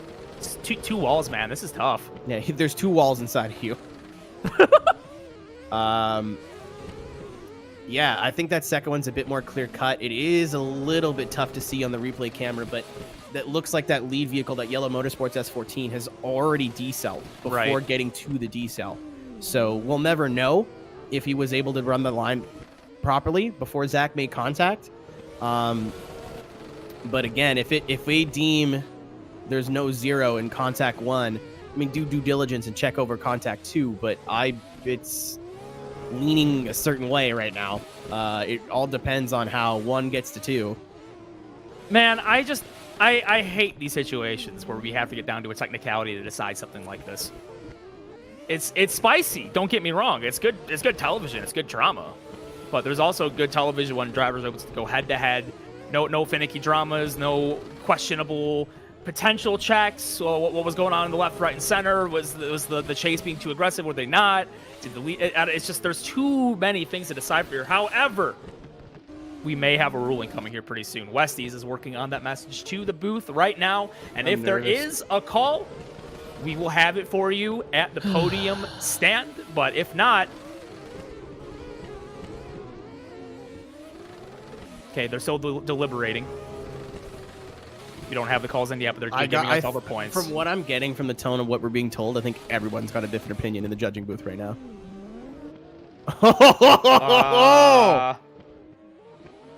Interdesting. All right. Ladies and gentlemen, there's no other way to put this. You're going to see it on screen, so you know what it means. I mean, we worked hard on these graphics. Well, not we specifically, but the team. Ladies and gentlemen, boys and girls, this is not decided yet. One more time has been called, and I would imagine it's offsetting mistakes, saying, hey, that was uncool, hey, that was uncool. I would love to then maybe get a word from Wes and Dai on their call later on down the line, but that doesn't matter. We got to the one more time. We're doing it again. Yeah, so we got word from Westies on his opinion. Wes just came in with his, so I'm just going to read these to you. Run 1, Zach Shallow, line, outer clip 1. Peter contact after, inner clip 2, possibly. Run 2, Zach was cut off, but supposed to be nose to tail. Contact, on my point of view, was in decel zone. And Wes, who also voted OMT, said Zach hit Peter on the final outer. Peter choked Zach on the entry. That's my opinion. So what I think... Oh, Wes, not Westies, sorry. So Wes and Dai saying OMT. Westies saying Peter gets the win. So... Goodness. All right, well, now that your heart rate is honestly, let's get it back up. Let's go again.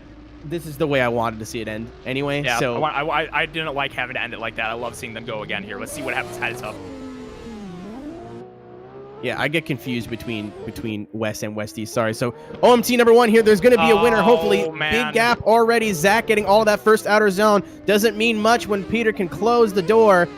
The Polis driver right onto the door of Zach O'Sullivan right now, moving into the second part of the course. Zach a little bit shallow, contact being made. Again, not afraid to get into the door of your regular season champion. Peter knows what's on the line here, and he's willing to do anything to get it.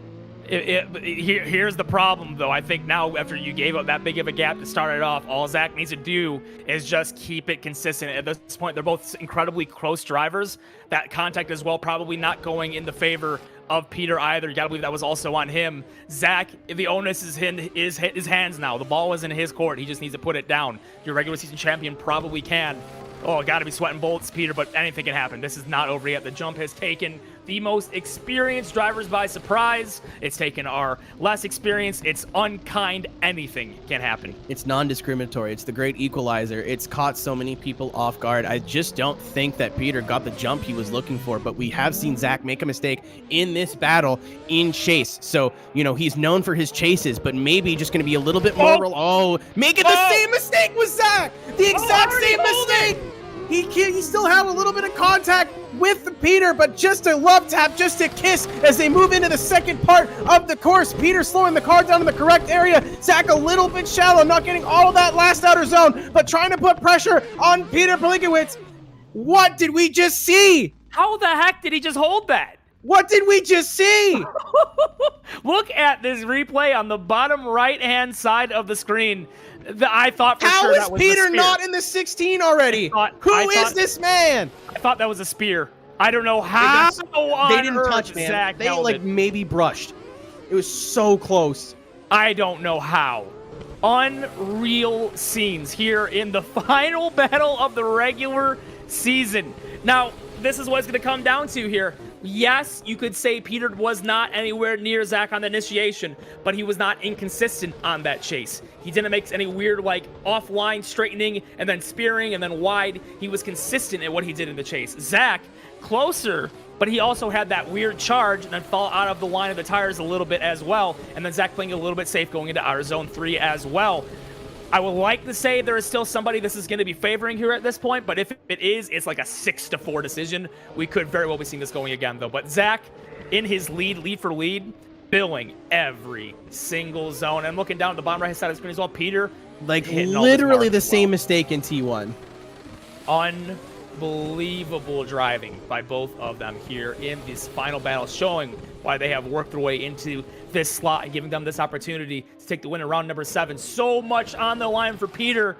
What is going to be the call then for that first corner? It looks like Peter was also a little bit offline, similar to Zach, but he wasn't able to charge into the door like Zach did. Yes, there was maybe some slight contact, and then he pushed out wide. It's another coin flip. I swear this is going to be another coin flip. Yeah, well, there's a reason I haven't gotten behind either one of these guys yet. In my broadcasting opinion, it's 6-4 to a certain car, which I'll deliberate on if a decision is made. It's typing. But it's close. Let's go. All right. Guess what? Chat, it happened again. One more time.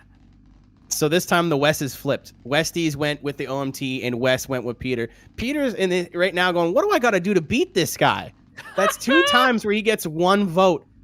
I think he should just win now. That's how that works, right? You got 2 votes over 2 battles. That's how that works. This is unreal. That's unbelievable, dude. Yeah, this is close. This is close. Again, Zach with everything to play for here. Again, wanting to go into those playoffs in October on the 31st, 1 p.m. Twitch.tv/Podium Esports. Wants to go in with his as much momentum as possible, and Peter fighting for his life, his tournament life, his ESDA life. Zach gets to compete in October. Peter needs to win to keep that dream alive. I think it all came down to maybe Zach being a little bit closer on the entry, even though they made the same mistake.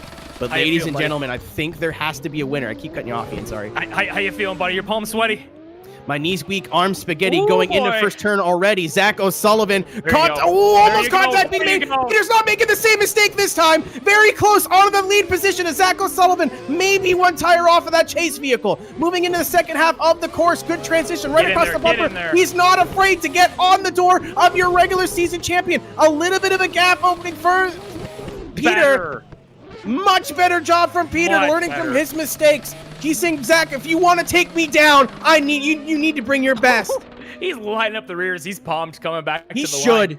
He's feeling himself now. Just take a look at the replay. Zach, once again, showing why he's the regular season champion with another robotic lead. But with those robotic leads, that allows for robotic chases. However, yes, there was that tire drop in the chase. Remember, it is allowed, though. They're allowed 1 tire off. It's not necessarily going to be the end of the world for a chase driver to dip a tire. But if it comes down to a very quick coin flip decision, again, that could be something that weighs against Peter. But still, so much better job this time around in the chase in comparison to the last one. Now Zach needs to produce.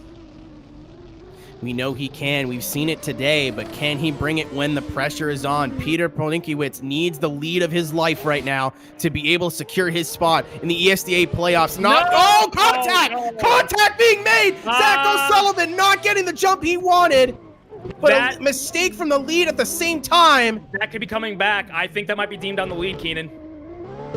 I'm not sure. From my angle, from what I saw, it almost looked like independent mistakes. Peter was still drifting, but he was a little bit shallow. Didn't quite get the entry he was looking for. Zach, on the other hand, we've seen it time and time and time again today, where the bump, the jump, the crest just said no and straight in the front end of that NRG Innovations S15. I think that's coming back. I'm pretty sure that was a decel. I do see a world where this gets called either way again. Gotta take a look at the momentum of that lead driver. He's shallow. Man, I don't know, dude. I didn't see brake lights, but let's take a look at full screen. Pay attention. It's just extra close. Zach, so Peter doesn't get all of that first outer clip, but from what I saw in chase cameras, again, I could be totally wrong, but what I saw in chase cameras was Zach understeering at the exact same time. Like, that looked like that car was going to straighten out if there wasn't contact, unless Zach did something drastic. Yeah, they're gonna have to go upstairs in this one. There's this is so tight. Again.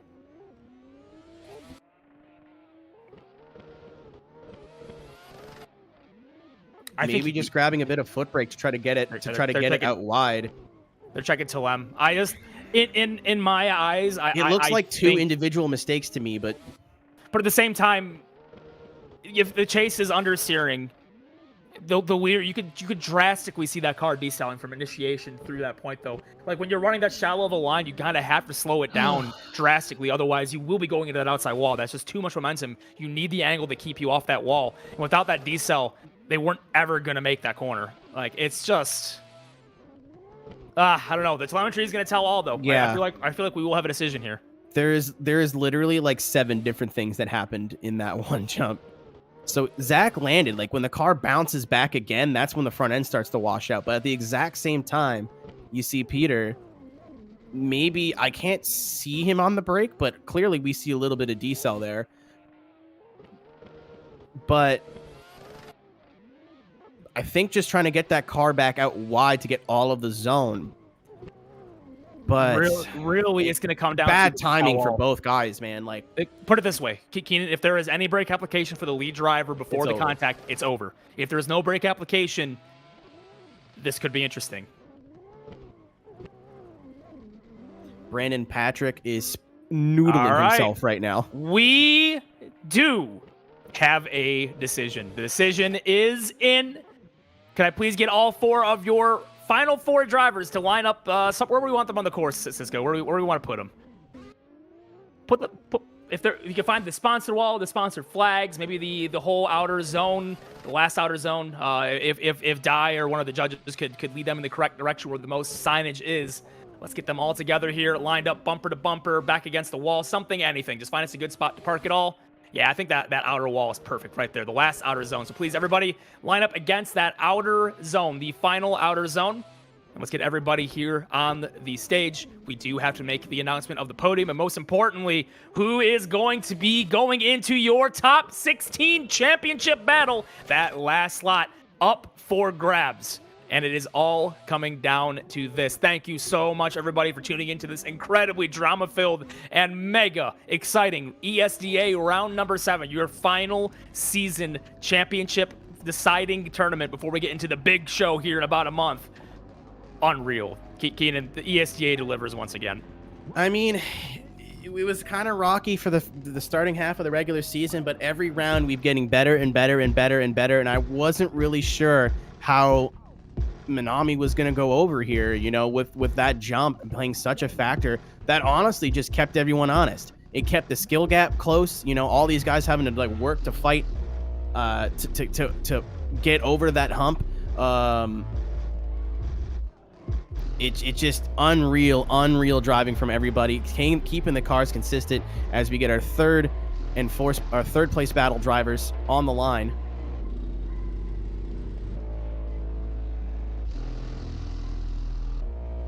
That's Zach. A lot of cars that they idle for too long, they just start playing like music. So I think you're hearing Zach going boom, boom. I think it's Zach. All right. Well, this is it. Your final podium ceremony for the regular season of the Esports Drift Association 2021 campaign. It's been amazing to call all the rounds that I can with you. The entire podium team has brought together some incredible coverage of this series, and now we have some hardware to hand out. But first, in 3rd place, we good to go in production? All right, ladies and gentlemen, 3rd place in the final run, ESDA round number 7, is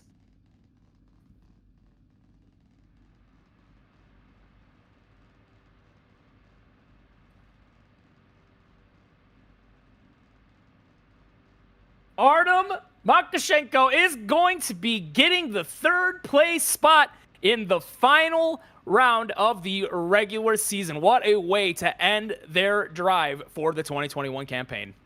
Yeah, great job from that driver. Again, unfortunately not being able to fight for that win and be able to fight for a spot in the 16, but Artem is going to shoot up the points here. Definitely going to be carrying that pro license into 2022. But speaking of the top 16, we do have a spot in the 16. that is going to be decided here, ladies and gentlemen, right here, right now. Zach O'Sullivan, Peter Palinkiewicz, who got the win? 2 OMTs. Slide him right for Zach. Slide him left for Peter. Wes says, Zach O'Sullivan, die. Zach O'Sullivan, your regular season champion, ending the season with an exclamation point. And I believe the judge is saying that the judge is saying that, I'm sorry, I want to make sure I get the wording exactly right, that Peter was on the brakes before he even hit the ground. So they're saying that slowdown was the cause of the contact. They are putting the fault on to Peter. Ladies and gentlemen, they could have went forever. They went to 2 OMTs, 3 battles, but Zach O'Sullivan ending his season with a big fat dub. And more importantly, that then means that Brandon Patrick is your final driver to the big dance in 1 month's time, retaining the 16th spot in the championship playoff grid by the skin of his teeth. Yeah, I mean, again, that's not entirely all over for Peter Palinkiewicz. He is going to be in the reserves. So if any one of those top 16 drivers, for whatever reason, is unavailable for the playoffs, I mean, I would be available for the playoffs, but he will take that spot. So he is right there. This is more than likely, because a lot of these drivers have had really good participation rates, but Peter, with the run of a lifetime, again, he was 49th in points the last time we updated the points for Palinkiewicz. He was just to the good. But worst case scenario today, he's got his pro license in the lock. But again, Zach taking the win because they are deeming the contact at fault due to Peter on the brakes before apparently he was not even landed yet and was already on the brakes slowing down. That is not a slowdown zone.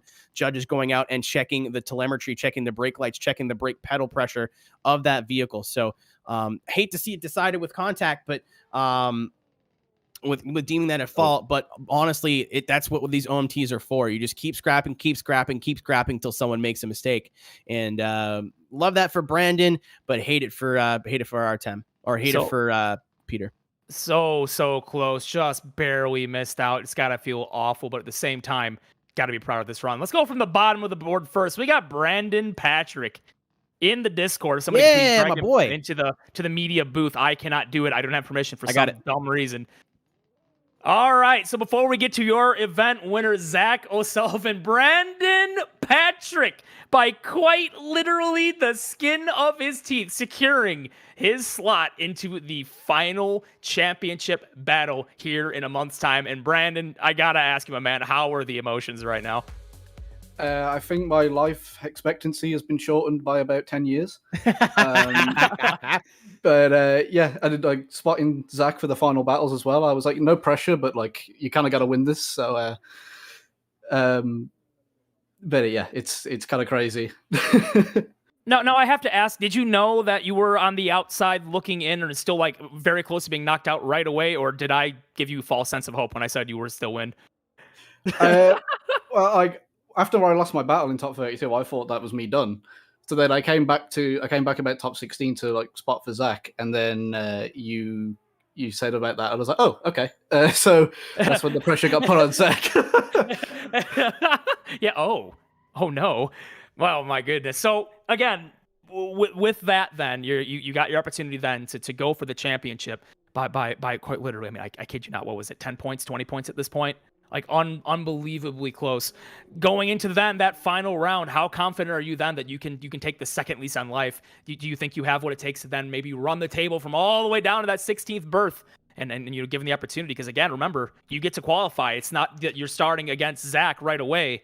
What are your outlooks going to this championship then? I mean, I've just got to give it all I've got. It's all I can do. I feel confident. I do feel as if I can win. I mean, I've showed this season with some of the results I've had that I can compete at the top level. So yeah, I'm just going to put the work in and practice and just get set up and ready to go for the final event. Well, Brandon, I got to give you a massive congratulations. That's Brandon Patrick, your last qualified driver into the championship final on October 31st for the Esports Drift Association. We'll see you in a month, my man. Thank you.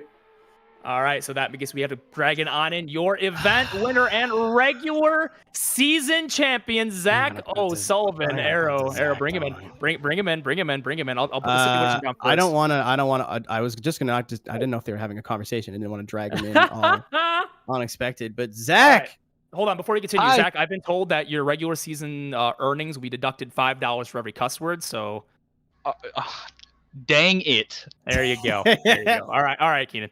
All right, Zach. Welcome back up here to the booth. I mean, you just needed a solid run today. You're walking away with the win. I think I know the answer to this question, but how you feeling, bud?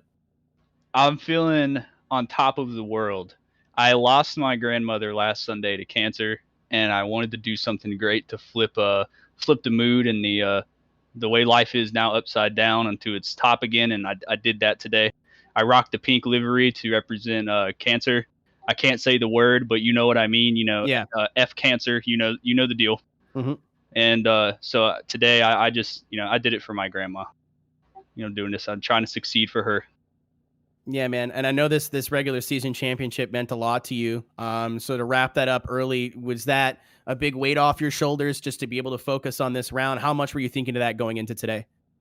Yeah. So I was like really like stressed out with how close everything was, and Darren has been killing it, and Vacaris has been killing it, and same thing with Darius. Darius is an awesome driver, and they all gave me a run for my money. So it was really tight, and I was really nervous going into this round. I'm usually not that nervous, but there's a lot on the line for this one. So I laid it down, and once everything got situated about mid-round, and I got to go into these last 2 or 3 battles, not having to worry about securing the championship. It was just at that point, it was just fun. You just have fun and just do your thing. And I mean, I normally go for 3 questions, but I want to ask you about that last battle with Peter. Knowing what he had to do to be able to advance on this season, unfortunately for him, but did you feel that driving? Did you feel that kind of pressure? Because he was, especially against you, on another level. Yeah, Peter stepped it up.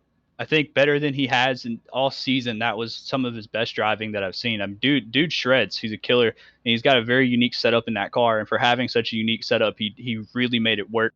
I mean, I've been dialing this guy. I have over 100 tunes made throughout this entire season, and to be able to take such an odd combination like he did and do as well as he did is just speaking on his driving ability. So dude's a beast, and I definitely felt it. He was really trying to secure that spot, and I could feel it. All right, man. Going into the playoffs now. What's the mindset? We got about a month until we see you guys again for ESDA playoffs. You've been in this position before. What's the game plan? Honestly, man, I'm just gonna have fun. I did what I wanted to do today. The playoffs are my last of my worries. That would just be the cherry on top. But just securing the championship overall. I've never really fully won a championship before. This will actually be my first one, I'm pretty sure. So I've accomplished what I want to accomplish this season. So the playoffs will just be the extra cherry on top if I can do good in that and make things happen. But I'm just going to go into it with just a having fun attitude and just drive and try to door some people. All right, man. Before we let you go here, sponsors, friends, teammates, I think we've already heard of this before, but pay your dues, man. Who's made it happen for you this season? Well, first off, thanks to my team, JSI, Just Slide It, Addicts Just Slide It for life. I love all those dudes. Thank you to every one of them. I love them all. They've all pushed me for the past 8 or 9 years now. They've been pushing me to do greatness like this and that. So thank you to all those guys, and huge shout out to my sponsor, NRG, and everyone at Prisma Lab. NRG provided me with the products I need to get the job done, just hooking me up with my wheel and everything to make sure I can get going and taking care of me. And Prisma Lab for helping me out all the way through and helping build my social media and get the equipment I need and stuff. And thanks to all of them. Also, thank you to Chris and everyone from VDC for allowing us to use these amazing physics and tires and that, and like making the driving experience truly fun and enjoyable. And thank you to everyone that's sponsoring ESDA as well, because you provided a nice foundation for us drivers to really enjoy the competition. So thank you to everyone. Yeah, man. Nice to see you here. Familiar face in with the championship trophy here. And Zach, we'll see you on Halloween, buddy. All right, thank you. I love you guys. Yeah, man. Take care. Try not to drink too much tonight. I won't friggin' drink that friggin' much, dude. All right. He's trying so hard. He's trying so hard. I think he made it. I think that's all $200. I did it. We're not offline yet. Don't give him hope. oh fudge. Oh man, he's really playing with our hearts now.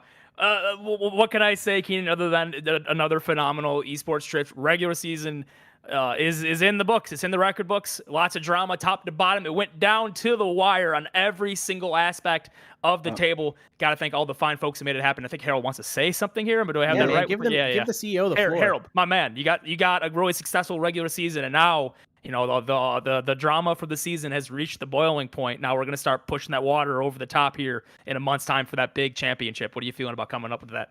Coming up next month, we got 16 heavy hitting drivers going into October. I mean, not to even take away from the rest of the field that got into the top 50, like going from round one all the way to now, like they're just phenomenal battles all season long. So everybody drove really well. I also want to come in to also announce stuff that Zach will be winning. Zach will be taking home the GT Light from Next Level. Also, Next Level is also providing us with something with another stand going into the playoff round as well. All of that will be announced tomorrow. We'll have prizes for the playoffs and all of that to be announced tomorrow. And let me tell you, these guys got a lot to ride for going into to October 31st. So we got a lot of money on and a lot of prizes on the line. So I can't wait. Like I said, I would like to thank the sponsors from Next Level, Nexen, NRG, our primary sponsor, Big Duck Club. RJ has been really phenomenal this year with getting everything done, funding wise and everything like that for me this year. So I'd like to thank Vosan for really helping getting the tracks public, Scorpion, Scorpidort for helping me with the videos, the track demonstration videos. TUS Speedxs for doing the tracks, for getting all the clipping points and the layouts done and all of that. I'd like to appreciate him. I'm trying to figure out who else am I missing. I think that's it. Besides that, I'd like to appreciate the staff from Michael here. I'd like to thank Wes here. I'd like to thank also CJ that has been here also this year with me. So I'd like to thank all the staff that's been here with me to help out. Also, I'd like to thank VDC for getting this off the ground, with letting us use their physics. I can confirm you that we are working on our own stuff, but like again, I would like to thank Chris over there, Chris and Craig over there for help. For they really didn't have to do it, but out of their kind hearts, they let us use their stuff to get everything off the ground this year. I'd like to definitely give them a nice thanks. So, but yeah, there was a great start to helping us get off the ground this year. And what an incredible year it was. And I would imagine then you have ambitions for a 2022 season as well. If you get that early leak. You said it again? Excuse me? You got ambitions for that 2022 year? Can I get that early leak? We coming back next year? Oh, well, yeah, for sure. I can definitely tell we will be back here next year. Excellent. Well, yes, this was an absolutely phenomenal way to close out this regular season. And we're not done yet, Keenan.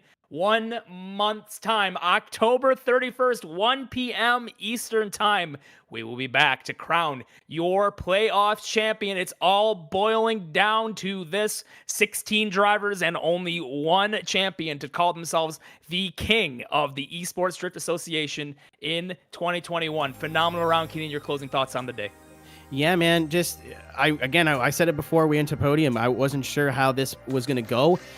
This track is very technical. It's very unforgiving and very much super difficult in cars with this much power and this much grip. But it was super exciting. We saw thrills. We saw spills. We saw incredibly close battles. There was a lot of storylines throughout the day. But again, the final chapter is now Zach O'Sullivan, your ESDA regular season champion, going to try to carry that into the playoffs, which again, as you said, will be October 31st, Halloween, 1 p.m. Eastern Spooky. time. But for everybody here at Podium Esports, again, before we sign off here, I just want to thank everybody, people that you guys maybe don't know who work so hard. Cisco Scarmuzza has so much stuff on his plate with what he does in his day job. So many broadcasts, so many things he's juggling, and he still all the time is working to make this broadcast better with you.